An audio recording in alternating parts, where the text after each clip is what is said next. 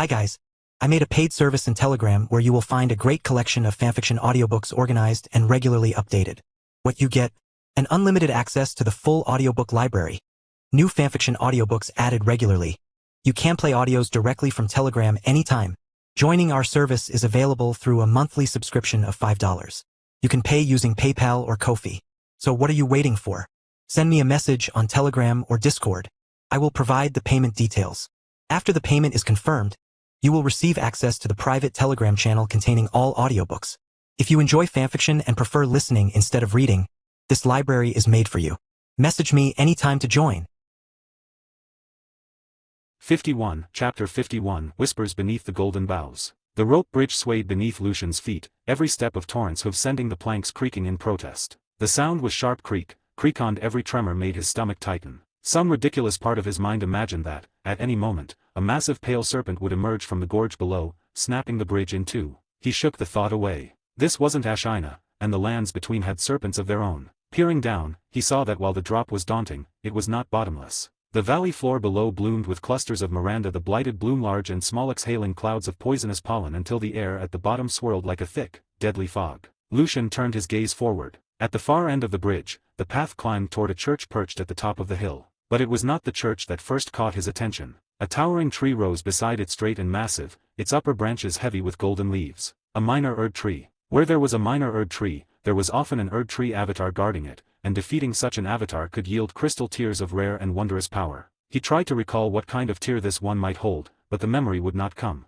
Erd tree avatars were weaker than the demigods, but still far more dangerous than a grafted scion or even the leonine misbegotten. Perhaps testing his mettle against one before challenging Godric the Grafted wouldn't be a bad idea. But first the task at hand. Crossing the bridge, Lucian urged Torrent up the slope. Strange figures wandered the path, men clad in golden embroidered garments and wearing ornate masks of beaten gold. Their movements were slow and aimless, their backs sprouting twisted, half-grown branches. The guardians of the minor Erd tree. Once, they had been masters of the martial arts, bound to the tree by an ancient covenant. Even in death, the pact kept them bound, their bodies refusing to crumble to dust. In other words, walking corpses. Lucian gathered the storm in his blade and sent it spiraling toward the nearest guardian. The compressed wind struck like a drill, shredding its upper body into splinters instead of flesh. He peered at the remains. Beneath the fine garments, the body was entirely wood. The guardian writhed on the ground, still moving despite its injuries. Lucian sent another blade of storm to finish the job, reducing the upper half to fragments. The other guardians closed in, but Lucian did not dismount.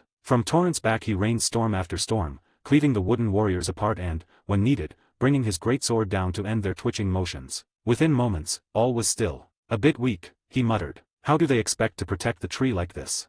He rode on toward the church, leaving their splintered bodies behind. After he was gone, the ground near the corpses shifted. Thick roots burst through the soil, winding over the shattered forms. Slowly, their bodies knit themselves back together, the wood mending under the roots' touch. The roots retreated underground and the guardians rose again, silent and unyielding, to resume their eternal watch. On the road ahead, Lucian passed a group of wandering nobles, gaunt and shriveled almost to bone. Two were in advanced decay, their flesh hanging loose. Yet still they walked, bearing their banners, searching for some way to end their existence. He ignored them. The shattering of the Elden Ring had also shattered the Golden Order's grasp on death. Even the part of the Greater Will's law that allowed Erd tree burial had failed. Now, no matter how many times they were beheaded or torn apart, the nobles would writhe back into living heaps of flesh. Once, they had called it a blessing of the Erd tree. Now, it was a curse without end. At last, Lucian reached the church. Through the whisper in his ear, Melina named it for him the Church of Pilgrimage. Before the entrance, a translucent figure sat slumped in a chair, head turned toward the horizon, muttering over and over.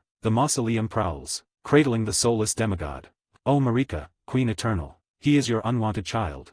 Following the specter's gaze, Lucian saw Ida, colossal four-legged wandering mausoleum, roaming the plains, its moss-covered shell marking the weight of countless years. The wandering mausoleum, the spirit kept repeating it, the words soaked in obsession. Inside, the church lay in ruins. At its heart stood a great statue of Radagon, and beneath it, a sacred tear left behind. Lucian picked it up, set it at the altar's blessing, and rested a moment to restore his strength. Just as he was ready to depart, Melina's voice stopped him. Wait. Spoken echoes linger here. A saying left behind. I want to decipher. ID could be important. Lucian remembered. In some churches, Queen Marika had left words carved in stone, commandments, or perhaps riddles. He was curious to hear this one. What does it say? He asked. Melina hesitated, then spoke slowly, her tone sharpening with surprise. Words of Queen Marika, who vanished long ago. In Marika's own words. Her voice took on the cadence of ritual. Then, after thy death, I will give back what I once claimed. Return to the lands between, wage war, and brandish the Elden Ring. Grow strong in the face of death, warriors of my lord, Lord Godfrey. As she spoke, fragments of memory stirred in Lucian's mind. The words were as he recalled, but something felt missing. Melina's brow furrowed. It seems to be the exhortation Marika left after banishing Horalu and his warriors, but incomplete. There must be more, before and after. No wonder so many tarnished have been called back to the lands between, she murmured. It was her design all along. But what is she truly planning? Her eyes shone with a rare, quiet excitement. Lucian realized she was genuinely fascinated by the history hidden here. And truth be told, so was he. Lucian, she said at last, we may have found a thread that leads to the secrets of this land. We must seek out more echoes. He nodded. We will. One day, we'll know the truth. 52 Chapter 52 Wings of Faith. Lucian emerged from the side of the Church of Pilgrimage, where a lonely graveyard stretched into the mist. Among the crumbling stones, the death-touched wandered in silence. He knew this place well back in his previous life. It had been a favored farming spot for equipment. Now, however, he had come with a different goal, to pick up 2 spare weapons. The bandit's curved sword were fine short curved blades. Even if they were unlikely to be as strong here as they had been in the game, they would still diversify his arsenal. In the game, Lucian had often relied on dual blood-infused short curves or paired them with the greatsword to slaughter bosses with overwhelming speed. Suddenly, he smacked himself on the forehead. Autumn, I forgot. What is it? What did you forget? Came Melina's soft voice in his mind. I forgot to grab those weapons earlier. I'll just pick them up when I come back. In the end, Lucian wrested 2 curved swords from the cold, stiffened hands of a bandit who had long since become one of the death-touched. Through his monocular, he confirmed the location of the sealed gale, then urged Torrent forward at a gallop. On the way, he passed the Tombsward ruins and decided to sweep through them. Outside, he gathered 5 Trina's lilies rare and valuable. After clearing the enemies, he opened 2 chests guarded by loyal attendant page in the underground chamber. Inside one lay a great scythe of pale, wing-like design. For a weapon meant to reap lives, it carried a strange air of sanctity. Its name was Winged Scythe. Attack. PHY 87. Mag 0. Fire 0. Length 0. Holy 104. Crit 100. Lucian had never used this weapon before, yet when he took it in hand and swung, it felt natural, its requirements well within his abilities. He tried to unleash its skill Angel's Wings, but midway through the motion, his vision was clouded by a hazy apparition, a maiden with white, angelic wings. Her image was indistinct, and her presence severed the flow of magic into the weapon. The attack ended in nothing more than a mundane leaping slash. Puzzled, he tried again. The same apparition appeared, and once again, the skill failed. Unable to make sense of it, he turned to Melina. Melina, when I tried to use the weapon's skill, a vague, winged figure appeared. Every time she does, I can't channel magic into it. Do you know why? In the Soul Realm, Melina leaned close, studying the great scythe. This seems to be a weapon of heretics. I believe only the devout can wield it fully. Lucian felt a twinge of disappointment. He was a faith-based weapon, then. The winged maiden's blurred visage must have been a sign of his lack of devotion, preventing the skill from manifesting. Requires. STR 16, Dex 16, FAI 24. The scythe was striking in appearance, but without its skill, it was half a blade. A trophy more than a weapon. I suggest you keep it, Melina said again. He blinked in surprise. For her to urge him to keep a weapon was unusual. Is there something special about it? I am not certain, but it seems to reduce the restorative power of Crimson Tears. Against other tarnished, it could prove effective. Lucian nodded. In the game, there had been items like the Albinoric pot that impede flask healing, but he hadn't expected a weapon to have such an effect. Fitting for a heretic's weapon, I suppose. He stowed the scythe away. One day, paired with the Albinoric pot, it might make for a deadly strategy against fellow tarnished. Soon, he arrived before the sealed gale. Upon a stone dais, 2 imp statues were stacked, one atop the other, one kneeling below, the other perched above. In the upper imp's mouth, an orange flame glowed faintly. The lower imp's forehead held a stone sword key, and above it, a matching empty socket. Lucian drew a key from his pack and fitted it into the upper statue's brow. With a metallic click, the firelight in the upper imp's mouth died, and violet ghost flame shimmered upon the ground before the gale. He checked his gear one last time, then touched the seal and stepped forward. The world blurred. In an instant, he stood in a dim, mist-veiled space, much like the feeling of being drawn by Melina's teleportation. Through the haze, nothing beyond could be seen. This was another realm entirely. Lucian drew both the grafted blade greatsword and his lion's claw-imbued greatsword, one in each hand. This was training, and training meant going all out. There was a particular move he could only perform with dual greatswords. And there, across the space, he saw her. The ancient hero of Zamor. Her long hair was a pallid silver, withered like frost-burnt grass. She was tall and slender. Lucian would barely reach her waist. One hand rested lightly upon the gauzy wall of her prison, eyes fixed on the false horizon beyond. The thin veil seemed close enough to touch, yet for her, it was an unbreakable cage. For one with her long, cursed life, this was torment without end. His sudden arrival broke her stillness. She turned from the wall and picked up her distinctively Zammer curved sword. The opening of the seal did not mean freedom, it meant her executioner had arrived. But she would not go quietly. She would make her foe taste the wrath of Zammer. She swept forward, her blade carving the air, her movement like a gliding shadow across the ground. The slash rose from low to high, aimed to cut him down. Lucian crossed his swords in defense, catching the blow, then retaliated with a sweeping strike from both blades. But she was swifter than he had expected. With a single light kick, she slid backward several paces. It was his first time facing an opponent so agile. Even from a single exchange, he could feel her refined mastery of the sword. Her initial charge had been reminiscent of a bloodhound knight's strike, yet lighter, almost ethereal. Perhaps the knights had once studied the style of the Zammer heroes.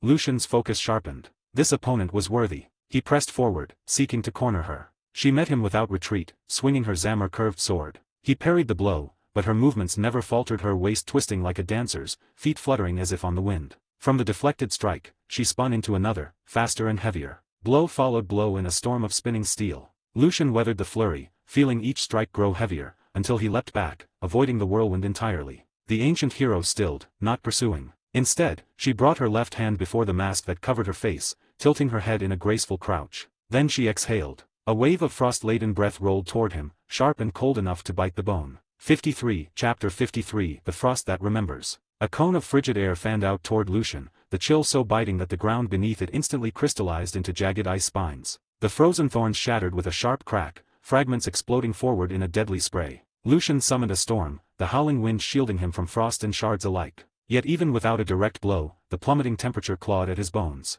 Dispersing the storm, he steadied his blades as the ancient hero of Zammer charged once more. His left sword rose to parry, his right cutting along the foe's rushing path. But this time, the hero of Zammer did not swing her Zammer curved sword as before. Her toe tapped the ground, sending her gliding sideways. She twisted midair, her motion fluid, almost graceful, slipping past Lucian's slash and alighting at his right rear flank. With the spin's momentum, her scything strike came for his shoulder, seizing the narrow window before his right hand could recover, and too far for his left to intercept. Had the blow landed, his arm might have been lost. But Lucian was no longer the man he had been. He mirrored her motion, turning counterclockwise while conjuring a roaring gale. Guided by the storm, his left sword caught the curved blade, steel ringing. His right followed instantly, its point lunging for her waist. The wind screamed around them, tugging at the scale-strung plates girding her midsection, making them rattle like chimes. The same gales that could flay the flesh of demi-humans barely carved shallow cuts into her withered body. Her kind had long dwelt in realms of ice and storm. As her opponent's blade neared her waist, the hero of Zammer's mind drifted.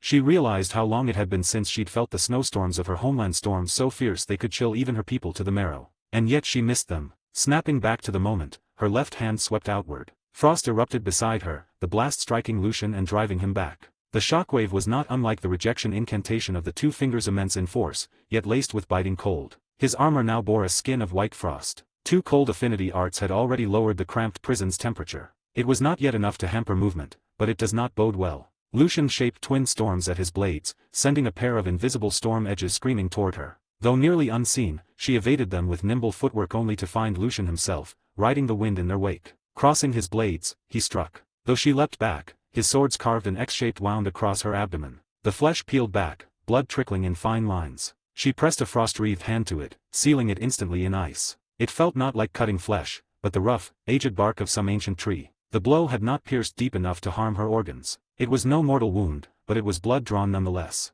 Lucian prepared to harry her further, to layer injury upon injury until fatigue set in, and then finish her with one decisive strike. But instead of retreating, the hero of Zammer surged forward. Whether stirred by the taste of her own blood or awakened from long dormancy, her attacks grew frenzied. Sometimes she would dash in, strike, and spring away before a counter could land. Sometimes she spun into a whirlwind of slashes, lashing out with the chain of her left-hand shackle. Frost mist and ice fragments burst from her blade, clashing against the winds of Lucian's swords. Jagged icicles found the gaps in his armor, drawing warm blood that melted them as it flowed. Twice her strikes had cleaved into him, though not past his guard. The chains lashed to his ribs hurt more, a deep ache blooming beneath the plating. Still, Lucian gave as good as he took, his winds biting shallow cuts into her with every clash. From time to time, a well-timed storm edge caught her mid-leap, dashing her to the ground. But his focus, FP, waned, his wounds beginning to hinder him. He longed to drink from his flask, yet the exchange was too relentless. Any pause, and she would close the gap instantly. Feeling the last embers of his strength, Lucian resolved to strike a grievous blow.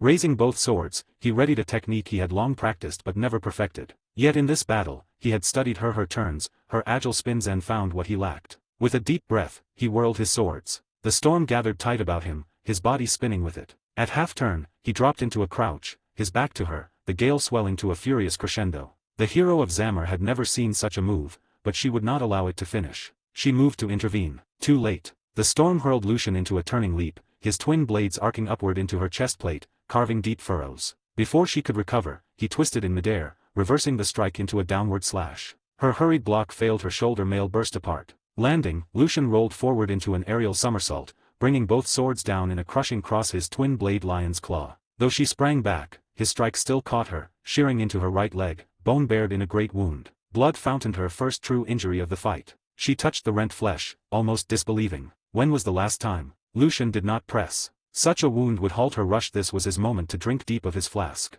In the distance, she planted her curved blade into the ground, as though in ritual. Rime spread over her broken armor, sealing her wounds in frost. An ancient, cutting wind swelled within the prison, the air now filled with falling snow. Her homeland, the peak of the snowbound mountains, was reborn here in miniature. Drawing her sword anew, now encased in thick ice, she spun and danced in the snow, her steps a warrior's grace. When she stopped, she bowed deeply. Somewhere in that bow, she seemed to recall the honor she had lost in her long captivity, remembering, perhaps, what it meant to be called hero. 54, Chapter 54, Dance of Frost and Steel. The aura radiating from the ancient hero of Zamor swelled like an oncoming blizzard. Lucian's blood surged in answer, banishing the cold that clung to his bones. Battle fervor roared in his veins. This was the finest battle he had fought since his arrival in the lands between. No, not just finest, the most comfortable. A duel, pure and unbroken, no interruptions, no allies or stray blades to interfere. His opponent's mastery was unlike anything he had witnessed here. He was no longer the fledgling who could be wounded by a few of Godric's lowly soldiers.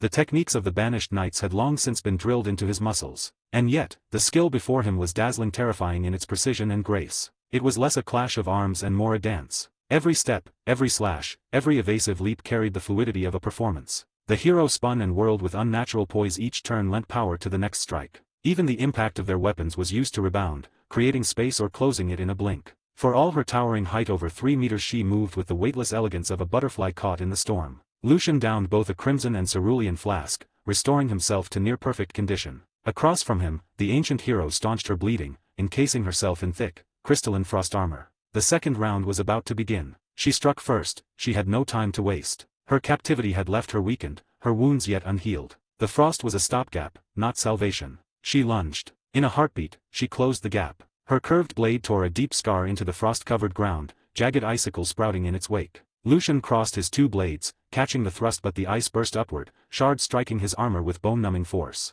Before he could reset, she loosed a blast of frigid magic, sending him skidding backward. The battlefield was already her, snow and wind bent to her will, and soon the ground would be a frozen wasteland. He thought quickly. If the frost deepened, his movement would falter, and the cold alone might sap his strength. But her wounds, those could be exploited. Holding them frozen would drain both her focus and her sorcery. Or perhaps there was no need for tactics so intricate. He smiled. End it quickly, and there's no time for the storm to claim me. As she charged again, Lucian summoned a swirl of wind beneath his feet, sweeping the snow away to keep his footing sure. One sword caught her downward slash, the other stabbed into her frost armor, spiderweb cracks spreading from the impact. The armor shattered only to burst into a cloud of freezing mist, blinding him. Damn! He shoved her blade aside and backed out of the fog, but she was gone. Cold sweat prickled his neck. Instinct took over. He spun, blades sweeping behind him. Steel met steel, her curved sword slashed into his side even as both his blades sank into her waist. The banished knight's armor split, his blood freezing the instant it spilled. Icy numbness raced through his veins. He unleashed a storm to force her back, lest that cold creep into his core. She too broke away, unwilling to let the swords remain lodged in her. Another blast of frost hurled them apart. Lucian rose, probing the injury deep, but frozen solid, stanching the blood. Pain was dulled by the cold. Snow thickened to hail, rattling against his armor, piling white upon the ground. The duel neared its end. The ancient hero staggered to her feet, her wounds hindered her grace, the frost-bound flesh refusing to bend like living muscle. Her magic, too, waned barely enough to hold the storm at its current pitch. She drew a deep breath and stilled the wind and hail. Seeing Lucian rush forward, she raised her left hand. He recognized the gesture, a breath attack. He sidestepped to flank her, but she didn't turn her head to track him. Something was wrong. He retreated a pace too late. She dropped to one knee, palm to the ground. Snow and ice erupted in a spiraling gale, swallowing him whole. She poured the last of her magic into the blizzard. All her earlier shaping of the arena had been for this moment to turn the storm into a grave. For over half a minute, the gale raged. In such a cramped space, there was nowhere to run. Surely, he was frozen solid. It's over. But then, it's over. The shout rang like a war drum. Lucian burst through the dying winds, twin swords whirling a hurricane of steel. He struck high, low, and everywhere between sweeping, stabbing, leaping, cleaving. Her desperate guards shattered, the two blades tore through her frost armor piece by piece. At last, with a final lion's claw strike that split both shoulders, the armor fell away entirely. She collapsed to her knees beneath the weight of his swords. Lucian sheathed his weapons. In this battle, at last, he had unleashed one of the Commander Knight's most fearsome technique, Storm Kick. 55, Chapter 55, The Shackles Broken, A Vow Renewed. Lucian was still savoring the moment the Storm Kick he had just unleashed. Yes, it had landed true in the heat of battle, yet it was but an echo of the original. The form was there, but the force and mastery were lacking, little more than a crude imitation of the greatest warrior Castle's soul had ever known. Before him, the ancient hero of Zamor knelt in the snow, confusion clouding her eyes. By all rights, the blizzard should have raked her foe to the bone. She had felt the frost bite his flesh during their exchange. Yet here he stood, emerging from the storm as if untouched. If defeat was certain, then she would meet it on her own terms. She would at least die knowing why. Why? She asked at last, her voice steady. Why are you unharmed? The sound of her voice stunned Lucian. He had assumed the ancient hero kept here in the prison for untold ages had long since become a mindless revenant. You still have your mind. From what he recalled, she had been sealed away after the war against the giant San era, older even than the Shattering. For her to remain lucid after so many centuries, it defied belief. He had wondered how a mere undead could retain such refined martial skill. Now he knew she was no undead at all. Our kind live long, she said simply. The years of my captivity have not been enough to dull my thoughts. And now, she continued, you owe me an answer. I would die with understanding. Lucian nodded. I merely used a storm to scatter your blizzard.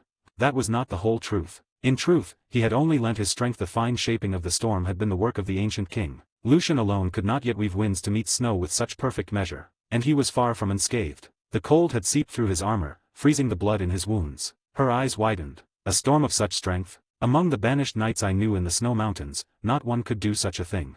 A faint smile touched her lips. To fall to a warrior of your strength, I can accept this end. She closed her mouth, ready to bow her head to the blade. But Lucian did not raise it. If she had been a mindless husk, he would have ended it without hesitation. But she yet lived as herself, and that changed everything. He wanted the truth of the elder ages. And if she could wield frost and storm, he could learn it before ever setting foot in the snowbound home of the Zamor Knights. The ancient king's voice rumbled in his mind. Press her about the banished knights. She seemed to know many of them. The ancient king remembered the Zamor people well, warriors of the war against the giants, before the Erd tree's dominion swept across the lands between. Giants had fallen first, then storm, then ancient dragon. The Zamor had been the giants' chief allies. The king was curious how, after their defeat, had the banished knights come to stand alongside the Zamor of the snow mountains? Edgar and the others of his bloodline knew little. The chain of memory had long since broken. Lucian looked down at her, head bowed, neck bared. The air between them felt almost awkward. He had nearly killed her, but she had given no quarter herself. They could call it even. I won't kill you, he said. I didn't know you still had your mind. That fight was my mistake. The ancient hero looked up, startled. You are not Queen Marika's executioner. Executioner? No. Marika has been gone from the world for a long time. I came here only because I'd heard a powerful talisman lay sealed in this place.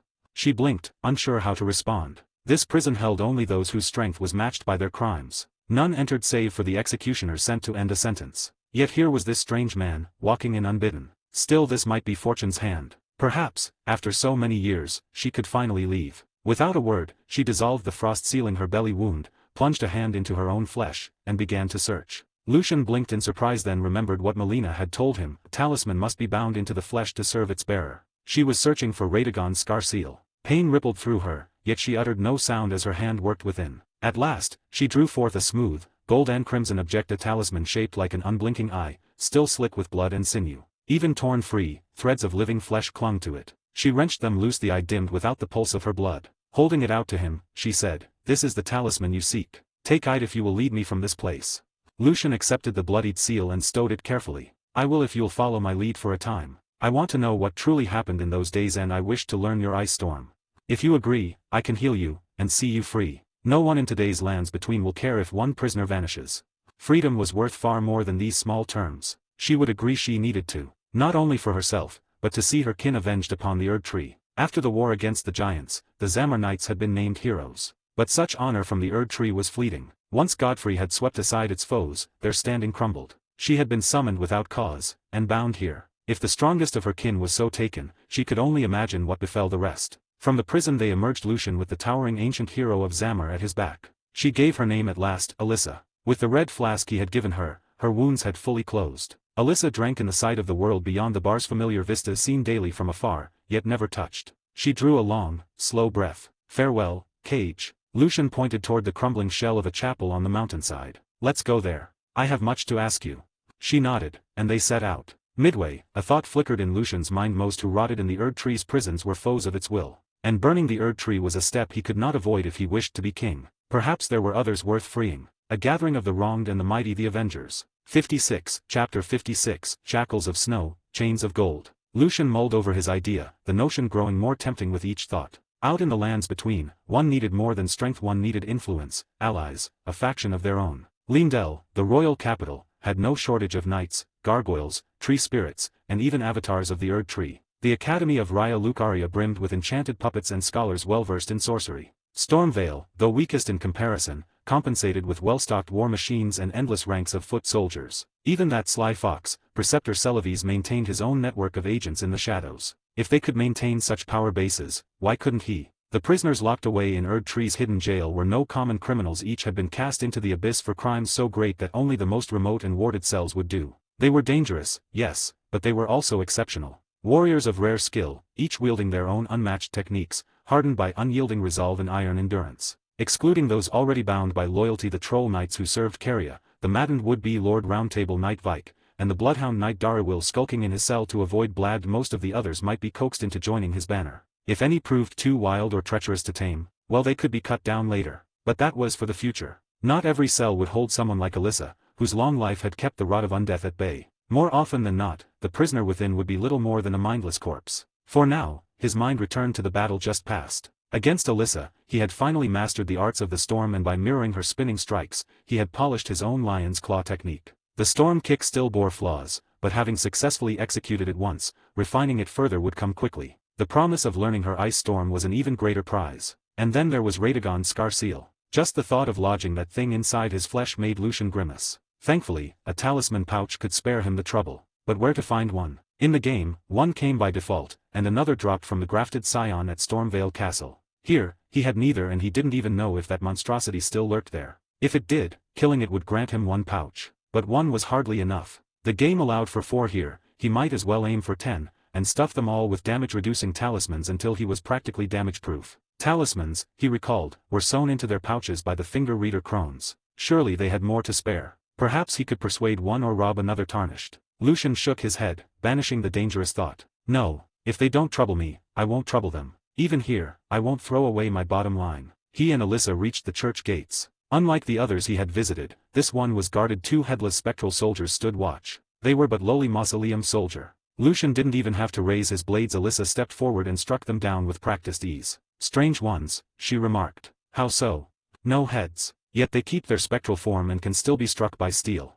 Lucian crouched over one of the fallen, studying the crest on its armor, the bell of the mausoleum. Combined with their headless visages, their identity was clear to him. They were the knights who had served Godwine the Golden in life, and in death had followed him still. Their lord's soul had perished, but his flesh lived on. These soldiers, by contrast, had discarded their flesh in death but kept their spirits, forever guarding the body of the prince they had sworn to serve. Rummaging through their remains, Lucian found several black feathers, out of place against their armor. They weren't ornamental, they must have served some purpose he couldn't yet guess. He pocketed them and stepped inside. This church was larger than the others he had visited, its hall shaped like an L. Turning the corner, he came upon a towering statue of Queen Marika. A search of the area yielded another sacred flask. 3 now in total. His healing was far stronger than before. But with so many tarnished in the lands between, the rest would not be so easily claimed. Though even lowly agents had flasks here, the means by which they obtained them remained closed to him. He had no wish to serve the 2 fingers for such gifts, so the flasks and crystal tears he knew the locations of would need to be claimed quickly. His thoughts were broken by Alyssa's voice.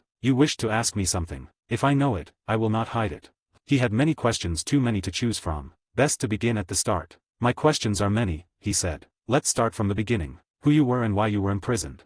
Alyssa nodded. My people have lived upon the snowfields for generations. We are a folk who revere ice and snow, and have ever been enemies of the fire giants. The war never ceased until Queen Marika herself sent word, offering alliance to end the giants once and for all. We accepted gladly. I was summoned for the first time then, as the strongest of my tribe. She gave me that seal, promising us a place in the new age under the Erd tree. They say such seals are given by the gods to mark one chosen for a divine mission. But it was all a lie. With the giants destroyed, the age of the Erd tree began, and we enjoyed its favor for a time. But when Godfrey defeated the Storm King, when the ancient dragons made peace with the Erd tree, when Caria wed Radagon, the lands between were unified under the Erd tree's rule. It was then that I was summoned a second time. But this time, I was subdued and sealed in the jail.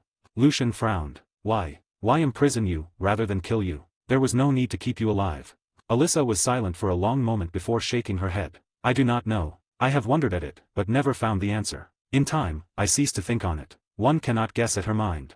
57, Chapter 57, If it bleeds, we can kill it. The question of what Queen Marika truly intended that is a riddle. It has haunted countless scholars of the lands between. One can only scatter their thoughts through the game's scattered lore, weaving speculation upon speculation, yet something always refuses to fit. The only certainty is this: Marika was dissatisfied with the Golden Order, even going so far as to scorn her own other half Radagon as nothing more than the loyal hound of that very law. But why she felt such discontent remains unknown. There are too many possibilities. Her motives are hidden. Her origins, shrouded in mist. Why did she shatter the Elden Ring? What was her true aim? Marika gained nothing from the act. On the contrary, her body was pierced and bound within the Erd tree itself. Or perhaps even so, her goal had been achieved. No, enough. To wander further down this line of thought would be to let his own mind lead him astray. Without tangible proof, speculation was dangerous. The mind, once latched onto a theory, will twist every clue to fit it until one sees not the truth, but only the reflection they wish to see. Lucian forced himself to set the question aside. He turned to Alyssa. Earlier, you said you knew of the banished knights. Tell me, how do they connect to the snows of your homeland?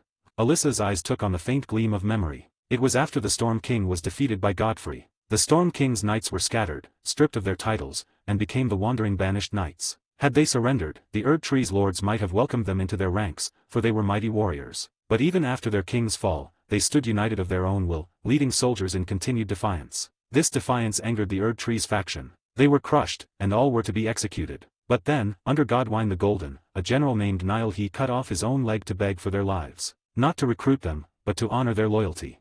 And so, most of the knights pledged themselves to him. Those who would not were exiled to the farthest borders.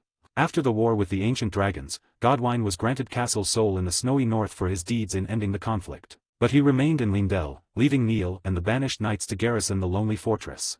We were their neighbors then, we Zamor folk. Still basking in the Erd tree's favor, we traded with them and even exchanged techniques in battle. Lucian listened in silence, until the threads finally wove together. I see no wonder Neil and those spectral knights stand guard over Sol. And so their skill with the storm of ice makes sense now. The ancient king had once spoken of them without disdain, as though relieved they had found a commander worthy of their loyalty. Lucian pieced the timeline together in his mind. The war against the fire giants ended, the Erd tree turned to unification. Godfrey waged war against the Storm King, while at the same time, ancient dragons struck at Lindellanly to be repelled by Godwine. Whether they were truly swayed by him or merely saw the Storm King's fall as inevitable, the result was the same peace between Erd tree and dragonkind, and the teaching of dragon incantations within the capital. By then, Godfrey's army had not yet been exiled. Vike was chosen by Lanchseax after this peace, and Godfrey's banishment must have come before the war with Caria, likely so Radagon's rise would not be overshadowed. Radagon wed Queen Renala of the Full Moon, only to abandon her for Marika. Then came the Night of the Black Knives, Godwine's death, the shattering of the Elden Ring, and the War of the Shardbearers. The frame of history now stood before him, empty spaces yet to be filled with proof, but the path was there. Lucian's spirits lifted. The hardest step was beginning, the rest was patience. He looked to Alyssa again. In the lands between, where do you think I stand? What is my strength, compared to the rest? She thought for a moment. I am far from my prime. Yet even then, I was counted among the strong, no less than a Crucible knight or a knight of Caria. As for you, in the days of war, you would have earned the title of hero.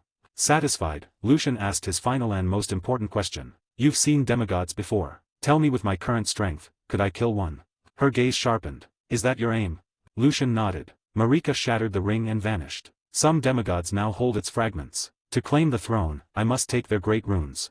Alyssa's expression hardened. She had been caged too long to know the state of the world outside, yet she weighed the question carefully. It will be difficult but not impossible. I have fought beside demigods. Among them, the gap between the mighty and the weak is vast. The weakest, even a warrior like me, could fell them.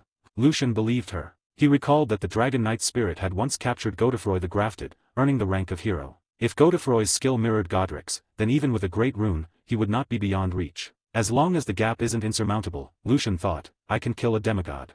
Alyssa seemed to sense his resolve. Then I will go with you. My vengeance will begin with the demigods.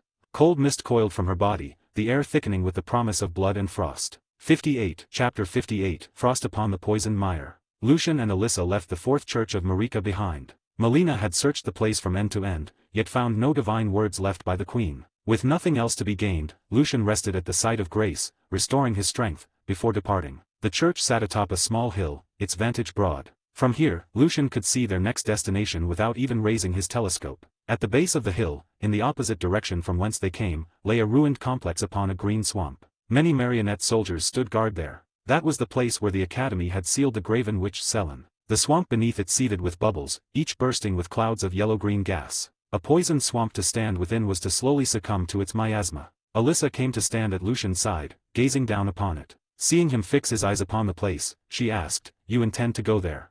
"Yes," Lucian replied. "Beneath those ruins lies one I wish to free." "Now?" she asked. Lucian glanced at her, unsure of her meaning. "Yes, but the swamp will be troublesome." Alyssa shook her head. "No trouble. Leave it to me." Without another word, she descended toward the ruins at a run. Lucian did not hurry after her. Her prowess was beyond concern, and he had just restored her with both crimson and cerulean tears. She was at her peak. By the time she reached the swamp's edge, the waiting puppet soldiers had taken notice. Bow-wielding puppets raised their forearms in turn, loosing volleys of arrows, while sword-bearers closed in. The commotion stirred the hovering sorcerer spheres. They emerged from their summoning arrays and began to rise. But Alyssa leapt high, evading every shaft, and came down in the very heart of the ruins. Driving her Zammer curved sword into the swamp, she unleashed a torrent of frost. In an instant, the poisoned waters froze solid, the miasma silenced. The puppets' feet froze fast in the ice, their bodies lurching as they toppled. Still the frost spread, swelling into a blizzard that buried the frozen mire beneath a pristine shroud of snow. The swamp was gone. In its place lay a white plain. The guards, entombed in rhyme, stood like grotesque snowmen. Even the sorcerer's spheres froze mid-air, locked in deathless silence. Such was the power of a graced hero. Ordinary troops were nothing before them. Lucian stepped onto the ice. Indeed, for Alyssa this swamp was no obstacle. Had it been him alone, the storm winds he commanded would have scattered the poison gas far and wide, and the fight would have been far messier. "Thank you," he said. "It's nothing." She gestured toward the center of the ruins, where a stairwell yawned into the lands. "The passage leads below. I took care not to freeze it." Lucian nodded and descended. Far away, within the Raya Lucaria Academy, a circle of sorcerers convened. Each wore a different glintstone crown, denoting the school to which they had once sworn allegiance. Olivinus, Twin Sage, Lazuli, Carolos. Once, these schools had been rivals in pursuit of differing mysteries, their enmities long and bitter. But times had changed. When Queen Renala had been abandoned by Radagon, her mind shattering, they saw at once, the carrion queen of the full moon was no more. The academy had ceased to be a sanctuary for the pursuit of glintstone's truth. Oaths sworn in youth had rotted away in the long march of years. They had turned from the fate of the stars, seeking only their own gain. They allied themselves with the ignoble Cuckoo Knights, imprisoned Renala in the Grand Library, and made war upon the Carrion royal family. Those who opposed them and those without the gift for sorcery were cast out. The gates of the academy were sealed, never to open again, not even for the shattering war. They had betrayed all they once were. Now, no matter their old school, they had become something else entirely. Betrayers. Today they met because word had come from the far Weeping Peninsula, the seal over the graven which had been broken. The arcane surveillance relayed its final vision, a tall, lithe figure leaping into the heart of the site, conjuring a storm of snow that obliterated every defense. At the last, another appeared garbed as a banished knight before the image dissolved in frost. The Olivina sorcerer spoke first. "The graven witch, murderer of countless sorcerers, is about to walk free again. Any thoughts?" No one spoke. For them, the witch's deeds were nightmare. The originist she once opposed had bound sorcerers together into star seeds of their own mad design. "The academy gates are sealed. She cannot enter," said the twin sage. "And they may not even intend to free her. She cannot be killed," the Lazuli sorcerer snapped. "So if not to slay her, they must be there to set her loose. The academy's keys lie scattered in the wilds. If they find one, we are in danger." The Carolos sorcerer suggested. "Then we station guards at the entrances. Post sentries each day, deploy all puppet soldiers. Send word to the Cuckoo's Knights outside, have them patrol for the pair who struck the seal. And if this weakens the Cuckoos, all the better." The Olivina sorcerer inclined his head. All in favor. The votes came one by one. Passed. Passed. Passed. The heavy iron door groaned open. Lucian stepped into the chamber and beheld Selene's body. The place reeked of death. Corpses lay slumped against the walls, some rotting, others desiccated. Selene herself knelt upon the floor, wrists transfixed to the wall by cruel glintstone spikes. A great witch's crown engulfed her head, its size absurd upon her slight frame. She still wore the robes of a Raya Lucaria sorcerer. The spikes in her wrists did more than bind, they seared her with constant agony, a punishment devised by her peers. When Lucian entered, he heard her hoarse, broken screams, the remnants of long hours of pain. Ah, ah. Ha ha, damn you, ah. A pack of depraved lunatics. 59, Chapter 59, He, who is born to be king. How long had she been imprisoned, tormented, left to rot? Selene could no longer recall. Those wretched sorcerer's traders who had abandoned the pursuit of primeval truth were nothing more than worms clinging to the safety of stagnation. She had once thought their decaying lives could still be put to some use, turned into seeds of stars for the sake of exploration. Yet, even in their ruin, they remained the so-called elite of their classrooms. And it was by their hands that she had been seized, locked away, subjected to endless days of cruelty. Not even the release of suicide could spare her, for they had bound her mind as well as her flesh. But today was different. Some Unean outsider had opened the door to her subterranean cell. If she could convince him to kill her, the last safeguard she had prepared long ago would be set in motion, and she would be free. You there, would you do me a favor? Selene's voice trembled under the weight of pain as she called out to Lucian. Speak, he replied. Is it my aid you want in breaking these crystal bindings? He was already willing. He had come here for her. No, only the sorcerer who bound me could shatter these. What I need from you is all me.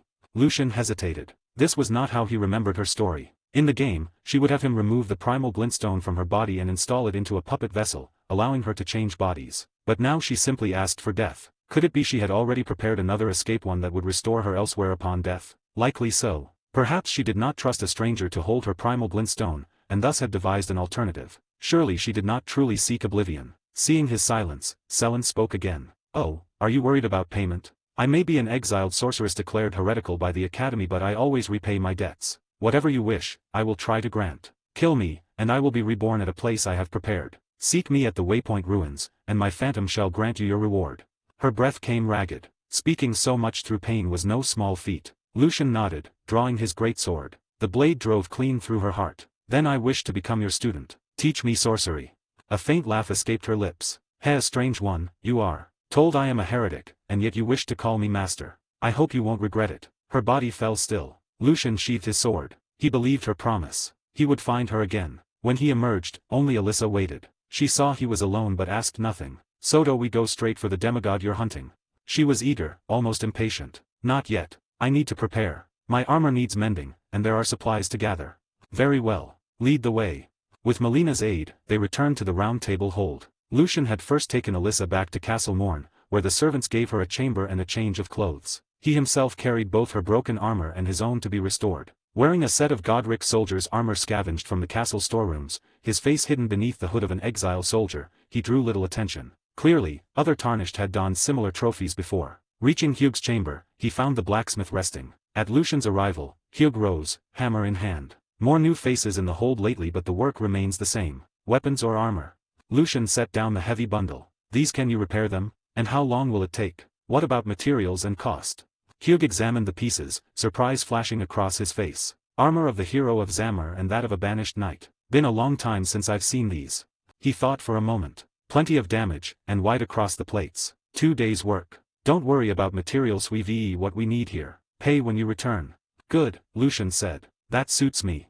2 days was perfect enough time to learn from Alyssa the ice storm. Leaving the armor, he went to the trader's alcove to browse supplies. But before long, a figure in blackened mail and a hood approached. A messenger. Lucian's brow furrowed. The last time he had met such agents, it had led to blood. The round table was the domain of the Two Fingers, and their messengers served theme. If this one sought vengeance, Lucian might be trapped among hostile Tarnished. Yet, the messenger only bowed with deference. Fellow Tarnished, the Two Fingers grant you audience. Please, follow me.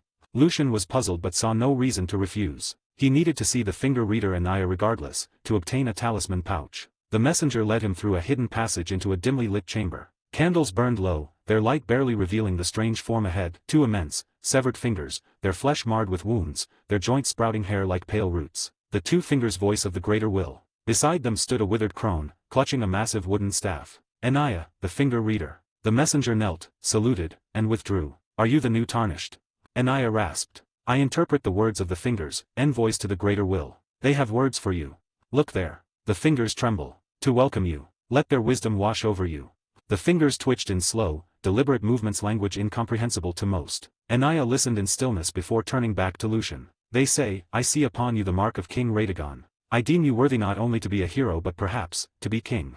60, Chapter 60, The Seal of Radagon, and the Fingers Gamble. 60, Chapter 60, The Seal of Radagon, and the Fingers Gamble. A common Tarnished, upon hearing that the Two Fingers believed them worthy to be king, would surely fall to their knees in gratitude, tears welling in their eyes, before rushing headlong toward Stormvale. But Lucian was not a common tarnished. Not only did he feel no surge of gratitude, he instead began to ponder the current plight of the two fingers. He suspected they were anxious. After all, it had been an age since any tarnished had felled a single demigod. The so-called all-knowing had shut himself away, idle as stone, while the newcomers to the Round Table hold were content to ferry trinkets, run petty errands, or open small shops. In the past, tarnished were but soldiers in Godfrey's army, and army against army, they were invincible. But to send a lone, untested tarnished against a demigod and their amassed forces, they might as well go home and sleep. With each failed attempt to slay a demigod, more tarnished would surely lose hope. The myth of their invincibility had yet to be broken. Lucian guessed the fingers wished to inspire him to goad him into striking down a demigod,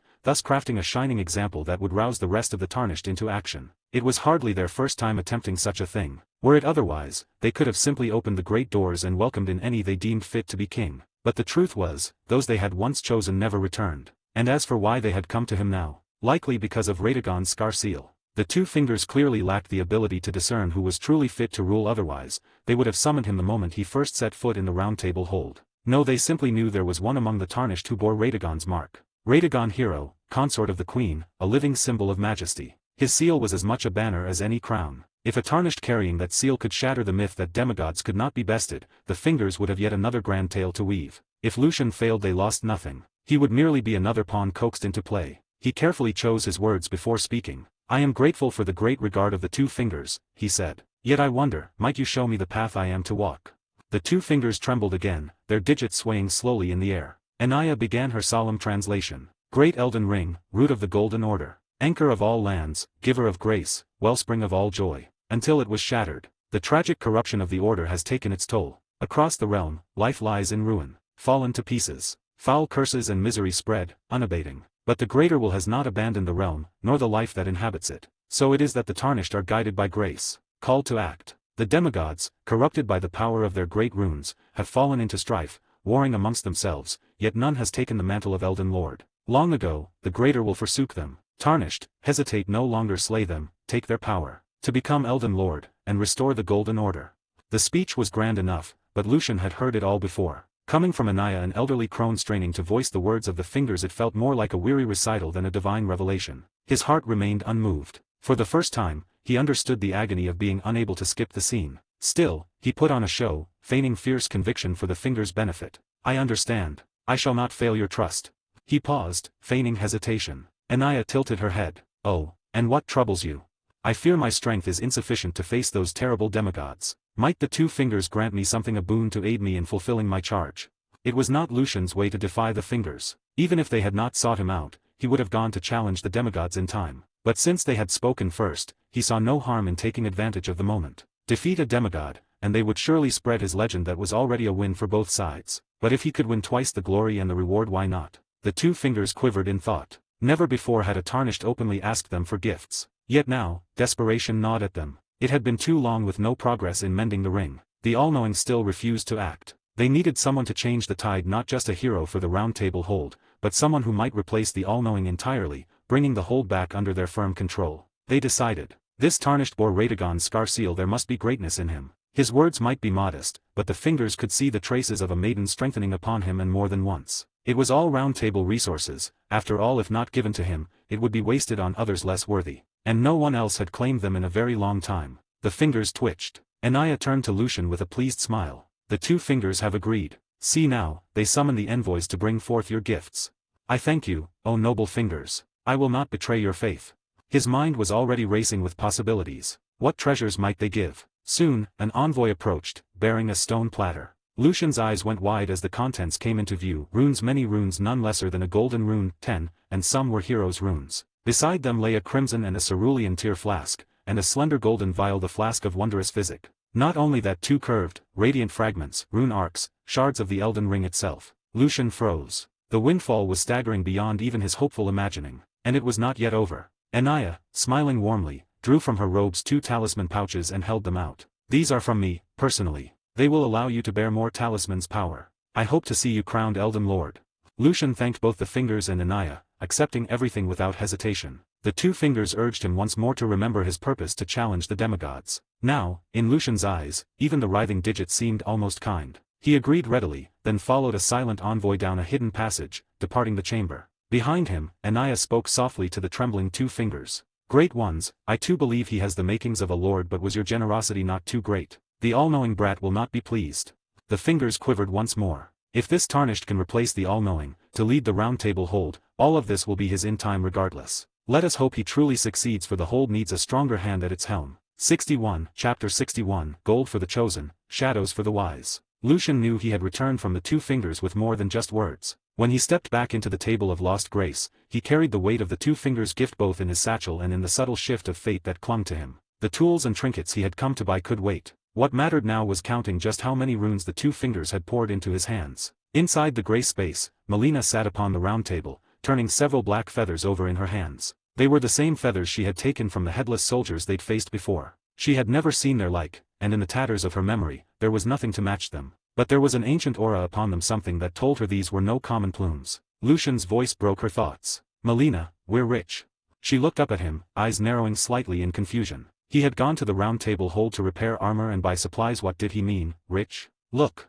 Lucian pulled off the exile soldier's hood and began setting the two fingers gifts out on the table, one by one. First the flask of wondrous physic, then the crimson and cerulean tear flasks, then two talisman pouches. Melina's brows rose. Each of these was a treasure in its own right, precious tools that could mean the difference between death and survival. She opened her mouth to ask where they had come from, but stopped when she realized Lucian wasn't finished. One by one, large golden runes clinked softly onto the table, their warm light pooling across the wood. Among them were several perfectly round, unmarred heroes' runes, the crystallized blessing of champions who had once been touched by the Erd tree itself. Melina's eyes widened. She hadn't counted them yet, but she could already tell there were more than a dozen. A quick estimation put the total value at least 200,000 runes. When Lucian finally emptied his stores, he sat back, gazing at the glittering pile with deep satisfaction. It was one thing to see such wealth in another's hands, it was something else entirely to have it before you. Where did all this come from?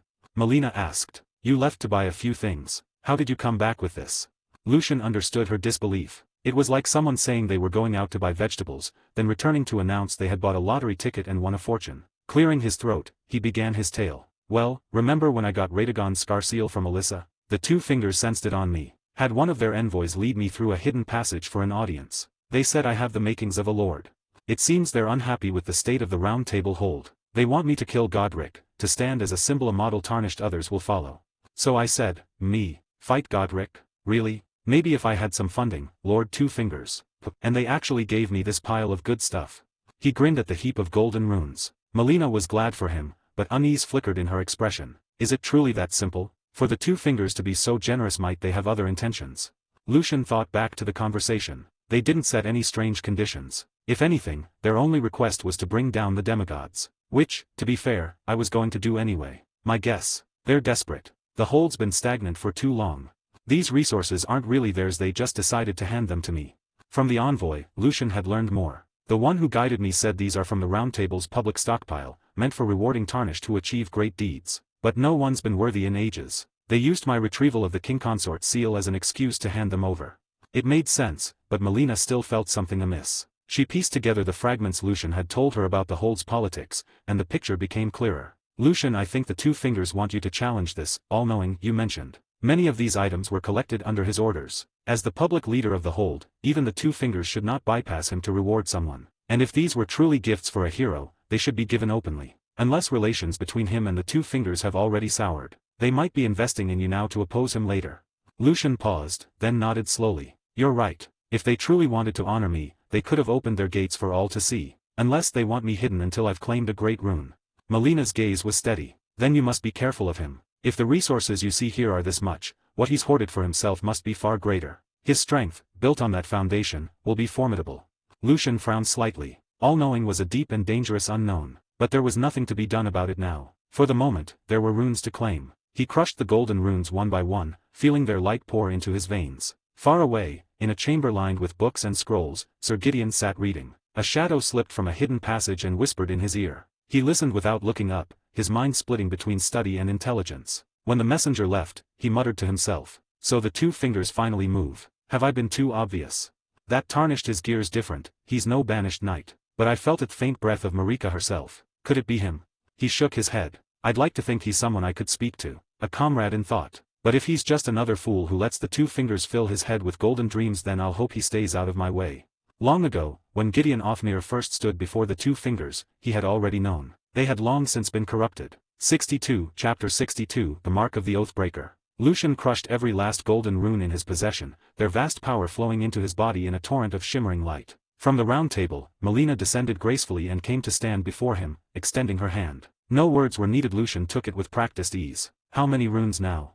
He asked. Melina's gaze sharpened as she felt the strength coursing through him. She had estimated it earlier, but the actual number far exceeded her expectations. Counting what you had left over, you now possess 263,000 runes. Enough to greatly increase your strength.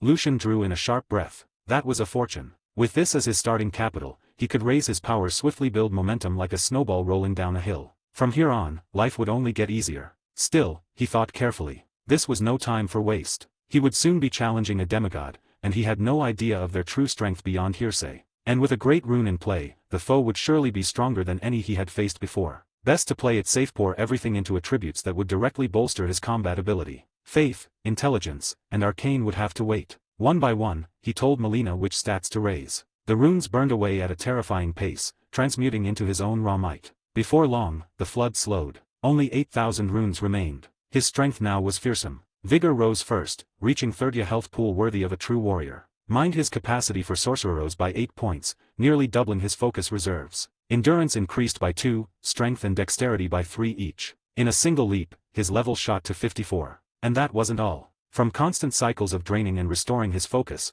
mind had naturally increased by 1. During his duel with Alyssa, wearing heavy armor and swinging 2 great swords in imitation of her movements, his endurance and dexterity had each risen by 1 as well. Counting earlier gains from training in Castle Morn, Lucian's natural attribute growth totaled 5 points, making his stats equal to those of a level 59 warrior. And still his power climbed. With Melina's aid, he bound himself to the talisman pouch. It felt as though the pouch had always been part of him, inseparable from his very flesh. From his belongings, Luciani withdrew the Radagon's Scarcella mighty talisman that granted +3 to vigor, endurance, strength, and dexterity. With it equipped, his stats would be on par with a level 71 fighter. He placed the scar seal into one of the pouch's slots. The pouch closed around it like living flesh. No, it was more that the scar seal demanded flesh from the pouch, parasitizing it. He felt the change instantly. His body grew lighter, his movements quicker. But along with it came a strange, unsettling sensation, as if his body had been corrupted. The Radagon's scar seal's drawback had taken hold. Lucian remembered its price increases damage taken by 10%.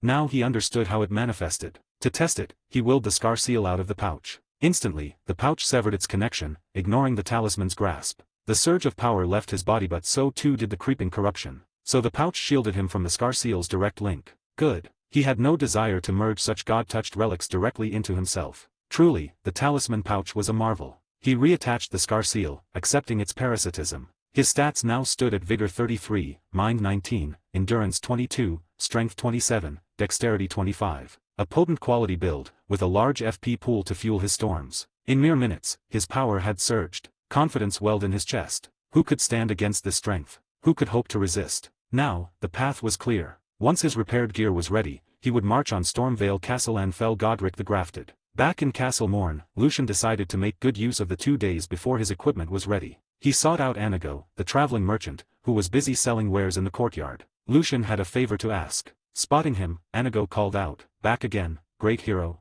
Care to see my new stock? Might have something you need." Lucian shook his head. "Not this time. I'm looking for someone."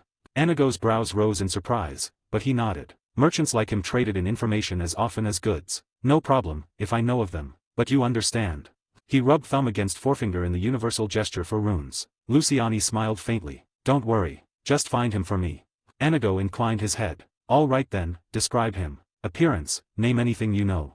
Lucian pictured the irritating yet strangely endearing scoundrel in his mind. Bald head. Shiny, round, can't miss it. Clothes. Not sure, probably black. Works with a few lackeys near Limgrave. Bit of a part-time bandit, part-time merchant. Anago thought for only a moment before recognition sparked in his eyes. "I shouldn't really ask, but are you after him for revenge?" "No. I hear he has something I want to buy, that's all." Anago sighed in relief. "If I'm right, you're looking for Patches. I know him. If it's not blood you're after, that's good news. I'll take you to him tomorrow." Curious, Lucian asked, "And if I were after his life, would you hide him?" Anago fell silent for a beat, then let out a self-deprecating chuckle. "I'd write down his hideout for you and then hold a moment of silence for him. That's the kind of people we wandering folk are.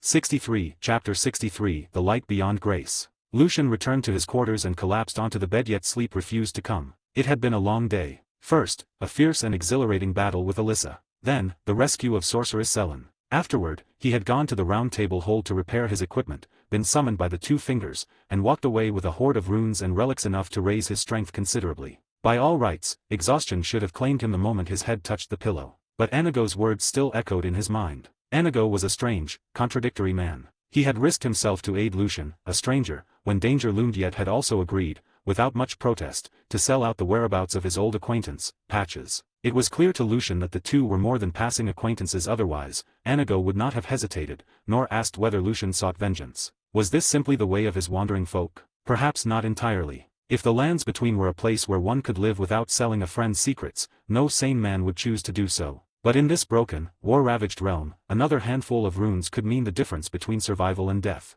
Once, Lucian had not thought deeply about such matters. His goals had been framed by the logic of the game he once knew, seeking a perfect ending, setting himself the lofty aim of bringing peace to the world. But meeting living, breathing souls, seeing their struggles, their small kindnesses and betrayals, had given him a sense of belonging here. The massacre at Castle Morn had opened his eyes further. The Elden Ring was shattered, and the shattering war had drowned the land in blood. Some had gone mad, others longed for death but could not find it. Ordinary folk lived in constant fear, unable to draw a single easy breath. At first, he had merely wanted to save the NPCs, as he knew them in the game patch, over the regrets of that other world. But now, Lucian truly wished to change the fate of all life in the lands between, to grant them genuine peace. Once, he could excuse himself, claim his strength was too meager to make any real difference, and that he would act later. But his power was growing. His wings had all but spread. Perhaps it was time to do something, anything for the people here. He could not yet reshape the world, but perhaps he could bring a sliver of dawn, the light beyond grace. He did not know why this resolve had taken root, but no grand reason was required. It was not gratitude, nor pity. It was simply that he had looked upon this world and decided it must change. Perhaps, once Godric the Grafted was slain, he would begin.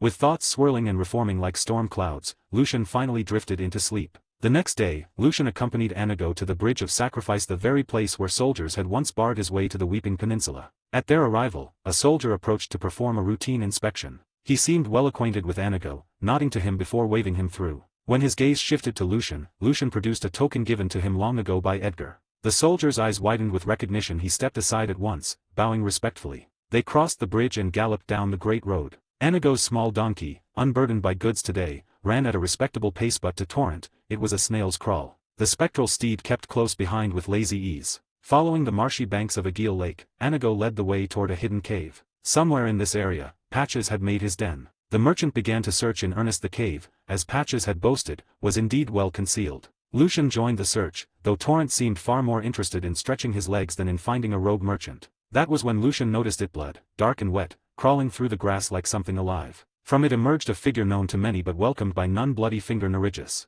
Once a man, now a zealot of the blood. He had murdered his own maiden to join the Mogwine dynasty, rising to the rank of the Sanguine Noble. Since then, he had stalked the Tarnished in Limgrave, leaving bodies in his wake and terror in the minds of the few survivors. His infamy had spread even to the Round Table hold. Narigus fixed his gaze on Lucian, studying him intently. Not a soldier of Godric, but a tarnished one dressed in the mismatched gear that marked an inexperienced wanderer. Easy prey. He licked his lips, already savoring the taste of blood. The fool hadn't even noticed his approach. Or had he? In truth, Lucian had felt a faint killing intent brushing against him, but it was so weak he had mistaken it for the buzzing of the giant dragonflies nearby. Strange. This isn't a game anymore. Why do these pests keep coming after me? Godric's men, Caden mercenaries, fine, they've got orders. But the dragonflies? What's their excuse? A flash of crimson tore through the air toward him. Lucian didn't even bother to conjure a storm. He tilted his head, letting the projectile pass. The blood blade slammed into the rock behind him, splattering into a wet stain. Ah, that's right. There's a Bloody Finger invasion here, isn't there?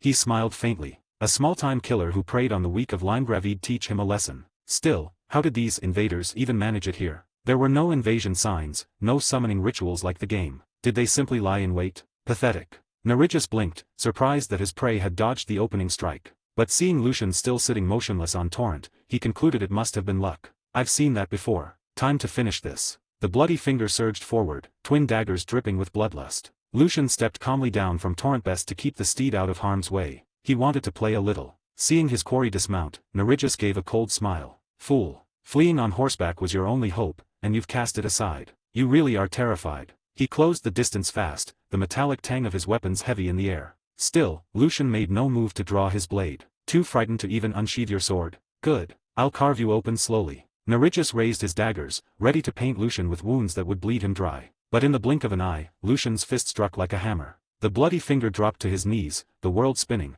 and at last understood this was no ordinary tarnished before him. 64, Chapter 64, The Blooded Betrayers. Lucian had never truly understood it. Maidens not only aided in battle with incantations and sacred tear flasks, but could also help the tarnished turn runes into strength. They were indispensable companions. And yet, these bloody fingers, swayed by the likes of the White Mask, became obsessed with accursed blood, murdering their own maidens as proof of loyalty to join the Mogwai dynasty. To sever their own path upward like that, it was beyond foolish. Even if one received the dynasty's equipment and battle arts, how could that compare to a body strengthened countless times by runes? Strength was the very reason one could be lord. Take Lucian right now. Without even using a weapon, relying solely on sheer physical might, he had knocked the man before him, Narigus, to his knees with a single punch. At this moment, Narigus was curled up like a shrimp, tears and drool flowing freely. Lucian stepped on his head, pressing his face into the mud of the wetlands. Narigus, his face buried in the muck and unable to breathe, instinctively struggled to rise, but under Lucian's weight, he could do nothing. His struggles only splattered more mud over himself,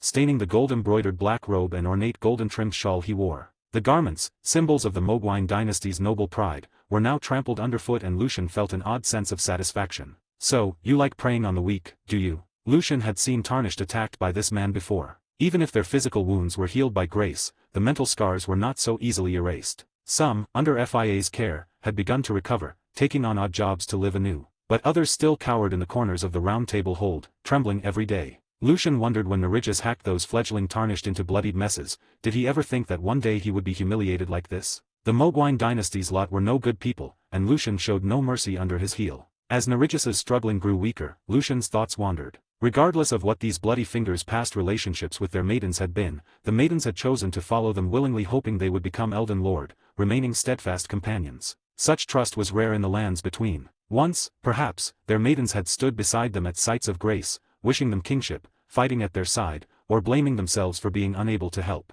And these bloody fingers had slain those very maidens with their own hands. Lucian's own maiden had died long before he met her. He hadn't exchanged a single word with her. But the message she left before her death hadn't even named her killer. It was a blessing, a hope that Lucian would become Elden Lord. That alone was enough to make Lucian feel goodwill toward maidens and even more hatred toward these bloody fingers. To kill one's own maiden as an offering, join the dynasty, and slaughter one's kin calling them beasts was no exaggeration. The more Lucian thought about it, the angrier he became. He lifted his foot from Narigus's head. Narigus was already unconscious, unmoving. Lucian yanked him from the mud, grabbing one of Narigus's fingers. It was strange, suffused with accursed blood, a deep bluish hue, constantly bleeding from the tip. This was a bloody finger, the dynasty's gift, the origin of their moniker. It was a symbol of Narigus's allegiance, one he was about to lose forever. With a sharp tug, Lucian tore the finger from his hand. Tendons, nerves, and veins snapped, blood gushed out. The searing pain wrenched Narigus from unconsciousness, and he let out a scream of pure agony. Ah!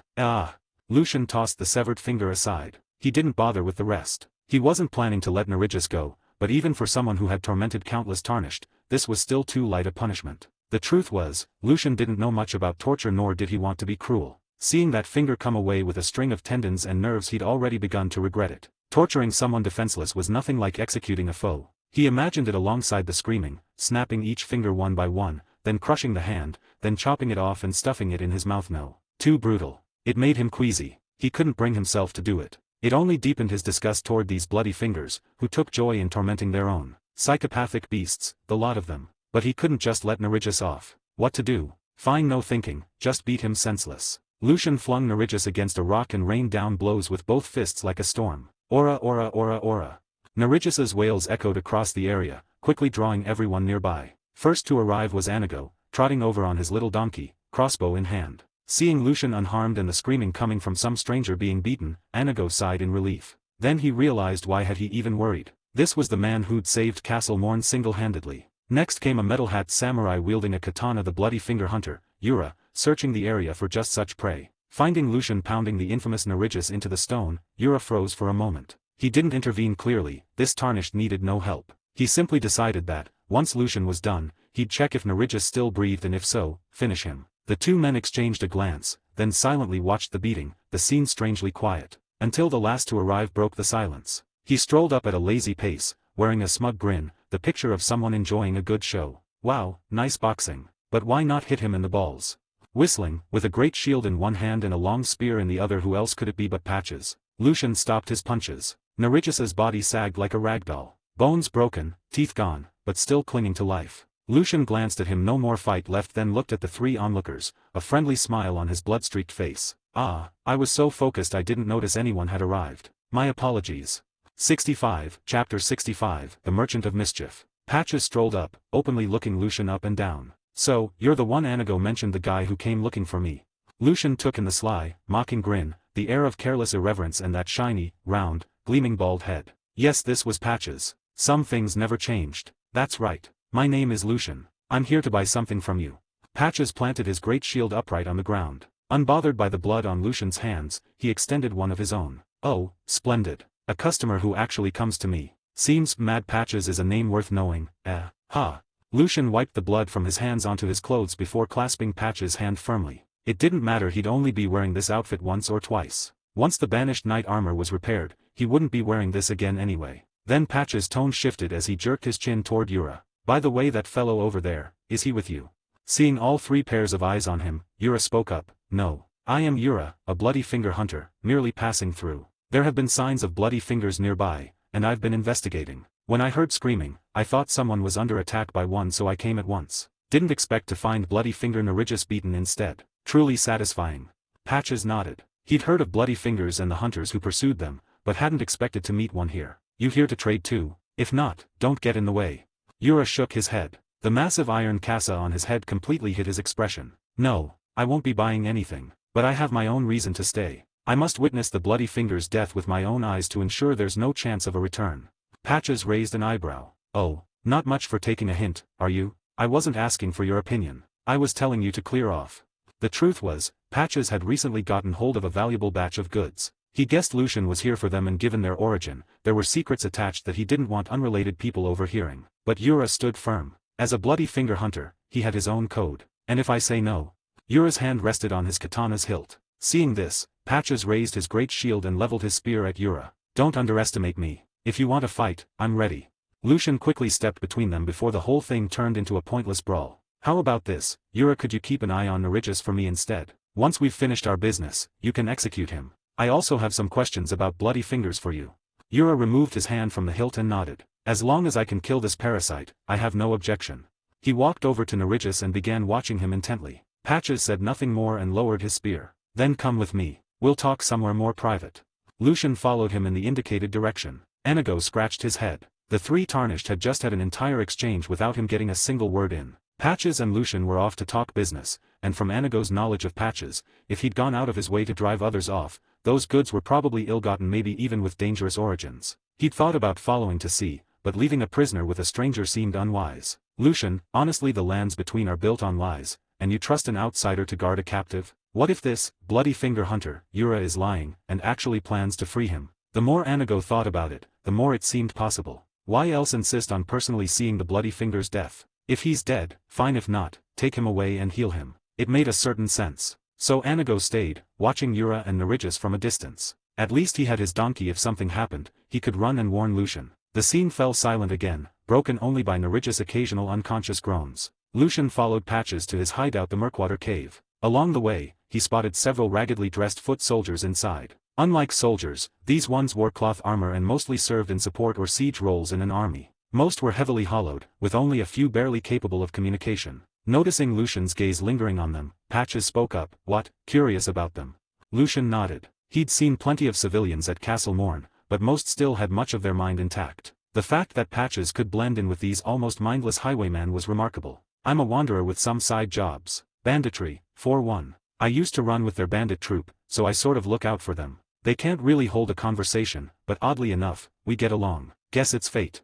Lucian nodded. It was so very Patches doing what others couldn't without any special reason. If it were anyone else, Lucian would suspect some trickery. But Patches, he could just stumble into being friends with mindless undead. That was the invincible power of comic relief. Patches sat by the campfire and asked Lucian's business. So, what is it you're looking to buy from me?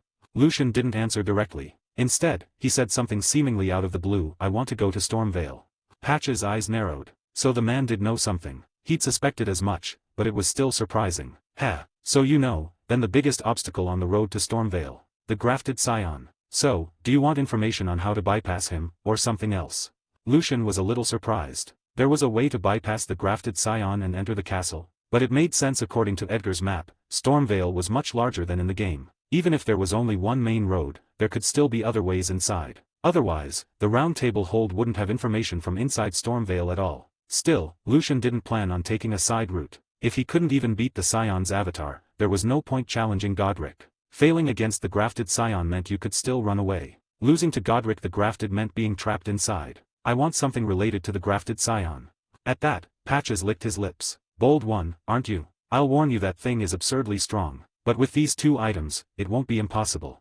He rummaged through a chest behind him and produced two objects, holding them out to Lucian. 66, Chapter 66, Shackles and the Omen's Child. Lucian's gaze lingered on the two objects in Patches' hands. One was something he recognized from the original game, an item Patches would sell, Margit's shackle. Or rather, the shackle of the fell Omen. But Lucian knew that Margit was only an alias, a mere vessel. This was in truth the shackle of Morgott, the grace-given lord, a fact known to almost no one. Roots twined around a cracked stone bearing the mark of the Elden ring, a fragment of something once whole. Lucian guessed that the original shackle that had once imprisoned Morgott must have been massive, and that when Morgott broke free, the device had shattered. This piece held only a faint remnant of magic, able to restrain Morgott's movements for only a fleeting moment. But the other object Patches produced caught Lucian completely off guard. It was a statue of a baby, but not of any ordinary infant. Its skin was rough and thick, its surface dotted with countless round cross-sections painted a vivid, blood red. It was an Omen bairn. Under the Erd tree's shade, people believed that Omen babies were born under a curse. These infants emerged into the world bearing grotesque, hardened horns. At birth, ordinary mothers would die from the blood loss caused by these horns tearing them apart. The horns were always cut away, and most of the children perished in the process. Whether alive or dead, they were then discarded into the sewers. The Omen bairn were crafted by those tasked with this work, offerings meant to placate the spirits of the discarded, so that the dead Omen children would not curse or resent them. Lucian's eyes moved between the two objects. Just who had Patches robbed to end up with these? Where did you get them? Lucian asked. Patches didn't answer. Instead, he set the items aside and held out his hand. Pay first. Then I'll tell you. Lucian didn't hesitate. Even without considering the Omen bairn, the shackle was something he absolutely had to obtain. All right, name your price. Patches paused, unsure how to value the pair. The bairn could be infused with magic to summon strange creatures to attack enemies, a handy effect. As for the stone fragment, he was certain it was connected to the fell Omen. He had once glimpsed the creature from afar and could not be mistaken. But he had no idea what the fragment was truly for, and in his mind it was little more than a secondary prize. And as for his earlier claim that these two items could make it not impossible to defeat the fell Omen, well, Patches prided himself on being an excellent part-time merchant and full-time bandit. What was wrong with adding a little sales pitch while moving some stolen goods? How about 7,000 runes? Even he felt a twinge of anxiety. It was an outrageous sum, far more than most tarnished could muster. Looking at Lucian's soldier's armor, Patches assumed the man would need to go scrounging for months. That was fine by him. As long as the loot moved eventually, it was profit, big profit. And besides, there was a secret tied to these items that made them even more valuable. His only fear was that Lucian might balk at the price altogether. But Lucian simply nodded. Reasonable enough. He extended his hand toward Patches. Good, he said. Patches froze, momentarily confused. What's this? You're not going back to gather the runes. What are you talking about? Lucian asked, brow furrowed. I'll just pay you now.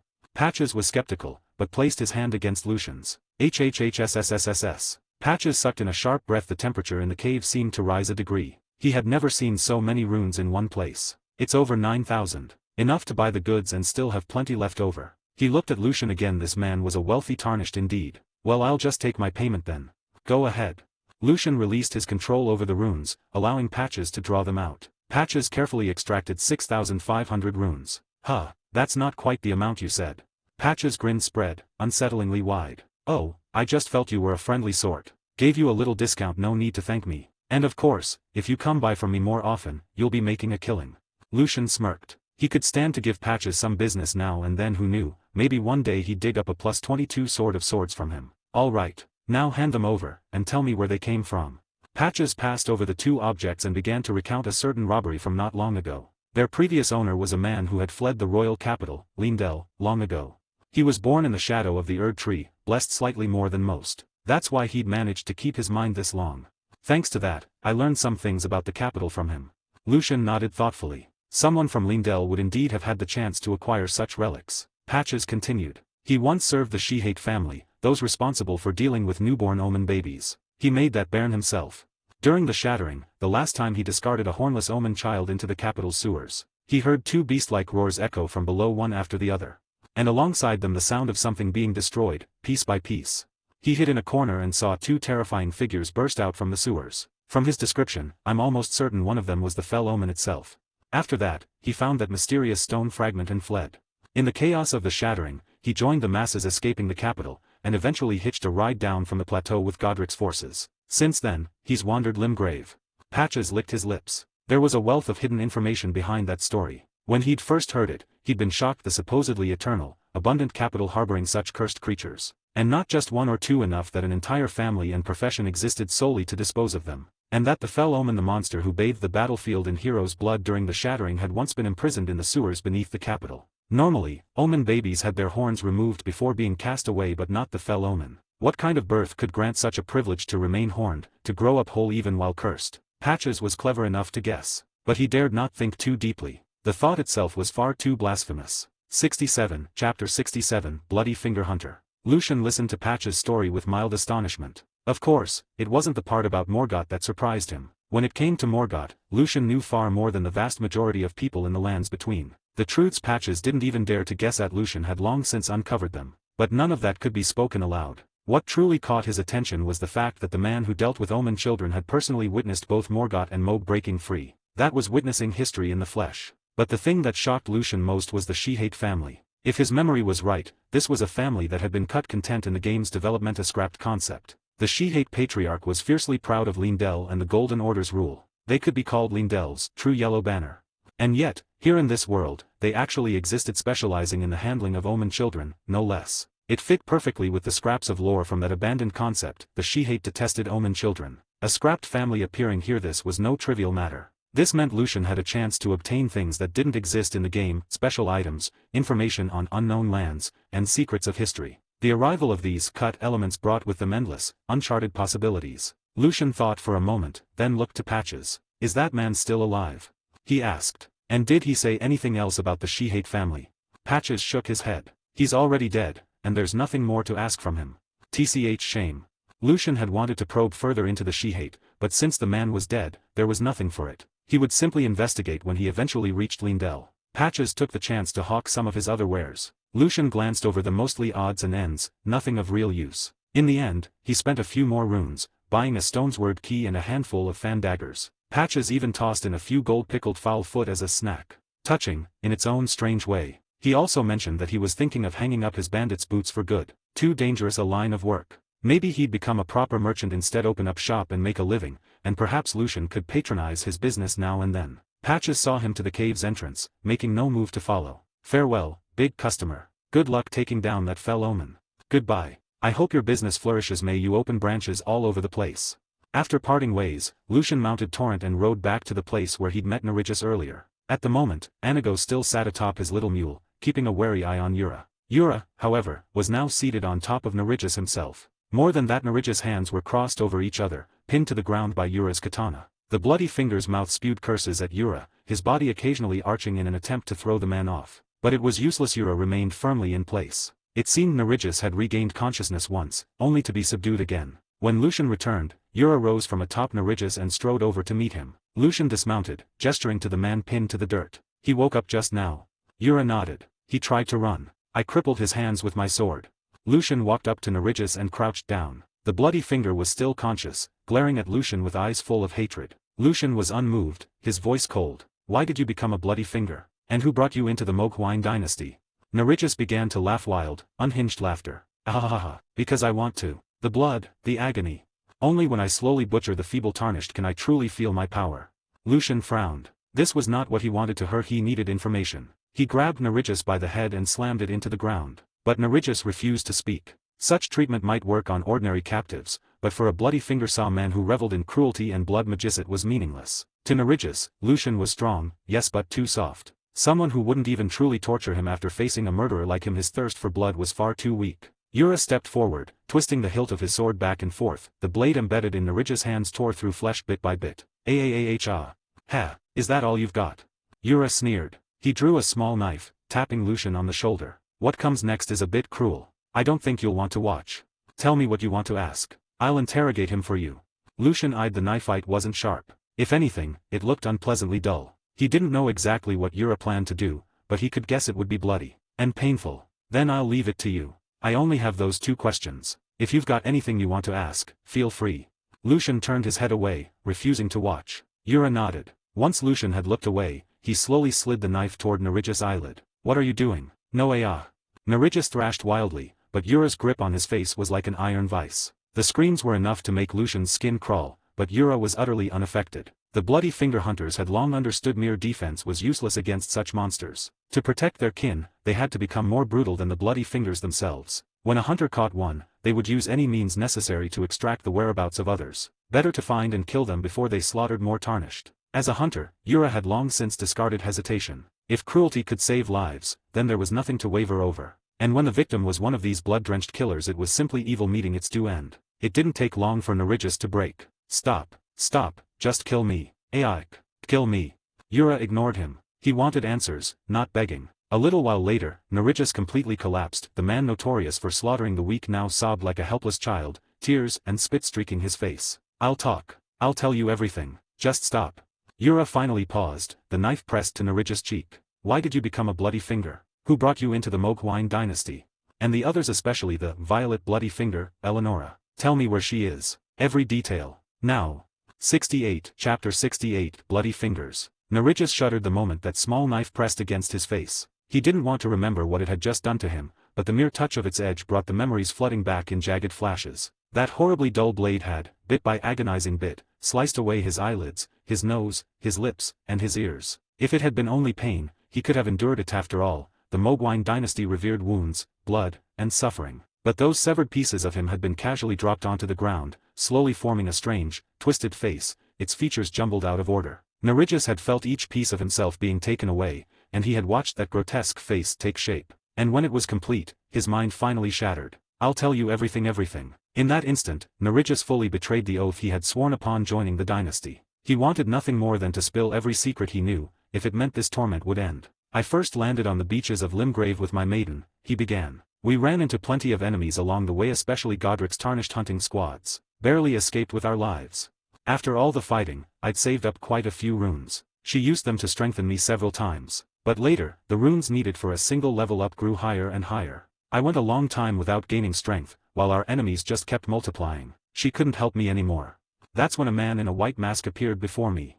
He told Mekil the maiden, break away from the guidance of the 2 fingers, and pledge myself to the Moonlight Dynasty. In return, I'd gain power beyond compare. Nerijus paused, a bitter laugh escaping his lips. Of course I agreed. Sure, I was grateful for all the help she'd given me, but I hated her. I envied her. Why couldn't I see the guidance of grace? Why did she get to lead the way? She must have looked down on me behind that smile. At the round table hold, she always spoke with Tarnished who didn't have a maiden at their side. She was just waiting to find someone stronger, to toss me aside the moment she could. Her mission was all that mattered me. I was nothing. I knew it. His voice cracked into a manic roar. Lucian's brows knit tightly. This was a madman twisted beyond reason. No wonder the white mask had found an opening to recruit him. I killed her. She looked so shocked at the end, never imagined I'd seen through her plan. After that, the masked lord came to me again. He said, in recognition of my resolve, if I killed a few more Tarnished, I could be made a sanguine noble. Well, I'd already gone that far. What was there to hesitate over? I lured out the ones she used to get close, Toha, and just as I thought, they had indeed been involved with her. Mention her name and they came running. I brought them, one by one, to her corpse and gutted them slowly. And strangely, in that slaughter, I felt a pleasure like nothing I'd ever known.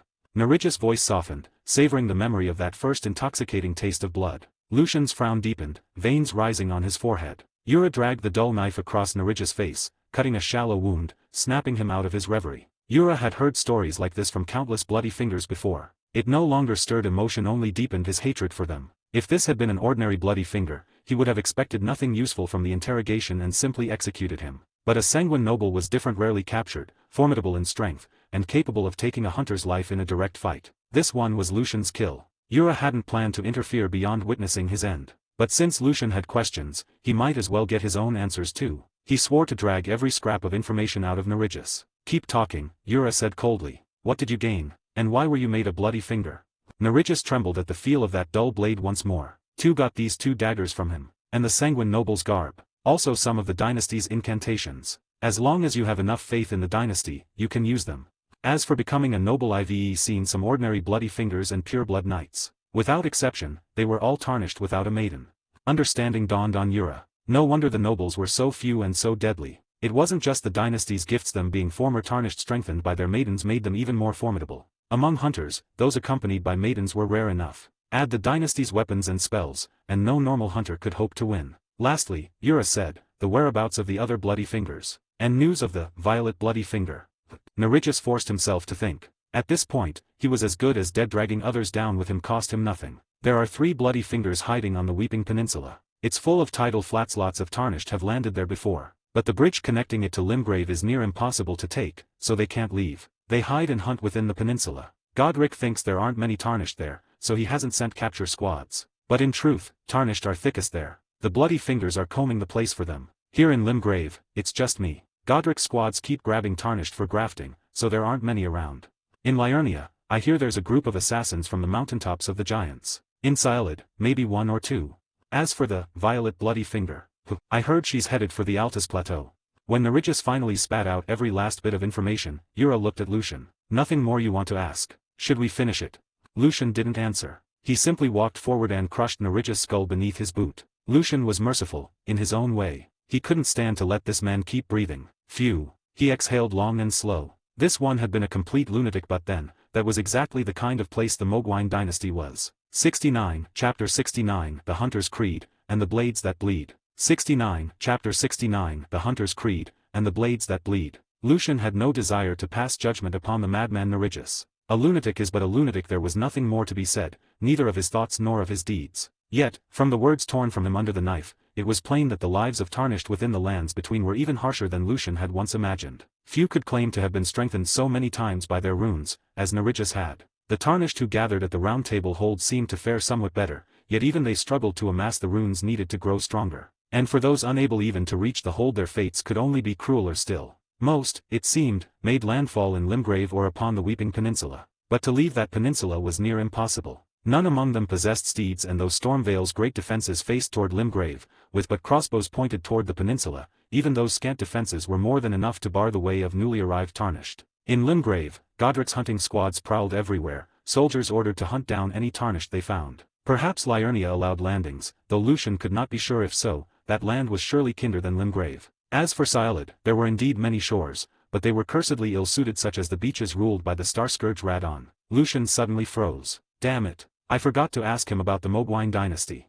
He struck his forehead with his palm. He had slain Nerijus too quickly, thinking he had already wrung all that mattered from him. In truth, perhaps it would not have mattered, but ever since he had learned from patches of the abandoned mausoleum at Seofor River, he no longer dared assume the world would mirror the game so neatly. He remembered well that the dynasty held maps to hidden places. If such things existed here too, then its strength might prove far more insidious than before. When first he encountered the White Mask, Lucian had been too weak to oppose him, and still shackled by the game-born thought of joining the dynasty. But now he knew, save for the mad, none could belong to that accursed cult. And if that was the case, then the White Mask was no guide, but only a plague. He would need to be cut down, before more tarnished were led astray. Times had changed. Lucian was no longer a fumbling fledgling, struggling even against common soldiers. He was a warrior, tested and strong. Should he meet the White Mask again, there would be no mercy. Yura, hearing Lucian's regrets, offered grim counsel. "'Tis no fault of yours. None among the bloody fingers can speak of their dynasty's seat, nor of their lord. We hunters have tried countless times. Never once have they broken." He spoke with wearied frustration. Their knowledge was meager, and so their war had been fought only against wandering fingers. To uproot the dynasty itself was beyond them. And yet, if ever its seat were known, Yura swore, the hunters would march unto death itself. For that was the oath they had taken. Lucian gave a silent nod. Mohg had cloaked his dynasty well. If he dared send forth fingers to prey upon the tarnished, then surely he had also forged iron chains to bind their tongues. He prodded Nerijus' corpse with his boot, then turned to Yura. "Then he is of no further use. Shall we part ways here?" Lucian intended to return to Castle Morn, to rest and to learn the sorcery spell of freezing mists from Alyssa, before pressing on to Stormvale. But Yura halted him. "Wait. His spoils of war yet remain." The hunter searched the body, and soon drew forth grim prizes, a pair of daggers that dripped ceaseless streams of blood, and 3 scrolls of vellum inked with the dynasty's incantations. He offered them to Lucian with both hands. "You would entrust me with these? I thought you hunters shunned such accursed things." Lucian hesitated. He had not intended to claim the relics. To him, they held little worth save perhaps the sanguine nobles' garb, which had a certain grim allure. He had thought Ura would sooner cast them into fire than allow their use. But to his surprise, the hunter pressed them upon him. In battling these wretches, I have learned this well, to overcome them, one must be even less constrained than they. Their weapons are of fine make, some even strengthened beyond the norm. I will not wield them myself, yet I will not deny another the chance. As for these incantations, know this: the fingers speak of blood, but their followers' faith is shallow. Desire alone is enough to draw upon them. You are strong enough to master such things. But remember this: do not let the blood master you. Again, with solemn care, he extended the relics. Lucian received them in silence. You have my thanks. But Ura only turned away, his back solitary and unyielding. From the moment I chose to hunt the fingers, I forsook all else. It is our sworn duty. Do not thank us. To slay the bloody fingers, that is our burden, and our creed.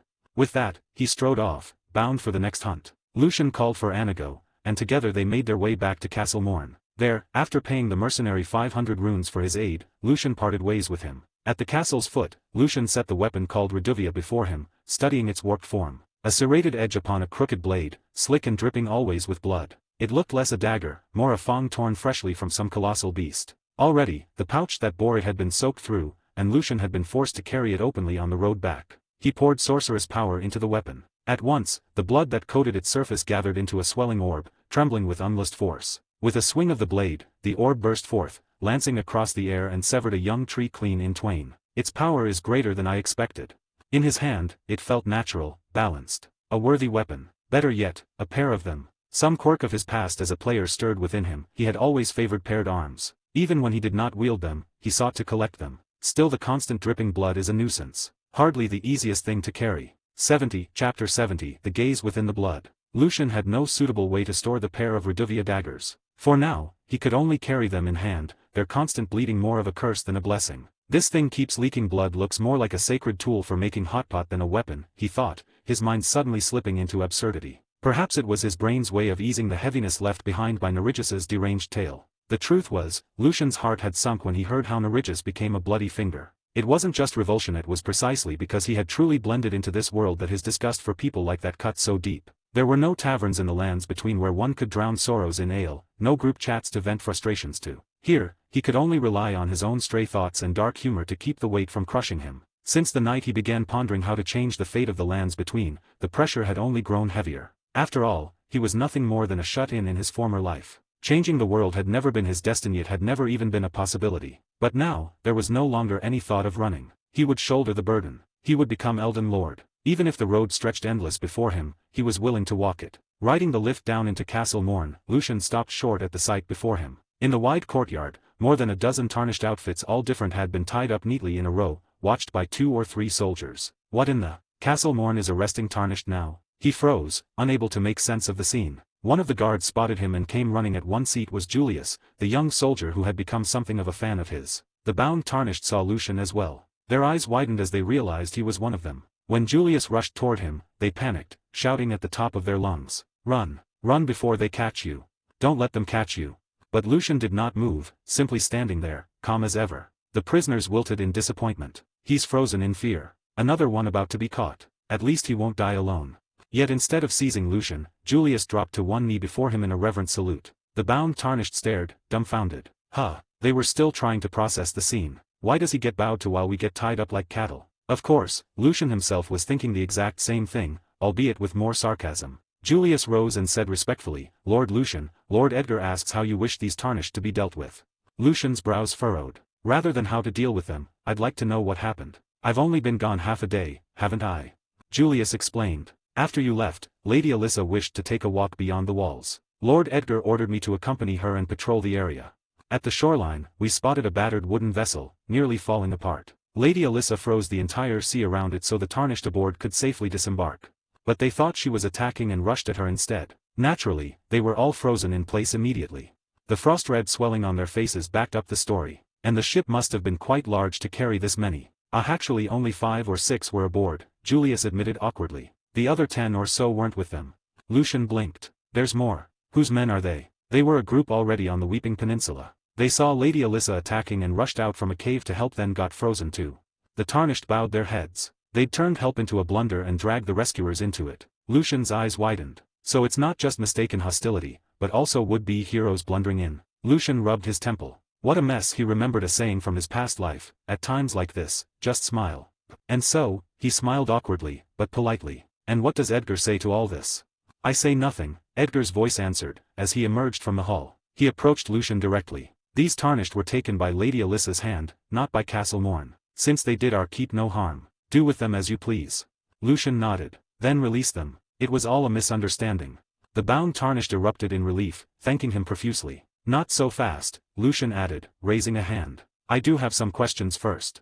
Later, resting on his bed, Lucian recalled what he had learned. The seafaring tarnished belonged to a small family not remotely on the level of the House Hoslows. Sending those few across the sea was their last hope. The boat was so shabby it nearly fell apart en route. Running into Alyssa had been blind luck. The others, who emerged from the caves, had long since been stranded on the Weeping Peninsula. Unable to cross the Bridge of Sacrifice, they had taken to banding together, sheltering in caves, slowly gathering a community of 10 or more through mutual aid. Their intervention had simply been misfortune. Edgar had granted them all a meal before releasing them. Some chose to remain in Castle Morn, where food and shelter were guaranteed. Others, still hungry for adventure, accepted Lucian's recommendation and received passage through the Bridge of Sacrifice, braving Limgrave and its dangers ahead. But the ones who stayed had given Lucian an idea. If the Round Table hold could harbor tarnished, then so could he. Those left outside its halls were many, yet they were not weak, not useless. They could be gathered. They could be forged into strength. He mulled over the thought, not noticing the terracotta jar by his side. Within it, the Reduvia daggers lay soaking in pooled blood.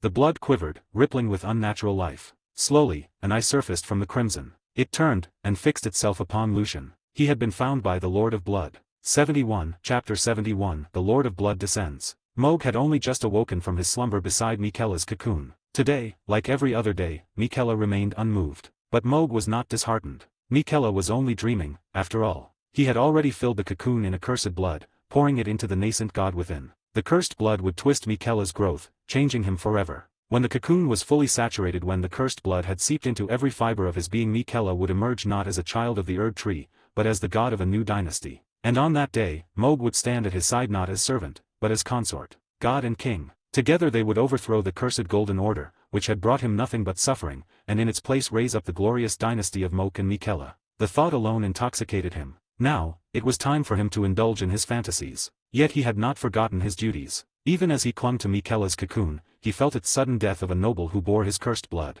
The death of a common blood finger was nothing unusual. Ordinary invaders were weak. It was no surprise if they were slain by tarnished prey. Moog thought of them as fodder, nothing more. Expendable. But the named ones, nobles, that was different. They were the dynasty's face. He had promised them they would stand witness to the rise of his empire. If they were to die, it would be by his own hand, gutted and hung upon the swamps of blood, their lifeblood offered up to enrich his dominion. To fall in the wilderness like dogs? An insult. An affront to the Moogwine name. And beyond that, the nobles had been strengthened by the maidens, armed with weapons and incantations he himself had bestowed. Even against overwhelming odds, they should have been able to escape. Their death was no simple matter. Through the cursed blood bound to his blades, Moog opened his sight to the culprit. A tarnished. Young, perhaps, but his power surged like a storm. Among all the tarnished, only two he knew were stronger: Eleonora, Violet Bloody Finger, and the one they called the Old Man. Both of them were his treasures, beloved vassals destined to hold high office when the dynasty was born. Yet no. There was one other tarnished. The thought of him stirred rage and loathing. That presence, that stench, was hateful. It reminded him of her, his cold, unfeeling mother, and of the magic that had once bound him in the sewers beneath Lindell. Moog brooded for a moment, then his lips curled into a cruel smile. He hated this tarnished. I was going to send someone else, he whispered, but I've changed my mind. This insect he would crush himself. He raised his sacred spear. Deep in the lowest reaches of the dynasty's blood marshes, a shape began to rise, his own likeness, born of cursed blood and rune. It had been a long time since he last created such a double. The technique was one he had learned from his brother Morgoth, though he had rarely put it to use. The doppelganger bore his own will, and when it died, its memories would return to him. This one would carry half of his strength. Even the sacred spear it held was only an imitation, lacking the true weapon's power. But half the might of a demigod was more than enough to crush a tarnished. Then, with a gesture, Moog lifted his spear high, the tip shimmering with ripples in the air. Through that distortion, he reached out, communing with the outer god he called the Formless Mother. A bloody ring flared across his flesh. His great rune, once merely a shard of the Elden ring, had been reshaped by the Formless Mother's power. Its laws twisted, its essence now a reflection of his own soul. It granted him dominion over blood itself. But to wield it fully, he had to invoke it alongside his god. Only then could he channel its complete power. Together, they sent the avatar away. It dissolved into the blood and vanished. Far away, in a quiet chamber, blood spilled from a ceramic jar, pooling on the floor. Slowly, silently, a tall figure emerged from the crimson mire. Mohg's double had arrived. Satisfied, the Lord of Blood lowered his spear. Soon the doppelganger would return to him, bringing word of the Tarnished's death. And with that, he sank back into blood, returning to Miquella's side. Crushing an insect was a trifle. His true joy was here dreaming of his god and their coming dynasty. Lucian. Melina's sharp voice pierced his ears. At the same instant, Lucian felt it too, the murderous intent filling the room. He hurled himself forward, rolling across the floor as a massive spear swept past, shattering the air where he had stood. He came up against the wall, hands grasping his two blades. He turned and froze. The towering black figure, crowned with horned growths, clad in dark robes traced with crimson and gold. And in his hands, that golden trident. A demigod. The Lord of Blood, Mohg. What the hell? Why is Mohg just appearing in my room? Cold sweat streamed down Lucian's back. Without Melina's warning, he wouldn't have sensed a thing. Even she had not noticed at first until the double fully manifested, and then came that strange familiarity. A presence like the witch who had once given him the spirit-calling bell. Too close. Far too close. Oh, you evaded me. Remarkable, Mohg said, faintly amused. Lujachin didn't answer. He bolted for the door instead. He wore no armor, only his two blades were at hand. To face Mohg head-on now would be suicide. Even if this was only a double, its power was immense. He needed to call Alyssa for aid, warn the others to flee. A battle of this scale would consume them all. But blood spread like a web, sealing the walls and the door alike. A cruel laugh echoed in the chamber. You misunderstand, little Tarnished. I did not give leave for you to go. 72 Chapter 72 The Battle of a Trapped Beast. Lucian swung his two blades toward the door, but the blood on the door suddenly shot up in a spray straight at his eyes. He whirled the storm to disperse it, and managed to strike the door with both blades. With a series of crackling sounds, the door split open almost completely. Just one more blow and he could break through. But Mohg's blood flames surged forward, forcing Lucian to dodge. Without armor, even a minor hit could be fatal. Unfortunately, that dodge cost him the chance to leave the room. Lucian watched as the blood fully covered the door and walls, realizing Mohg had no intention of letting him escape so easily. Close call. You almost slipped away, Mohg said, though his voice carried amusement rather than panic. Lucian turned to face him. He didn't understand why Mohg had singled him out, had only killed one bloody finger. Oh, that gaze is quite something, Mohg said. Under different circumstances, I might have considered letting you witness the rise of my dynasty alongside me. There were two others once who caught my attention the same way because they killed bloody fingers. That's how they came under my command. But you have far too many traits I detest. Today, you will die quietly here, giving me a moment of pleasure. Lucian didn't respond. He quickly considered his options for breaking the deadlock. Mohg's ability surpassed even what the game had revealed, appearing out of nowhere, covering an entire room with blood. These were unprecedented, and unnerving. Seeing Lucian remain still, Mohg strolled forward leisurely, then thrust his sacred spear toward him. Lucian raised his two blades to block it. The force sent him sliding backward across the slick, blood-soaked floor. The arena was anything but forgiving. Fortunately, the blood emitted an eerie red glow, so he could still see. From behind him, the wall's blood shot out again, this time aiming for his back. The storm rose. With minimal expenditure of magic, he deflected it. The voice of the ancient king rang in his mind, warning caution. These small tricks were meant to be defended against. Lucian deflected Mohg's spear, then lunged forward. From their earlier clash, he had gauged the strength of this doppelganger. Far stronger than himself, yet not invincible. If he were fully armored, he could have risked a prolonged battle without Wind Spirit Moon's shadow and perhaps defeated it alone. But that was only physical strength. Now, unarmored, facing not just the body but Mohg's blood magic too, he had to be cautious. As he surged forward, Mohg raised his left hand. Blood flowed from his fingertips, carving curved claw marks through the air. The marks ignited and exploded the next instant. Lucian summoned the storm to pass through the flames, crossing blades in a strike at Mohg. Blood shot up beneath him, forming a wall between them. He pressed the attack. The blood wall was thin, easily cut through, but Mohg had vanished behind it. Sensing danger, Lucian adjusted his stance, ready for attacks from any direction. Blood claws shot from the ground toward his feet. He leapt over them. But from the wall behind, a spear materialized, stabbing at him. Using the storm's momentum, he dodged, striking the spear midair. A spray of blood erupted. Are even his weapons made of blood? He thought. Landing safely was another matter. Sharp blood spires erupted where he tried to touch down. He summoned the storm again to destroy them. His scalp tingleth abilities of this Mohg were grotesquely overpowered. The battlefield was utterly skewed against him. This blood arena alone displayed ceiling, attack, defense, and movement advantages far more potent than Alyssa's ice. A completely different magnitude. May I ask why you came to kill me? Lucian called. At his words, the blood ceased its assault. Mohg emerged from it, still relaxed and amused. Nothing personal. I wanted to, so I did. How do you like that? Not afraid of being exposed, of losing your shadows in the corner. Crushing you is like crushing a bug. Only your body will remain. Nothing else will be discovered. He didn't think Lucian could escape, nor that killing him would risk exposure. Moog had no intention of continuing the cat-and-mouse chatter. Time to end this. All the blood surged forward in attack. Moog himself struck with the spear. Lucian drew in a deep breath, squeezing all his focus, calling the ancient king's mightiest storm. The raging wind tore through the small room. The blood attacking him scattered even that clinging to the walls peeled away drop by drop. Moog stopped advancing and snapped his fingers. The blood ignited violently, raising the room's temperature to unbearable heights. The storm whipped the flames further. Soon, Lucian would be burned alive. As his mana, FP, waned, the storm shrank, leaving him increasingly exposed. Moog's blood flame, fueled by his magic, ignited any blood it touched from inside out, reducing the tarnished to ashes. He sensed the flame had reached the tarnished's blood. Seconds now. That was all it would take. Turning to the door, the blood flames there cooled, movement slowed, frost-appearing reinforcements were arriving too late. Moog turned back to witness Lucian's demise. Instead, two great blades struck him first. He dove into the blood to evade, but the strikes hit his face before he could shift. Several of his black horns shattered, blood gushing forth. He rematerialized elsewhere. Shock and disbelief replaced his usual amusement and composure. Why are you still alive? Lucian stood, one eye still unburned, fully ablaze with blood flame. Yet he struck two precise blows. And the flames were fading, revealing intact skin beneath. Why? He said. Because your fire can't burn faster than I can heal. He pointed a blade at Moog. Now it's my turn.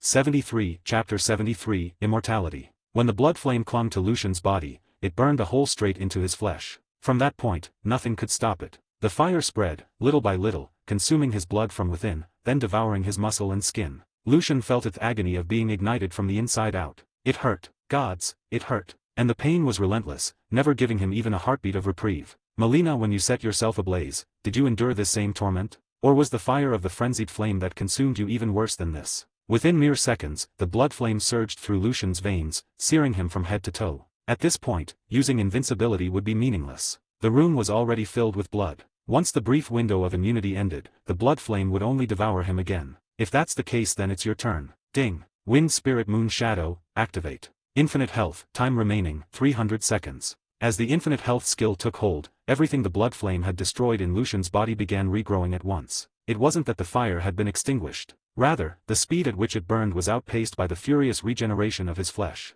The torment of burning still clung to him, but in the end it was only pain. With his health locked in, his recovery accelerated beyond reason, Lucian had become, for these few minutes, an immortal. Perhaps something in this world could kill even a body with infinite health, but it certainly wasn't Moog's blood flame. Seeing that the fire could no longer truly harm him, Lucian allowed the storm of wind around him to dissipate. He let the flames crawl and gnaw at his flesh freely. When he looked up, he saw Moog distracted, his gaze fixed on the door. So, you think I'm dead? Too bad he won't let you have that satisfaction. Enduring the agony of burning flesh, Lucian leapt straight at Moog, bringing both blades down in a heavy strike. Moog realized too late. Before his body could vanish into blood, Lucian's swords cleaved into his skull, severing several of his twisted black horns. Time snapped back to the present. Now, Moog's expression was dark as shadow. He had realized the truth. Lucian had not lied. The blood flame continued to burn, consuming vast quantities of blood, but Lucian's body kept healing, endlessly. No matter how much Moog poured into the fire, all he achieved was slowing Lucian's regeneration slightly. Such a grotesque recovery. Moog had never heard of such a power in all the lands between. But Lucian gave him no time to puzzle it out.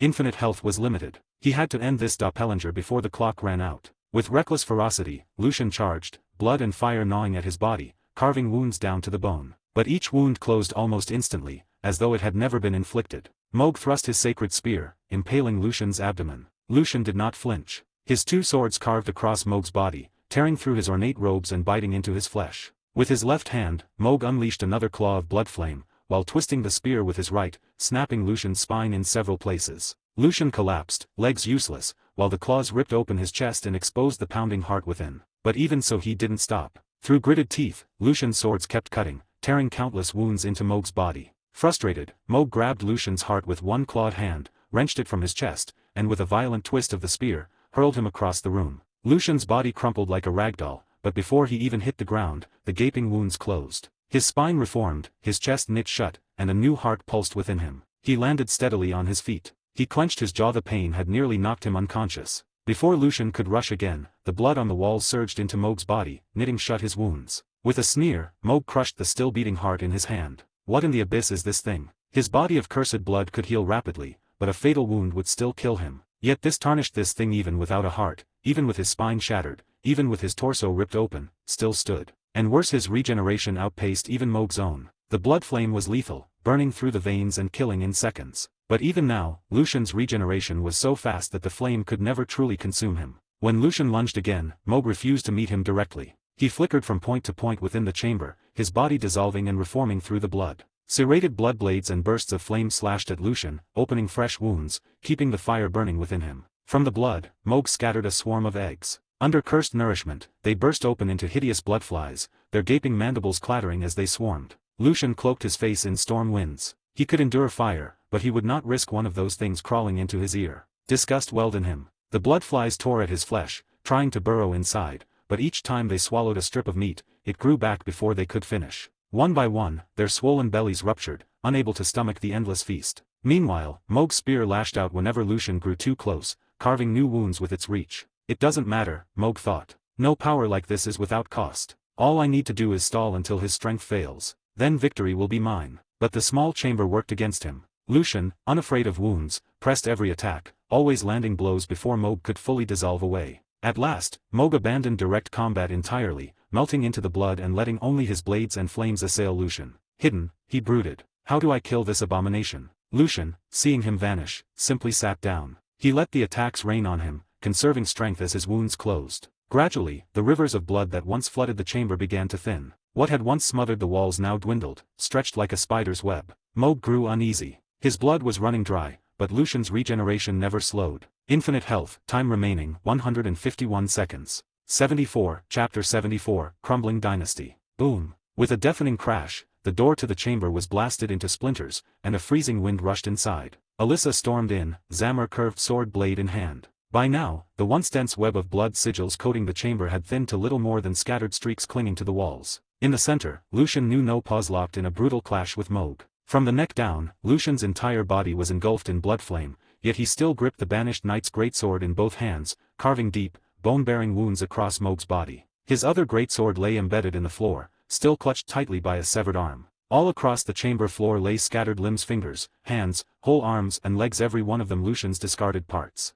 Mohg's form, meanwhile, had grown monstrous. Scarlet flames of blood roared from his body, his entire frame swollen and hunched, with jagged horns splitting through the remains of his robe. After realizing that blood flame and ranged sorceries could not wear Lucian down, Mohg had gathered nearly all of the blood left in the chamber into himself. His aura surged like a warrior going Super Saiyan, wreathed in a crimson blaze. He had even abandoned his sacred spear, now raking at Lucian with his bare claws. The cramped chamber left little space for the spear's reach or his wings to unfurl. Every time he tried, Lucian would simply bowl through the attack and strike him down. Perhaps it was fitting he was Godfrey's son. Once he abandoned dignity and fought like a beast, Mohg's claw strikes became ferocious and swift, ripping Lucian's body apart, dispersing his regenerative strength and forcing the blood flame to spread across him anew. But Mohg himself was scarcely better off. His Lord of Blood's robe were shredded into rags, hanging from him like a beggar's tatters rather than a lord's vestments. His once proud horns had been hewn in half, and his body was cross-hatched with wounds. He no longer bothered to mend them, only the gravest he patched with cursed blood.